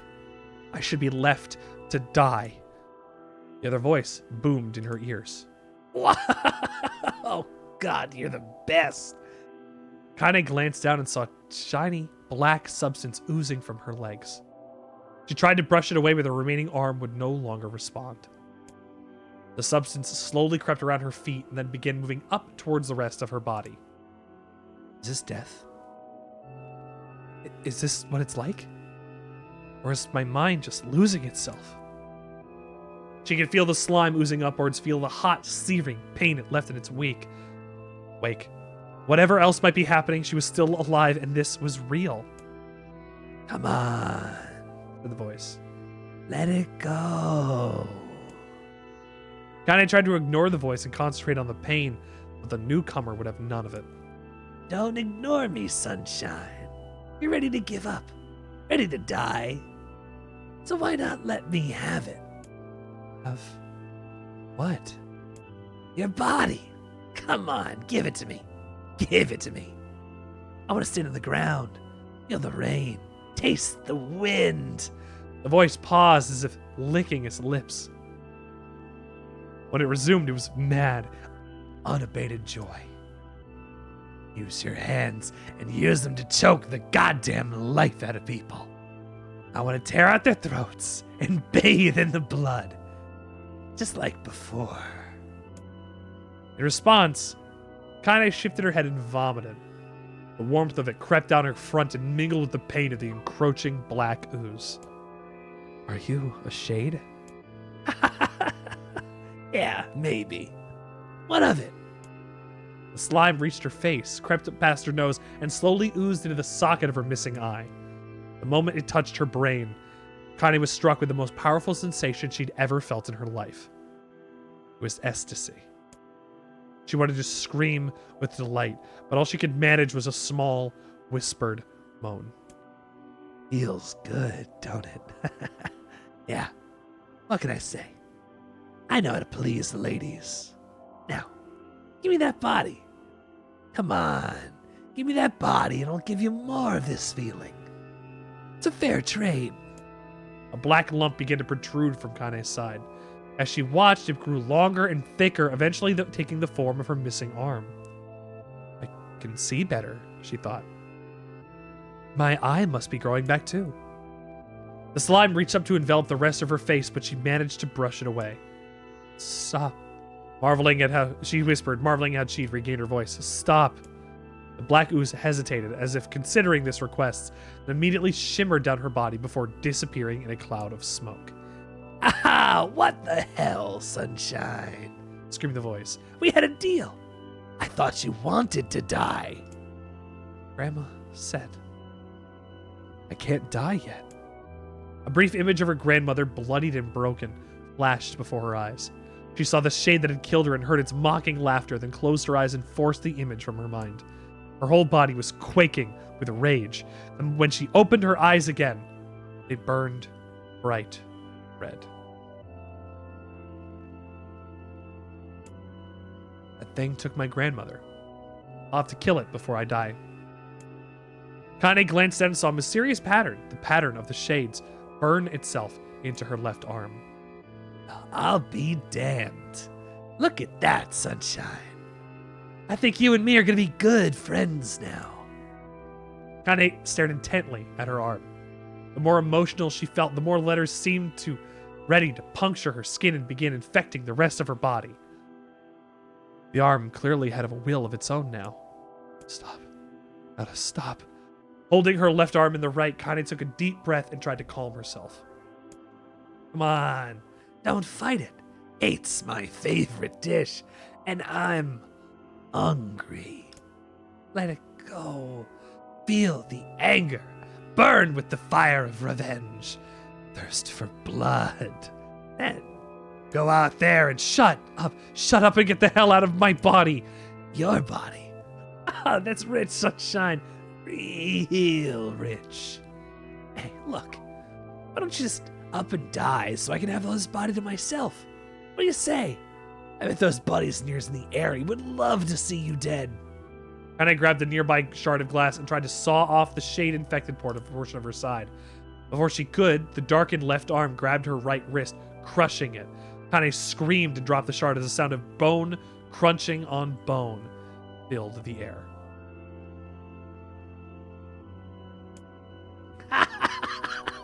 Stupid, idiot girl. You're possessed now, Sunshine, and there ain't going back. The voice laughed again, a long, loud wail that seemed to go on without end. Possessed, whispered Kane. Yeah. Possessed? You and me? We got what you might call a timeshare arrangement. Remember how folks used to think you were a freak? Well, wait until they get a load of you now. Kane looked up, tears in her eyes. The sky seemed smaller somehow. Darker. Is this because of that shade? Is this how they see the world? So, listen. I know this whole possession thing seems a bit sudden, but it ain't all bad. There's plenty of it for you, too. I'm a very powerful creature, Sunshine. And now, that power belongs to you. You got enemies? People you want to kill? I could make that happen. The little fat kid who kept picking on you? The big old shade that squashed your granny? We'll wrap him up in their own assholes. No more abuse for you, Sunshine. No more pain. Wait. You're a shade. Why would you help me kill another shade?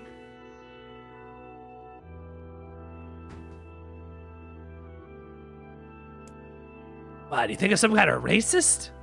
Some killing snob? I don't give a good goddamn who you murder, Honey Pants. I just want to drink from the well. Kane considered this as she struggled to her feet, the power of the shade coursing through her. The smoke from her house was drifting away with the wind, but she enjoyed the way the cool evening breeze felt on her new left arm. After a long pause, the voice spoke up again. So, about it. You and me, we could have some good times together. Look, I'll even take care of the bloody part if you, want. Fuck off, asshole, muttered Kane. I'll handle the killing. Ah, look at you go. Oh, look at you go. Sunshine, we're gonna have so much fun. Listen, my name's Tyran. If you ever need me, I'll just be hanging out in this piece of meat you call a heart. Now get to it. The more you kill, the more your heart turns rotten and sour. I like rotten and sour. Kane first found herself nodding at the voice. Yeah. Yeah, I think this can work. I'm going to find that shade. I'm going to strangle it with its own guts. But when I'm done, I'm going to do the same thing to you, Tyran. Count on it. I'm shit bigger than you, so good luck with that. Oh, and hey, one more thing. You and me are sharing this body, but if you ever run out of hate, if you ever, go soft, I'm gonna take over everything. Keep on killing, sunshine. Watch your back. The voice grew fainter and gradually faded away, fading to somewhere deep inside Kaine herself. Kaine waited until she was sure the voice was gone, then waved her new left arm around a few times. It's perfectly normal, she thought. Feels like mine. Desperately, she began poking and prodding at the new limb, determined to find something wrong with it. She didn't want it to feel normal. That would be the creature inside her had already won. I'm not a shade. I am Kaine. Repeating this mantra in her mind, she slowly began digging through the rubble of her house, being careful to ignore a certain red-stained spot in the corner. Finally, after what seemed like an eternity of heartbreaking work, she found what she was looking for. It was the wreath of lunar tears. Though it had been through hell and back, the garland's petals were bright as ever. Kaine started to place it through her hair, then slowly lowered the wreath and stared at it. I'm sorry, Grandma. I'm so sorry. But I don't deserve to wear this anymore. I'm possessed. Corrupted. A freak. And this time, I don't think there's any going back. Holding the flowers to her heart, Kaine fell to the ground and sobbed. As night gradually lightened to dawn and the people of the area arose to their daily lives, she remained in that position, as if tears could somehow wash away the horror that now infected her world.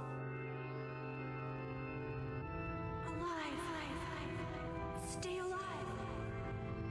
Stay alive. Grandma. Kaine, you gotta live. You gotta come back to us.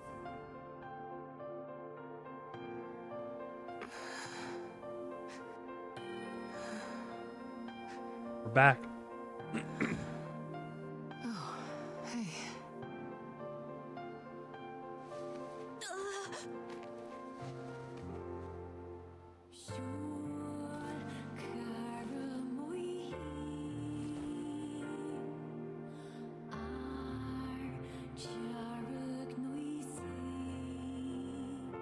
Emil, you were the one calling me, weren't you? You still recognize me? Of course. I knew you right away. Thank you, Kaine. Welcome back. Wow. You grew up. So, how long has it been? 5 years. 5 whole years.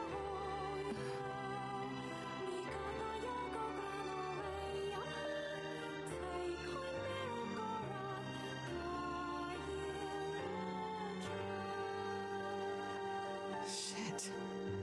That's a long time. Any luck with Yonah? We are still no closer to finding her. We need a way to locate the Shadow Lord. By the way, this is for you. Is that a lunar tear? It's not as good as your grandmother's, but I tried. No, it's great. Thank you.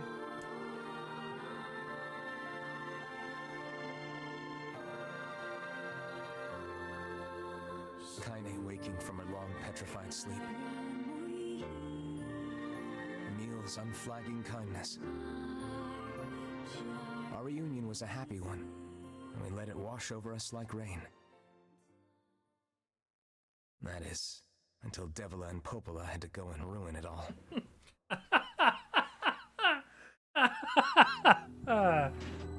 Are you kidding me?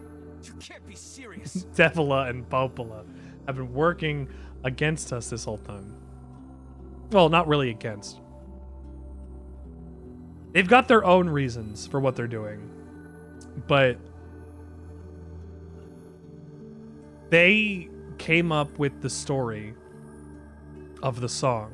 They made it up to get us to attempt to get the two books to converge and complete Project Gestalt. Unfortunately, it didn't happen 5 years ago. Now the Shadow Lord is just waiting up in his tower.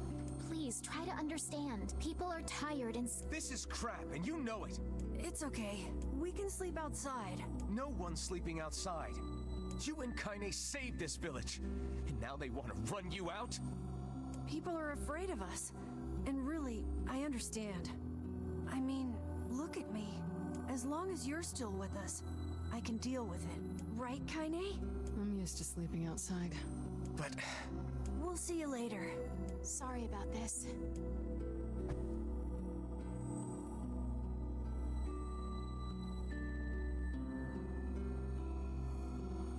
What is the matter? Kaine always sleeps outside. I never thought about that until just now. Never even occurred to me. Damn it. We should turn in.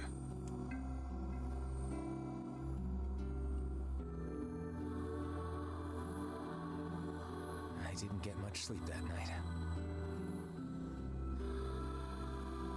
For the first time in my life, I hated Devila. For the first time in my life, I doubted Popola. But those feelings are pointless in the end. They said and did what they did for the sake of the village.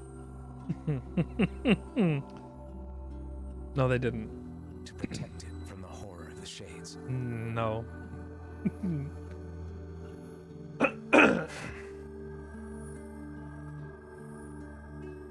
Really, how can I blame Devila and Popola? In the end, I'm just as bad. Because I never once stopped to think about Kaine and Emil's situation myself.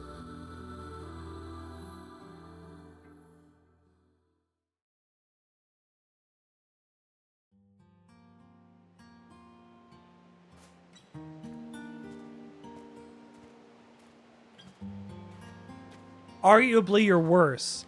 I should apologize to Kaine and Emil. But what good would that even do?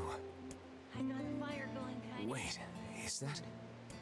Campfires? I'm so happy to get to talk to you again, Kaine. Yeah, me too. I tried everything I could think of to save you, you know. I polished you with a special cloth. I poured warm water over you. Wait, you poured water on me?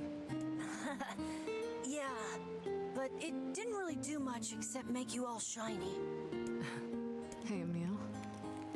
Thanks for saving me. I guess you noticed how I look different now. I'm sorry, Emil. I'm sorry for all of it. Well, I mean, this new form isn't all bad, you know? At least I can look at you when we talk, right?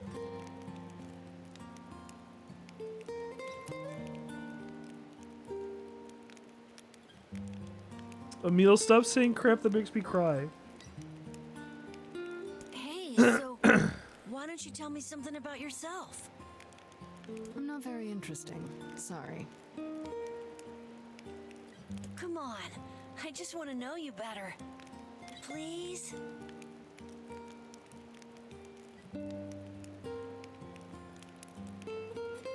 Fine.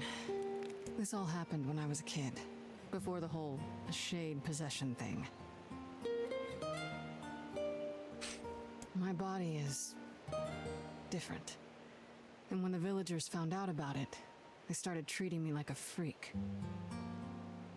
But one person, My grandmother accepted me just as I was.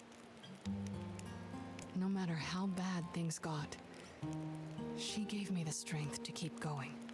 She's really special to you, huh? Yeah. Oh, hey! That gives me an idea. Since we cured your petrification, we should start looking for a way to cure your possession in my body. I know we can do it if we all work together. Heck, it'll probably be super easy.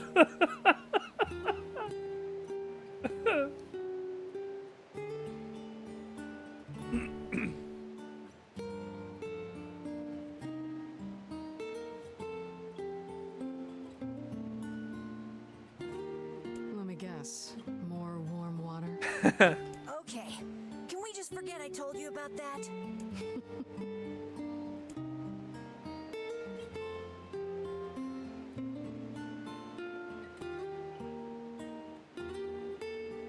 I love Emil.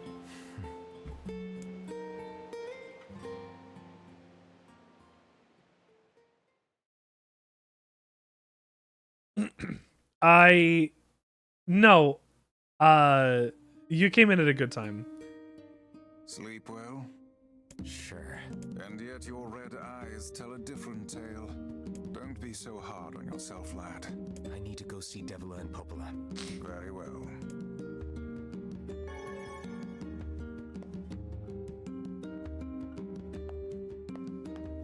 I feel confident the child still lives. Of course.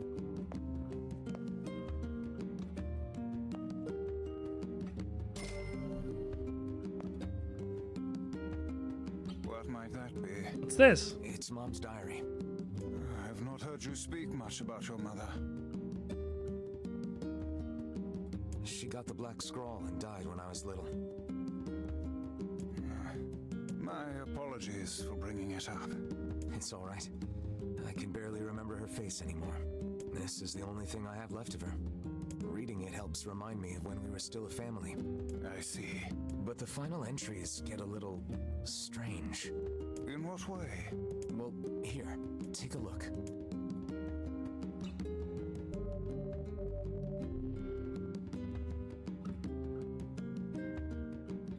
Say there. Can you not hear me?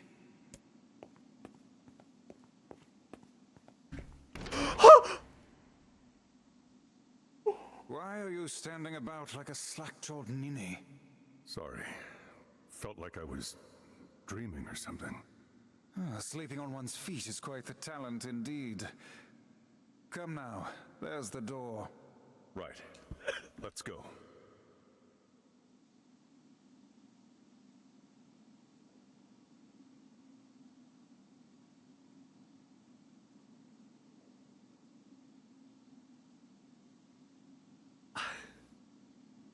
So,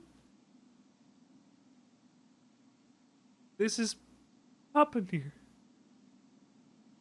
who you played as in the Xbox game.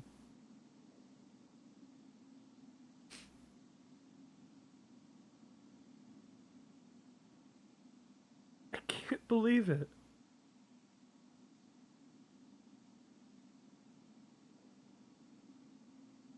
They got him in here. They got him in here.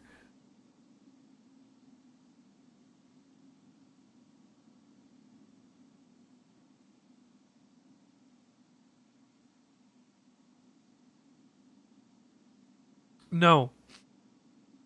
Well,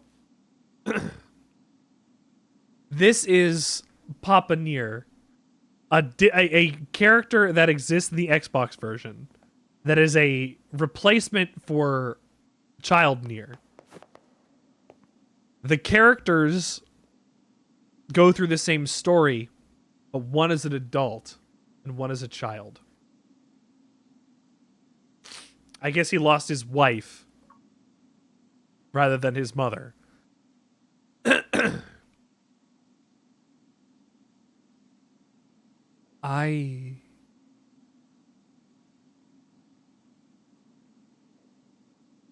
I can't believe this. I was talking about getting this modded so this could work properly, so I could play as Papa NieR, and it's in the game. It's right here.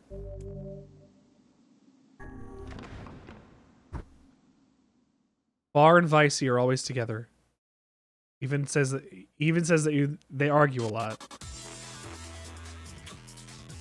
And the world. This is the world of a recycled vessel created to avoid the destruction of all.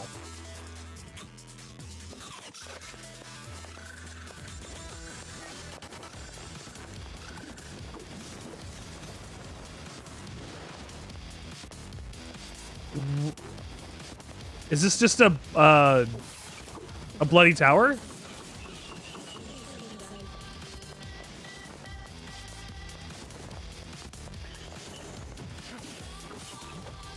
What is this remix?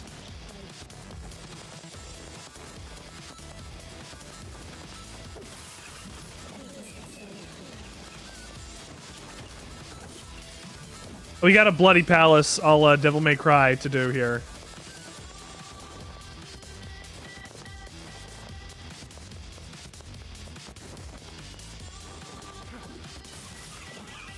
This is sick.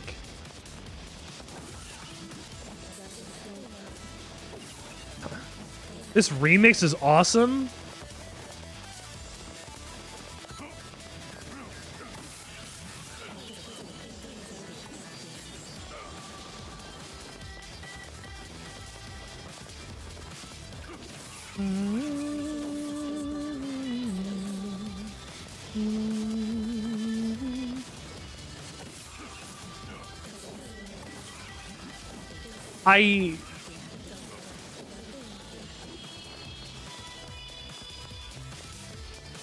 This is all brand new to me.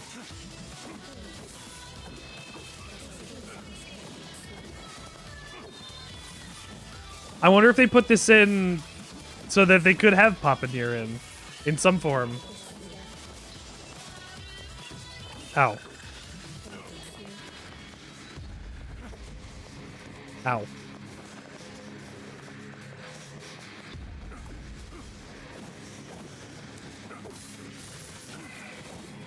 Here we go.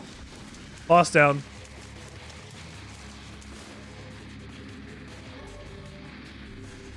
Medicinal herb ×3.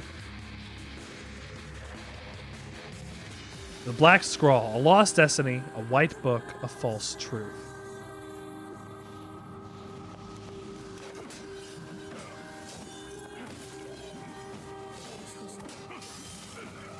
This is Emil's house.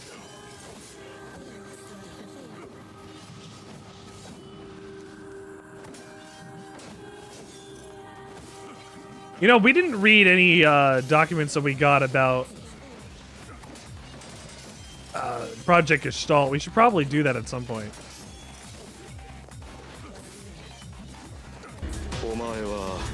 Pip, welcome to the show. It's confusing? Tell me, why is it confusing? I can try to explain. Well, Pimp, we're playing as Papa NieR, which I cried when I saw.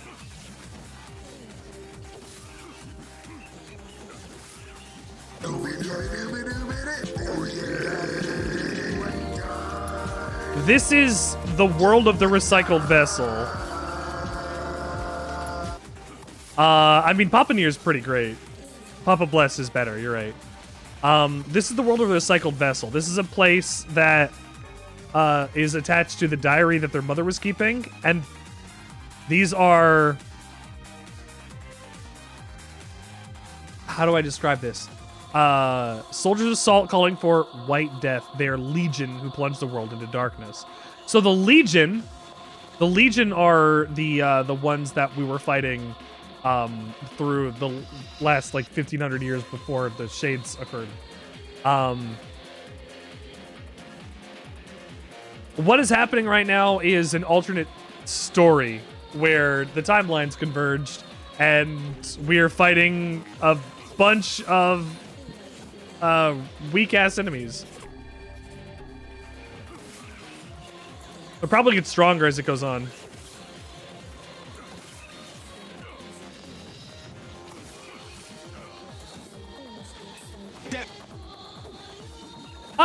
I mean, we're already talking about multiple timelines and universes when we get into here, because we already got ending A, right? Ending B is, I mean, I don't know if it's a different timeline.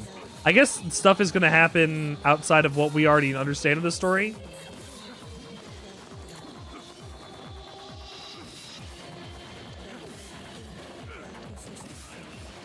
So if this is complicated, blame Yoko Taro. I think it makes a lot of sense. But then again, I know all the information.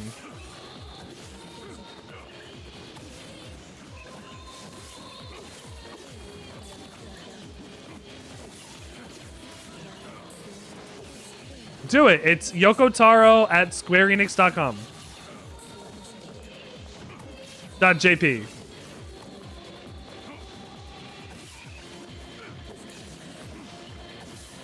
I mean, I don't know what his actual email address would be. Maybe that is it.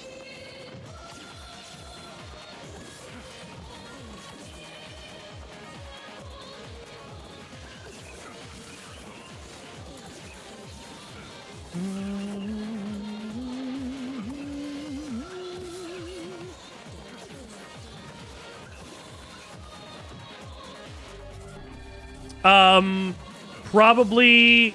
Well, I mean, if it's stories about what their mother wrote before she died, these could just be the ramblings of a madwoman. I obtained the one-handed sword Fool's Embrace.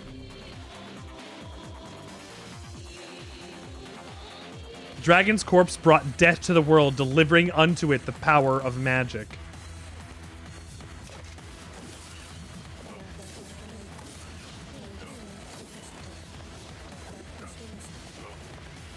So when Angelus fell to Shibuya at the end of Drakengard 1, along with the Queen Beasts came Maso particles, which gave everybody the ability, not everybody, which gave people the ability to do magic. However, utilizing this magic was risky and seemed to have only been able to be done by certain people. But once you could utilize the Maso, you could use them for powerful spells and things. But that magic is based off of the Black Flower, which, of course, we all know is terrible, but they don't know what this is. Anyway.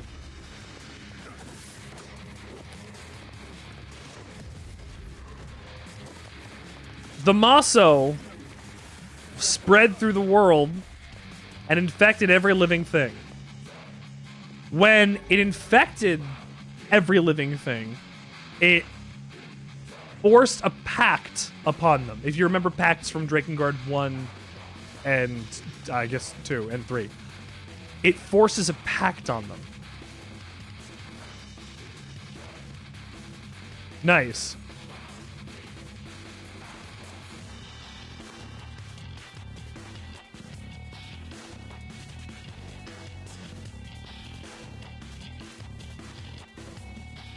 I don't know what that means, but that sounds cool.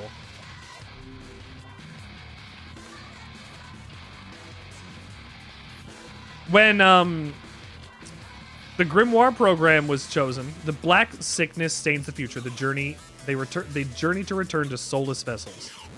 So when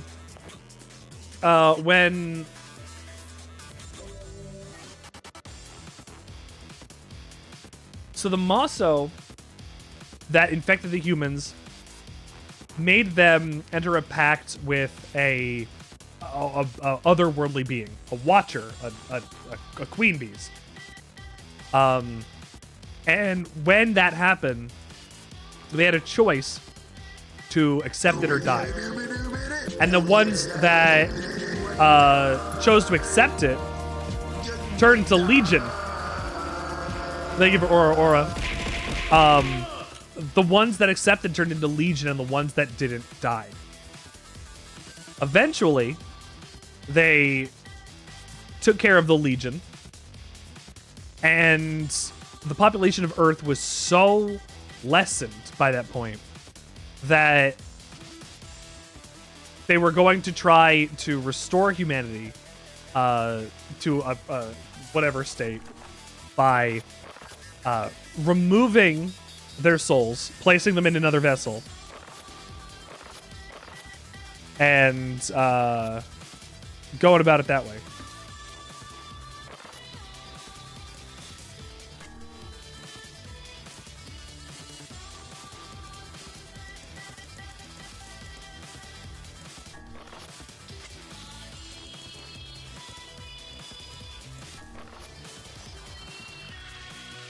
Where is my...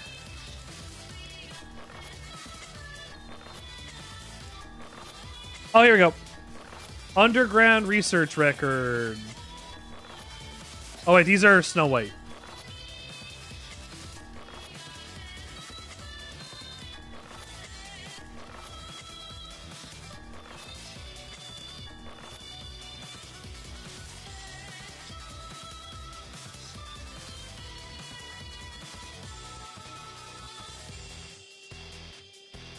My dearest beloved, please forgive the lateness of this letter. I've recently fallen quite ill, and I have some difficulty finding a doctor in this foreign land.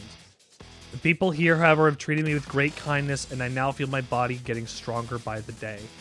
If my recovery continues, I hope to attempt the journey home soon. I think about you every day and yearn for the moment we can be together again. Please take care of yourself and know I am doing everything I can to return to you.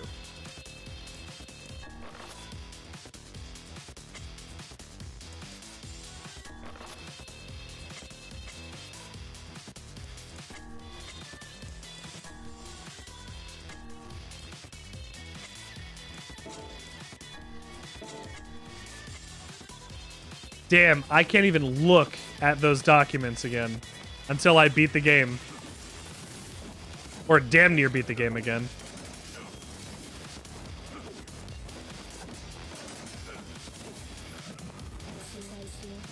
Unless I can't access them when I'm in here. I guess that makes sense if I can't.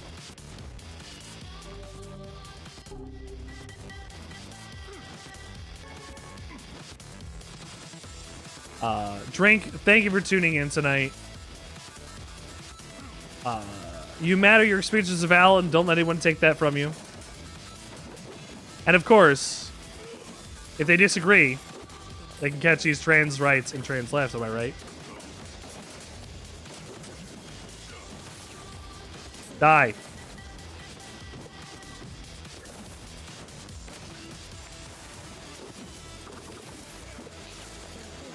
Ah! Pimp, I have a bunch of new... If you're still here. I have a bunch of new actions and things. You already saw one. When Drink hit us with a bunch of Oras. But we have another one. That's the Steamroller. You like JoJo, give it a go. If you don't like JoJo, that's okay. Do it anyway.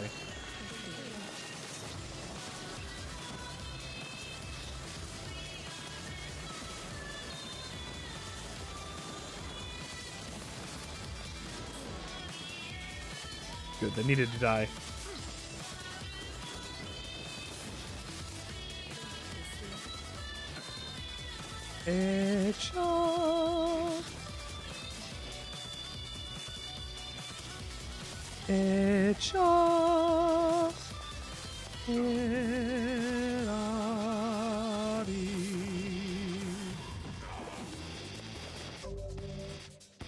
You've only watched those three? You've only watched... That's it? Those are the only shows you've ever seen? Oh, that'll do it. Oh, I do.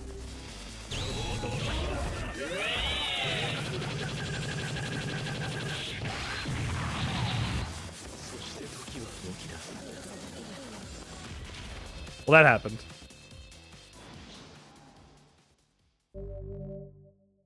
Obtained the Kabuki outfit. I got 1,000 points. I got 1,000 points. Granny creams, hot butter, ice cream. You take the hot butter, mix it with the ice cream, freeze it up, cool. You can see it on your screen. Put it in your microwave, make it real hot, like a soup or a dip. We call it eat and sip. Very tasty and healthy too. Granny creams, hot butter, ice cream.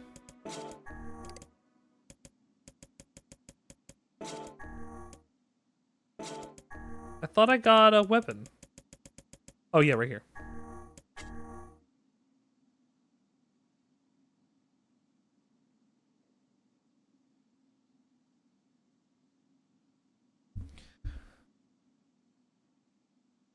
A sword created after a man driven mad by revenge sealed away a cursed dragon.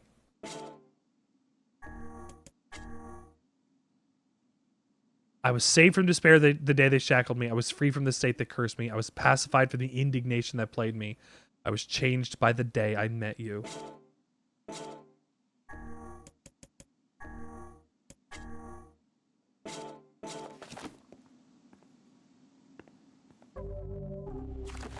Actually, I need to check weapons. 90%. I will do this fight and win.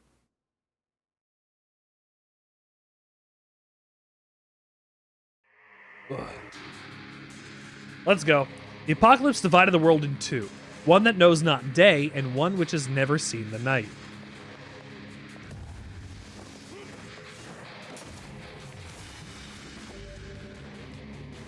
Protected turtle.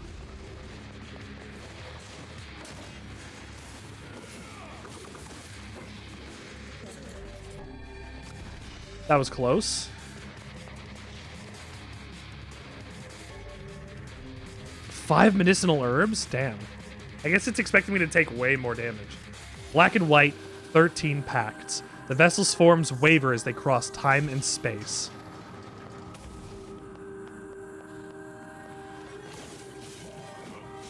"13 pacts.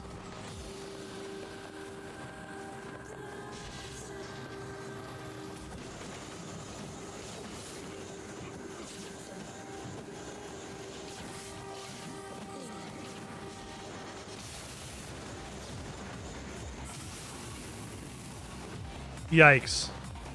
I need, something else. This, dark absorb is...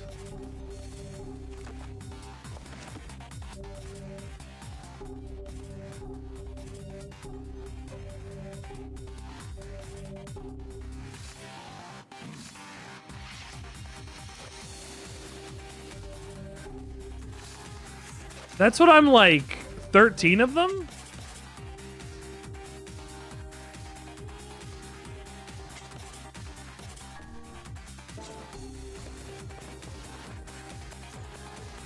When did they need 13 pacts? Unless that's what broke the seals.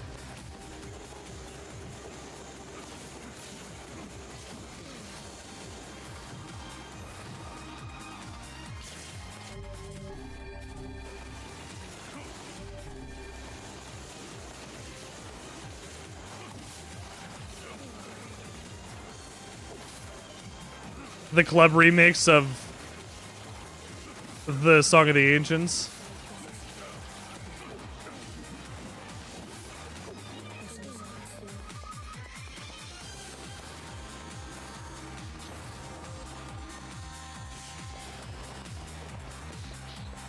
Hello?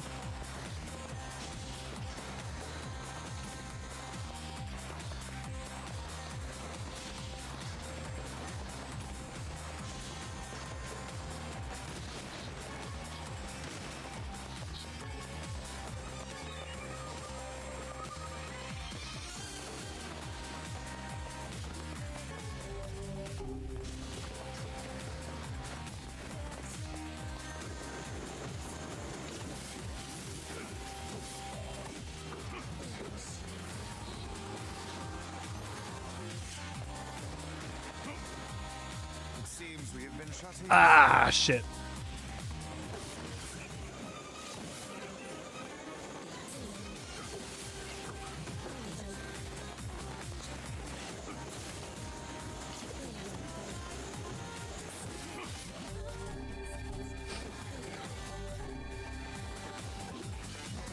Ultra shy. Nothing.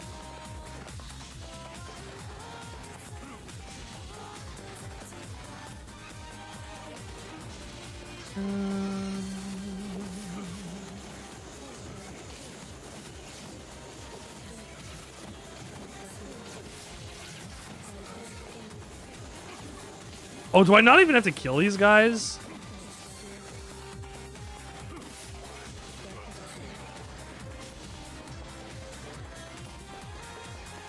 I wonder how many shades I've killed. Legitimately. I wonder.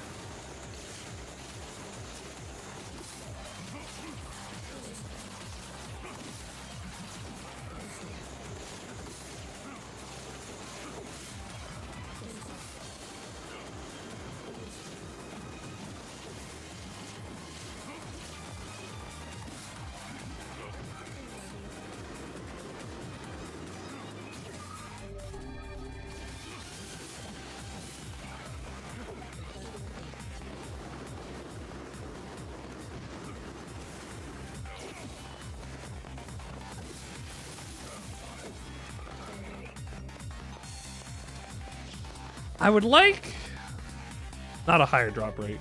Oh, that's it.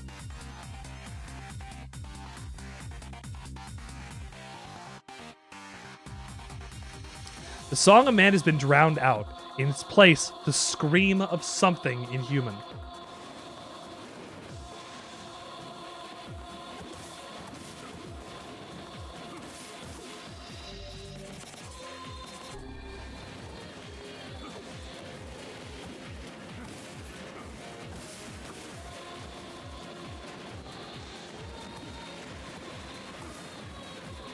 I can shut down probably most enemies with one hit like this.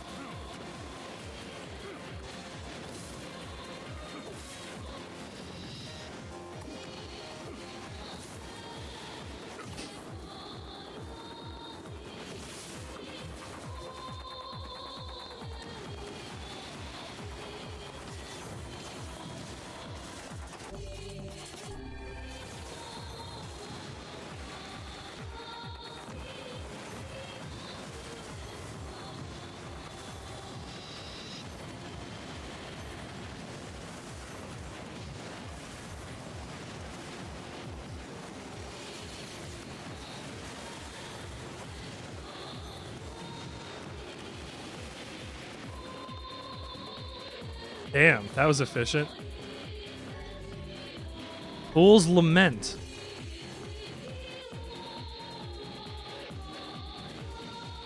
The sky falls with a dragon.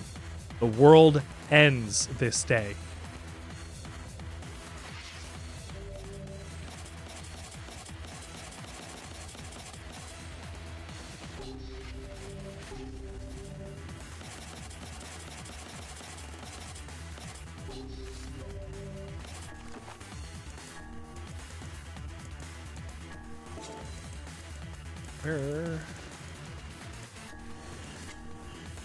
Heroic, a weapon with a heroic dragon motif used by a man who tried to save the world. That looks like Legna. This massive memoir, June 6, 2003, approximately 1,300 hours. A massive white humanoid, initially called the Weapon, but since renamed the Giant, falls from the sky above Tokyo's Shinjuku ward, inflicting tremendous damage. At the same time, a large red creature, henceforth referred to as the Dragon, appears and engages the Giant in combat, though the nature of its attacks, of their ability and utility remain unclear. The Self-Defense Force contemplates methods by which they might attack the target. The government establishes a Bureau of Emergency Countermeasures.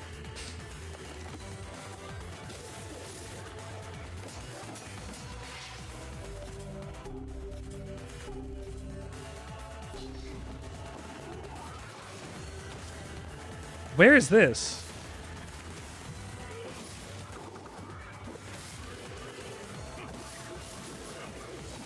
Where is this?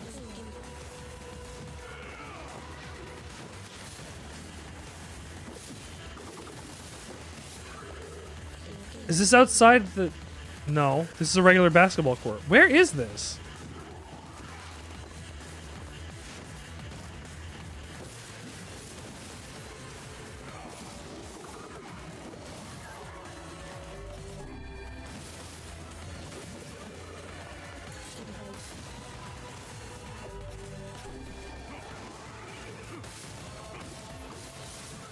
Ow!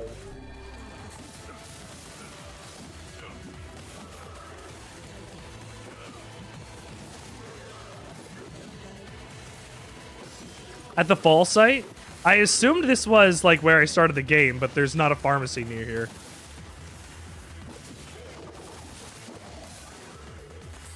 This is...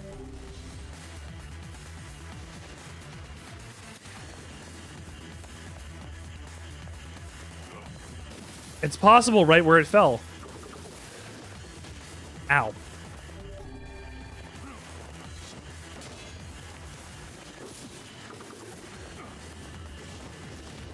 Ah!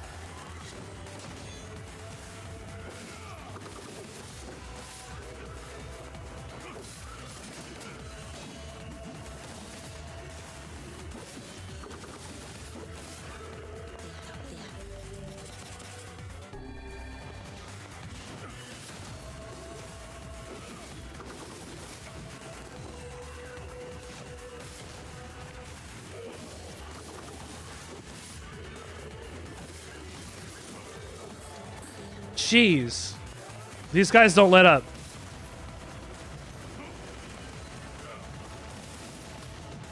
Yikes!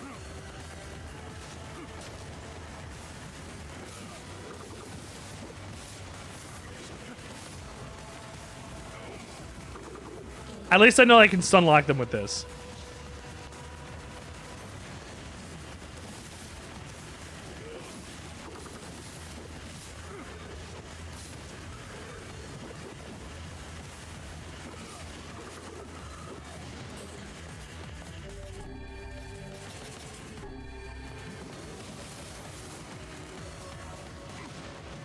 Ow!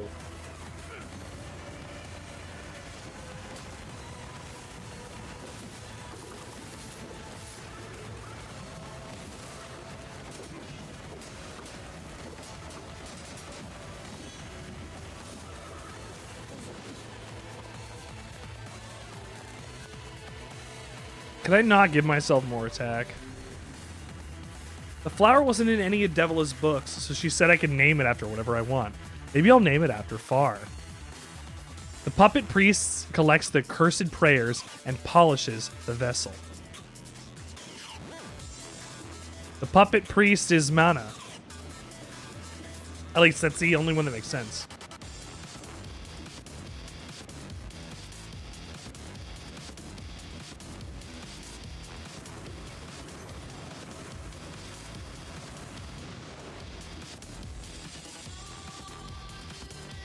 Are you kidding that they put in a first-person shooter section?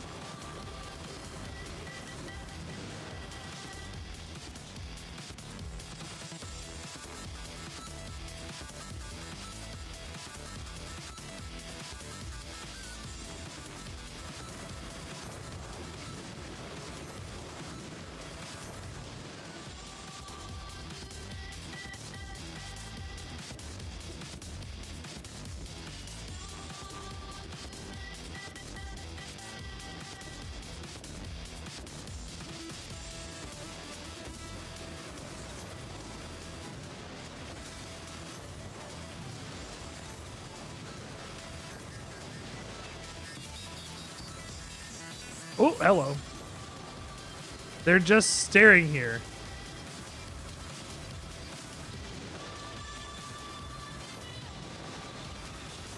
I guess they can't really hurt me.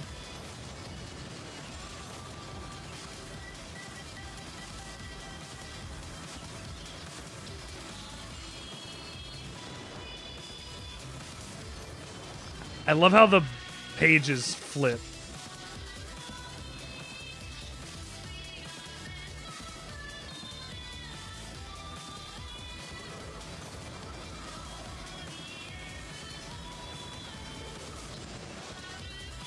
If I was weaker, would I be having a harder time with this?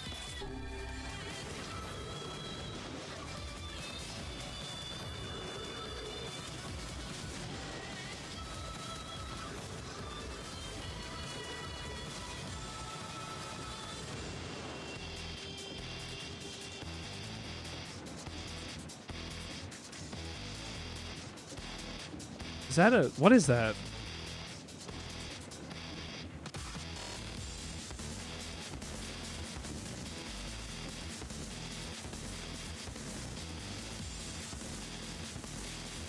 It's gone.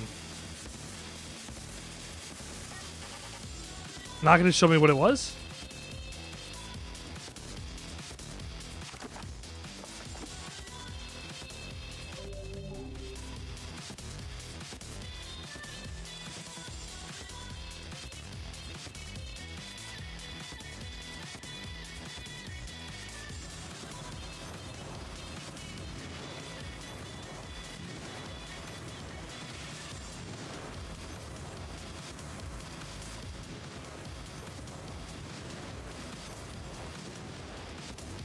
I don't know where those enemies were supposed to spawn.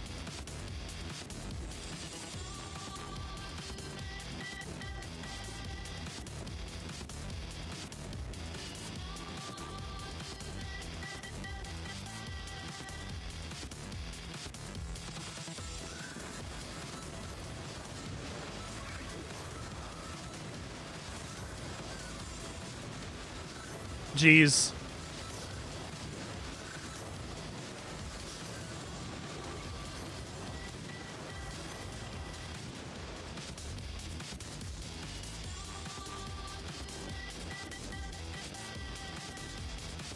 Back around to the front.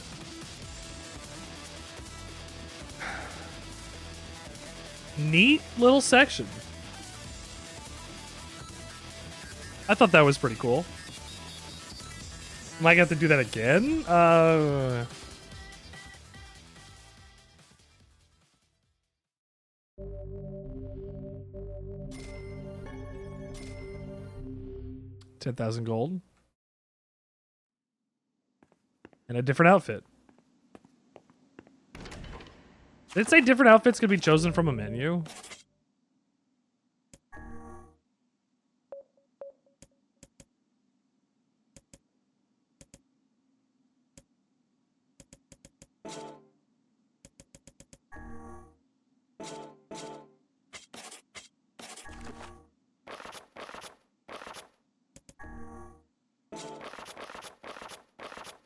Okay, guess not.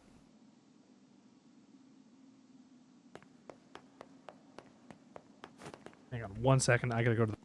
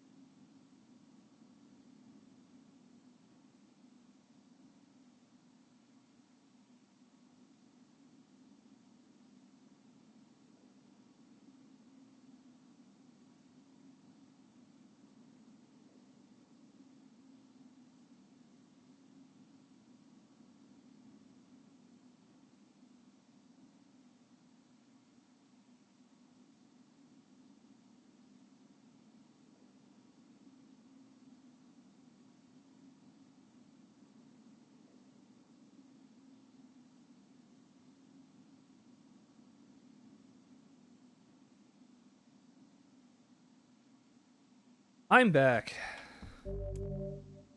You sense something terribly sinister behind this door. It may be difficult unless if your soul is not at level 33. I'm gonna fuck it. Fuck it. Just fuck it. I'm gonna fucking fight this thing. 2 levels. So long as this memory exists, so long as mankind has hope, a bloody battle will be waged over what's left.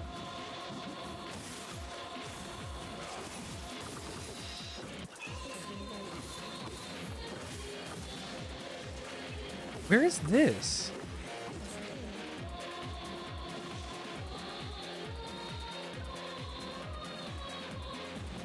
Oh! Oh!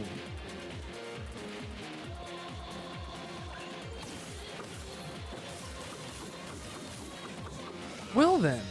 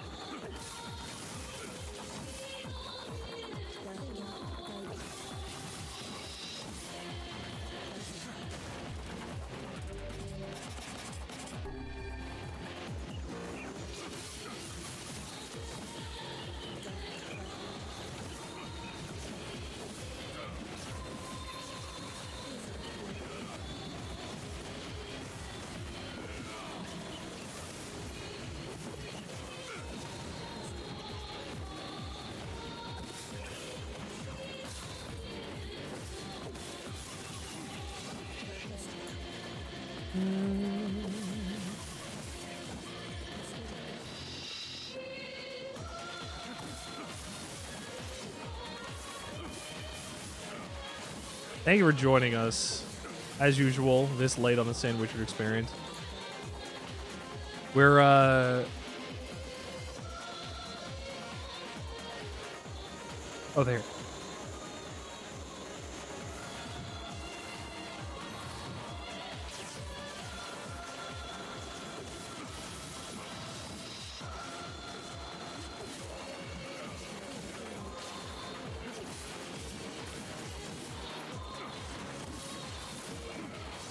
That's not fair.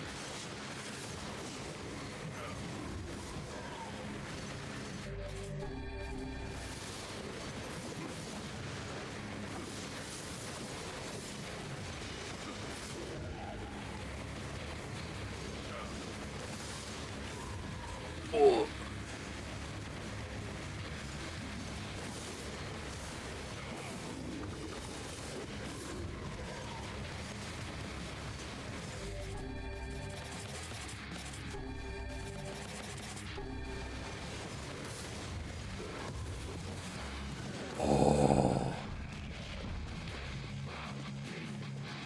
Go die.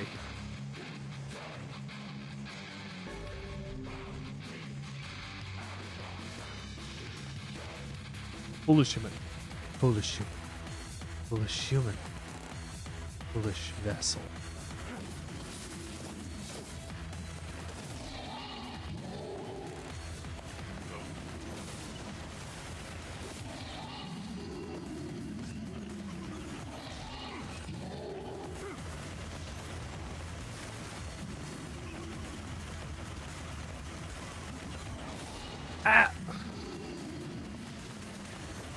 Why am I not able to see their health anymore?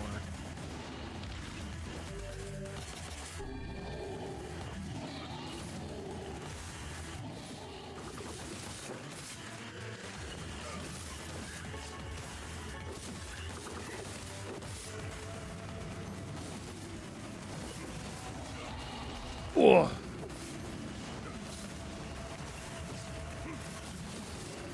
You know, Steel, you still did a great thing helping your sister get up before a 2 in the morning exam.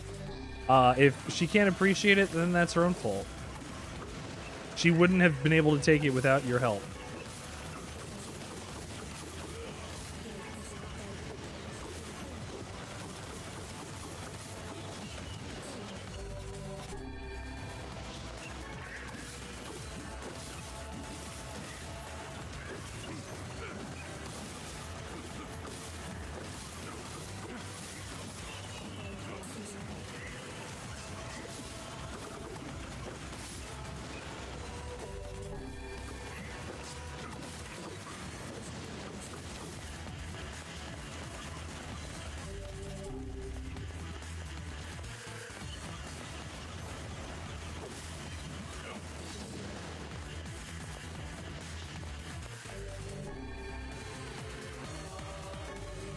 3 health cells.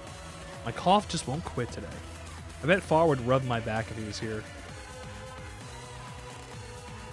All is paid. All is sacrifice.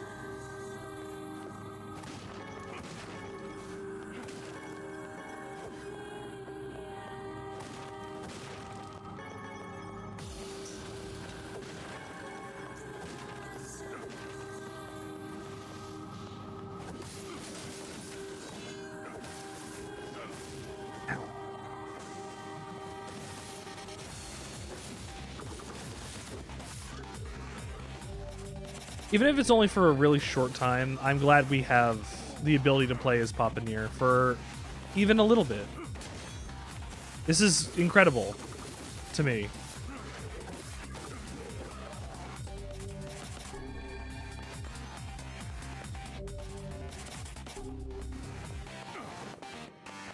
I didn't think Papa NieR was going to ever exist again. And I got him right here with only a couple voice lines, but it's more than none. I can't believe it. I need to get Lame on the horn like right now.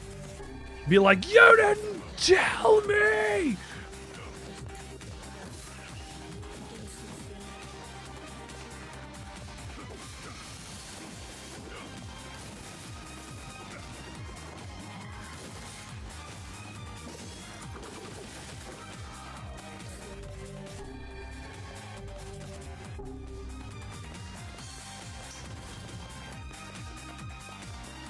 I return? No, I can't. They're disappearing. It seems we have been shut in.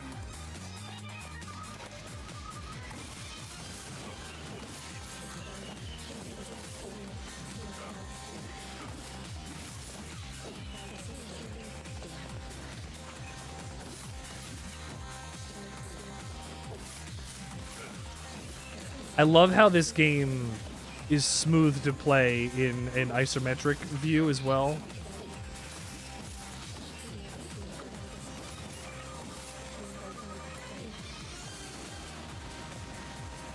Like seeing this do this is awesome. It's something special.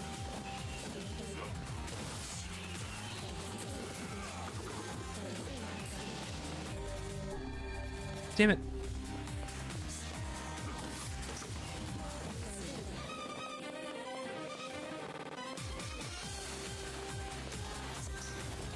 I keep using my salves instead of my herbs.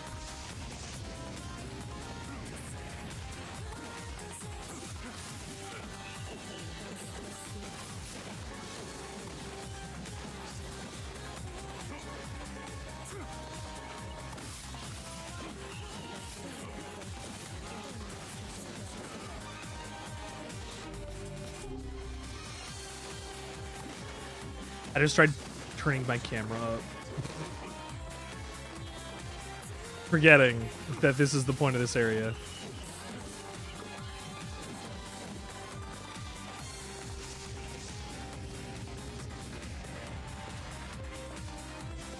Yes.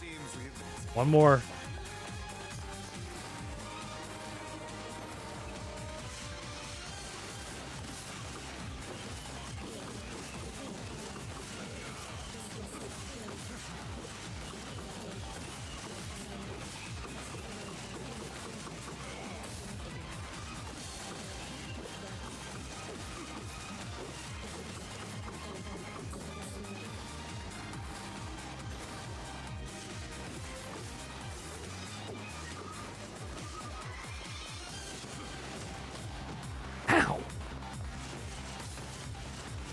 Could have knocked me clear out of the map with that one.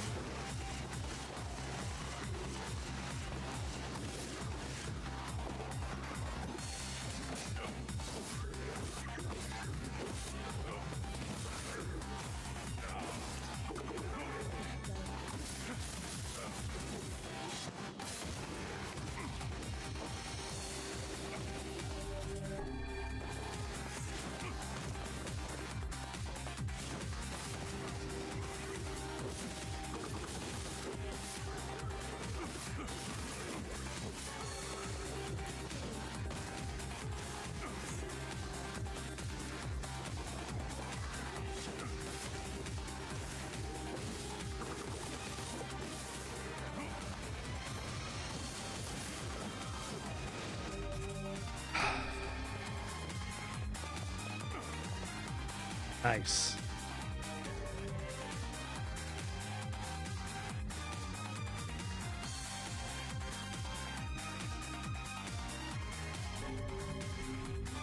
I got the Fool's Accord. Do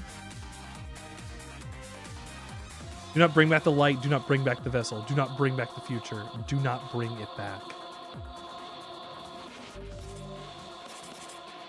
Fool's Accord.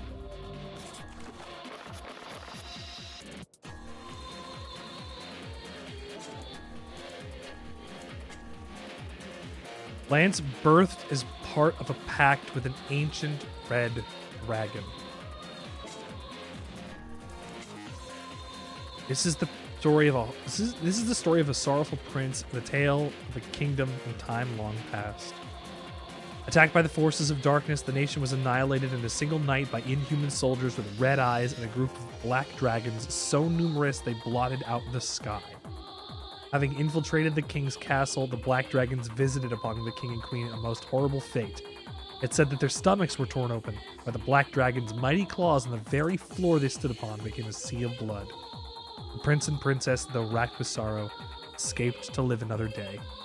The prince, spurred by the shock of witnessing his parents' tragic end, became consumed by the desire to exact vengeance.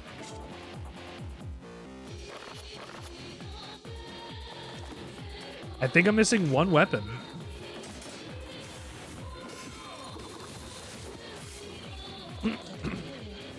Which, it's still early enough. I can go and grab it probably after. Did I ever play Returnal? No, I did not play Returnal. I do not have a PS5. I know it came to Steam now, but I did not get a chance to play it.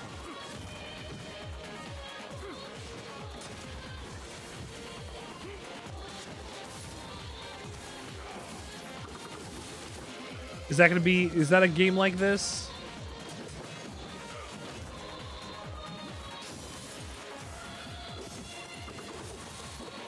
Where it's a demonstrable tragedy?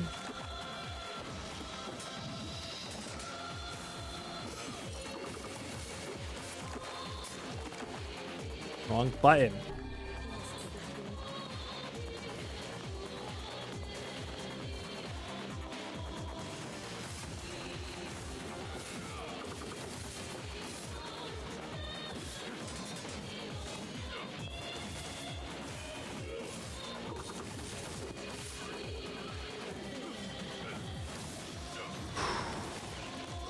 Yes. Yeah, I am vaguely aware of its, like, general gameplay. But you don't.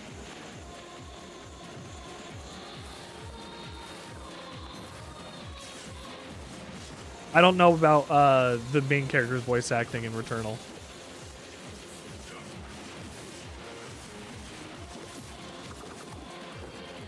If NieR's mom was seeing things from the future past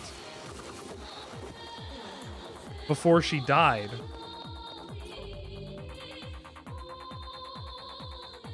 does that mean when people are becoming shades, they'll start writing these things down too?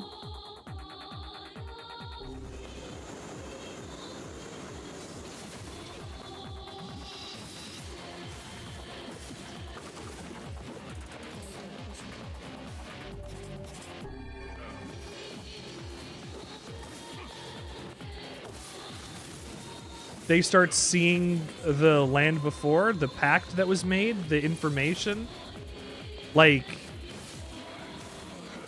if they get all of this information, every single one of them,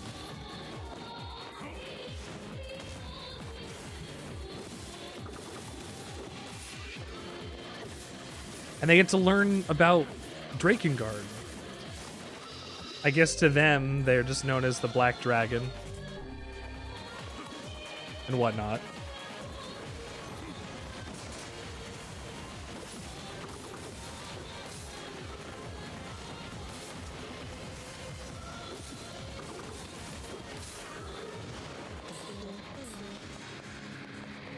Come on, motherfucker.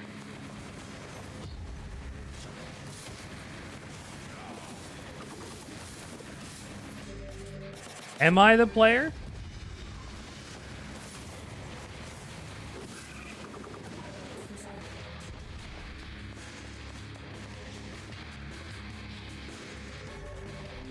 Okay. So then it might have just been the delivery and whatever presentation of the game. Every beam of light is an invitation to death.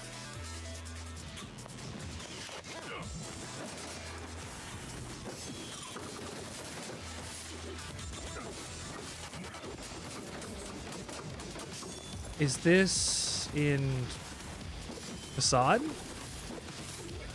Is this where the ruined bridge and stuff are? Is this hold on, I need to take a look down.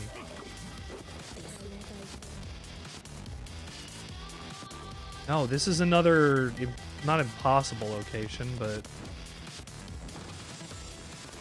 definitely another location I've not seen before. Unless it's like, I don't even know. I was gonna say like in the distance in one of the skyboxes.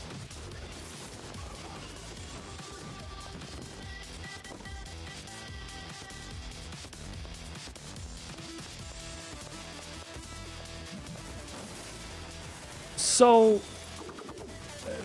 that aspect, I'm like, yeah, you'd want people, like, if people are writing things down, then that would be like a repeatable like phenomena, that people would be able to like get more information on. But if that's not how this goes, and maybe NieR's mom was suffering from some kind of maybe if she was suffering from some kind of psychosis along with the impending doom of this, because like if you're still invited to the pact, because that's what the Black Scrawl is, right? Like if you get the Black Scrawl, that means your Gestalt is relapsing.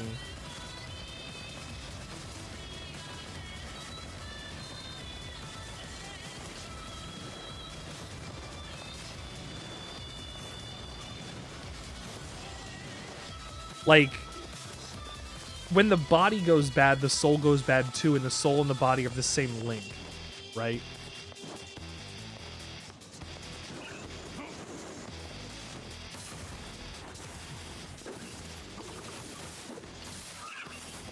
The two of them are inexorably tied together. Just because you separated them doesn't make that less true.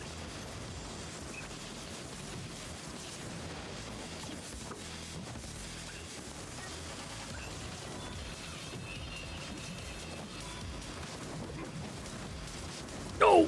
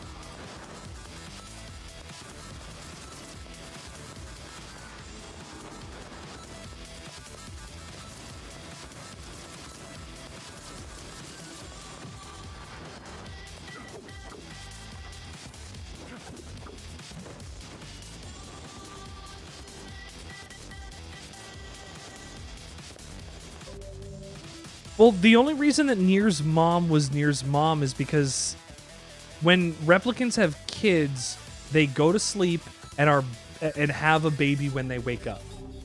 They have no idea how babies are made. They just know that a baby exists. So I wonder if it's the same thing after somebody dies, right?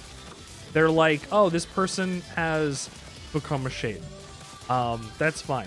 We'll make this person's body has died. We'll take their soul and put it back in the take it from the tree and put it back from this saved point and put it back into a shell that is newborn. And then reintegrate them with the village and everything, and keep that going for as many generations and cycles as possible until a genetic match for the Shadow Lord, not for the Shadow Lord, but a genetic match for the books comes and presents itself, which is eventually what happened.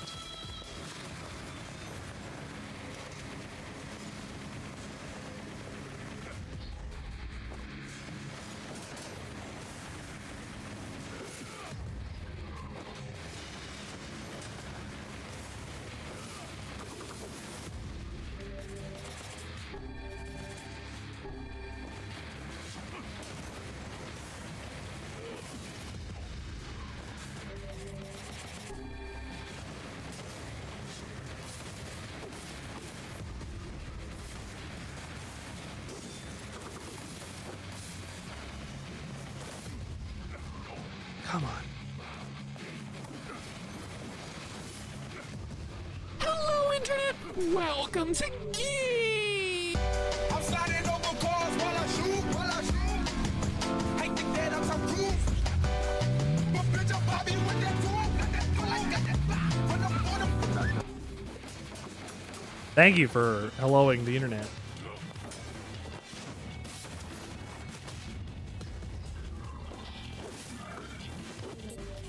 Fuck, I almost died there.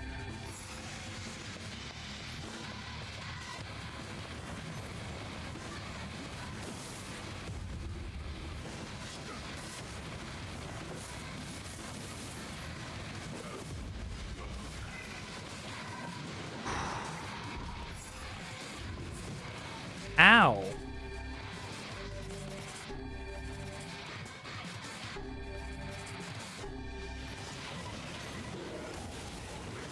Whoa.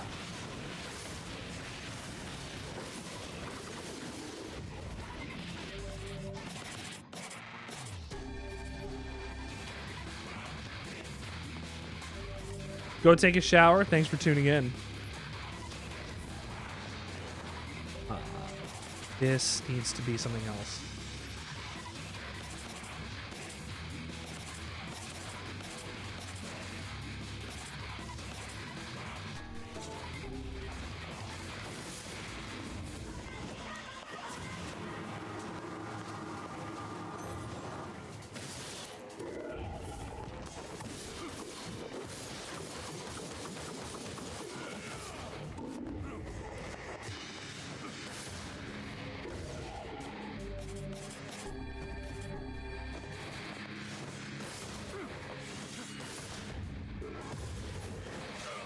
I will do my best, Steel. Thank you for being here again.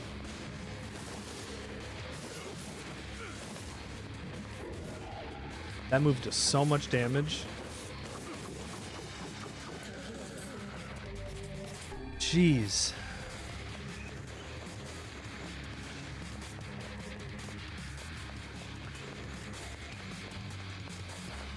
What is this? I've never even seen this one before.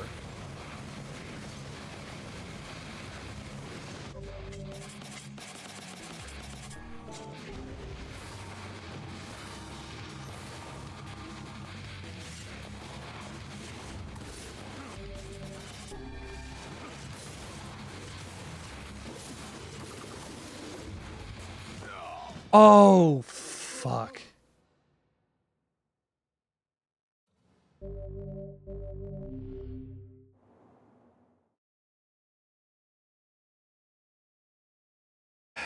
All right, that one's a little too tough for now.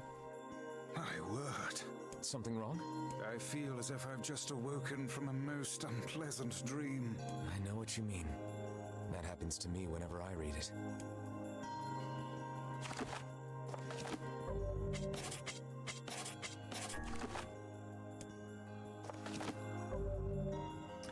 I am...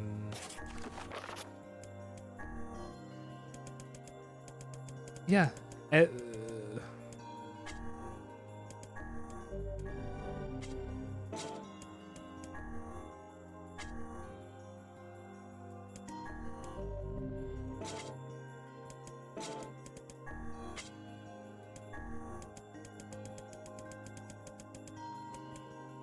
Extra 30% physical strength.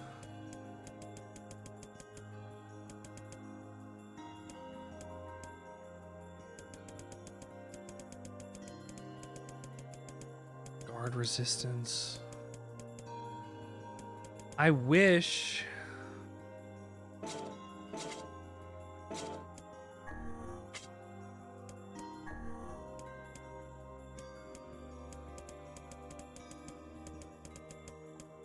% extra guard break chance. A 30% extra armor break chance. Sir, the _polyester_pimp has requested you play this video. I will warn you, if it is not good, I will cry. Hang on, I need to get out of here. I hit this button by accident. I got the weapon out of it, but I want to finish. I know that I'm very close to the end. But I'm not going to do it this time.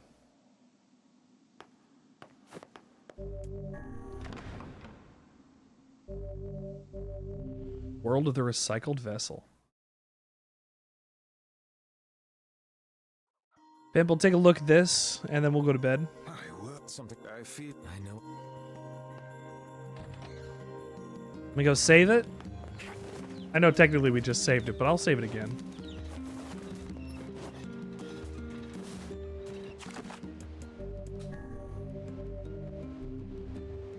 God damn.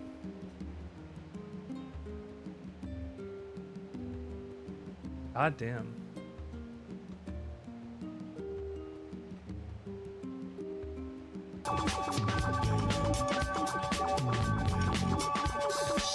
And you may find yourself living in a shotgun shack. And you may find yourself in another part of the world. And you may find yourself behind the wheel of a large automobile.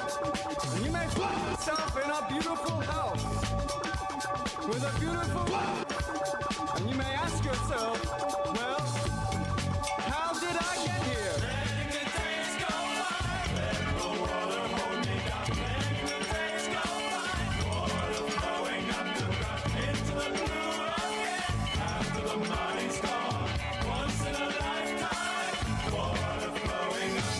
And you may ask yourself, how do I work this? And you may ask yourself, where is that large automobile? Where is it? And you may tell yourself, this is not my beautiful house. And you may tell yourself, this is not my beautiful wife.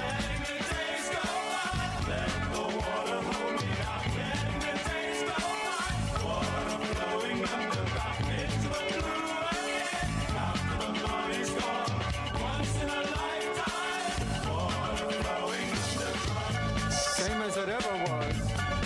Same as it ever was. Same as it ever was. Same as it ever was. Same as it ever was. Same as it ever was. Same as it ever was. Same as it ever was. Oh, okay. Well, that ended a little abruptly. Good shit. Thanks for tuning in tonight. The Sandwichard experience is here for you, as per usual, and will continue to be on various days coming forward. Life is not the easiest thing in the world, but when you're together with me, things are a little bit easier. Thank you for tuning in today. I really do appreciate it. NieR will continue next week. We will be back for Death Stranding on Monday. All Sandwichards for the people. Sandwichard is for the people, 100%. Thank you, Pimp. It is 2 a.m. I am almost all NieR'd out. I can't believe we got almost all of the weapons. We need one more. We need one more. And then we can get through the rest of the video game, no problem. I hope that whatever comes next is a lot of fun. And I hope that whatever comes next is fun. But I'd like everything to keep being fun. And by the end of this stream, we saw the end of the first ending of NieR. It got sad. It got so sad. And everything's gonna keep being sad. And that's okay. We love a sad game. Because when we experience a sad game, we experience catharsis, right? It's cathartic to play these games, to play the ways that we're doing, to have a good time. And I hope you all do have a good time. Because we'll be back maybe tomorrow playing some, I don't know, of the devil. Some other stuff. I don't know. Let's go right out to I'm All Beans. And I'll catch you later. Remember, Death Stranding is on Monday. And we're beating Castlevania Harmony of Dissonance on Tuesday. Aria of Sorrow's up next.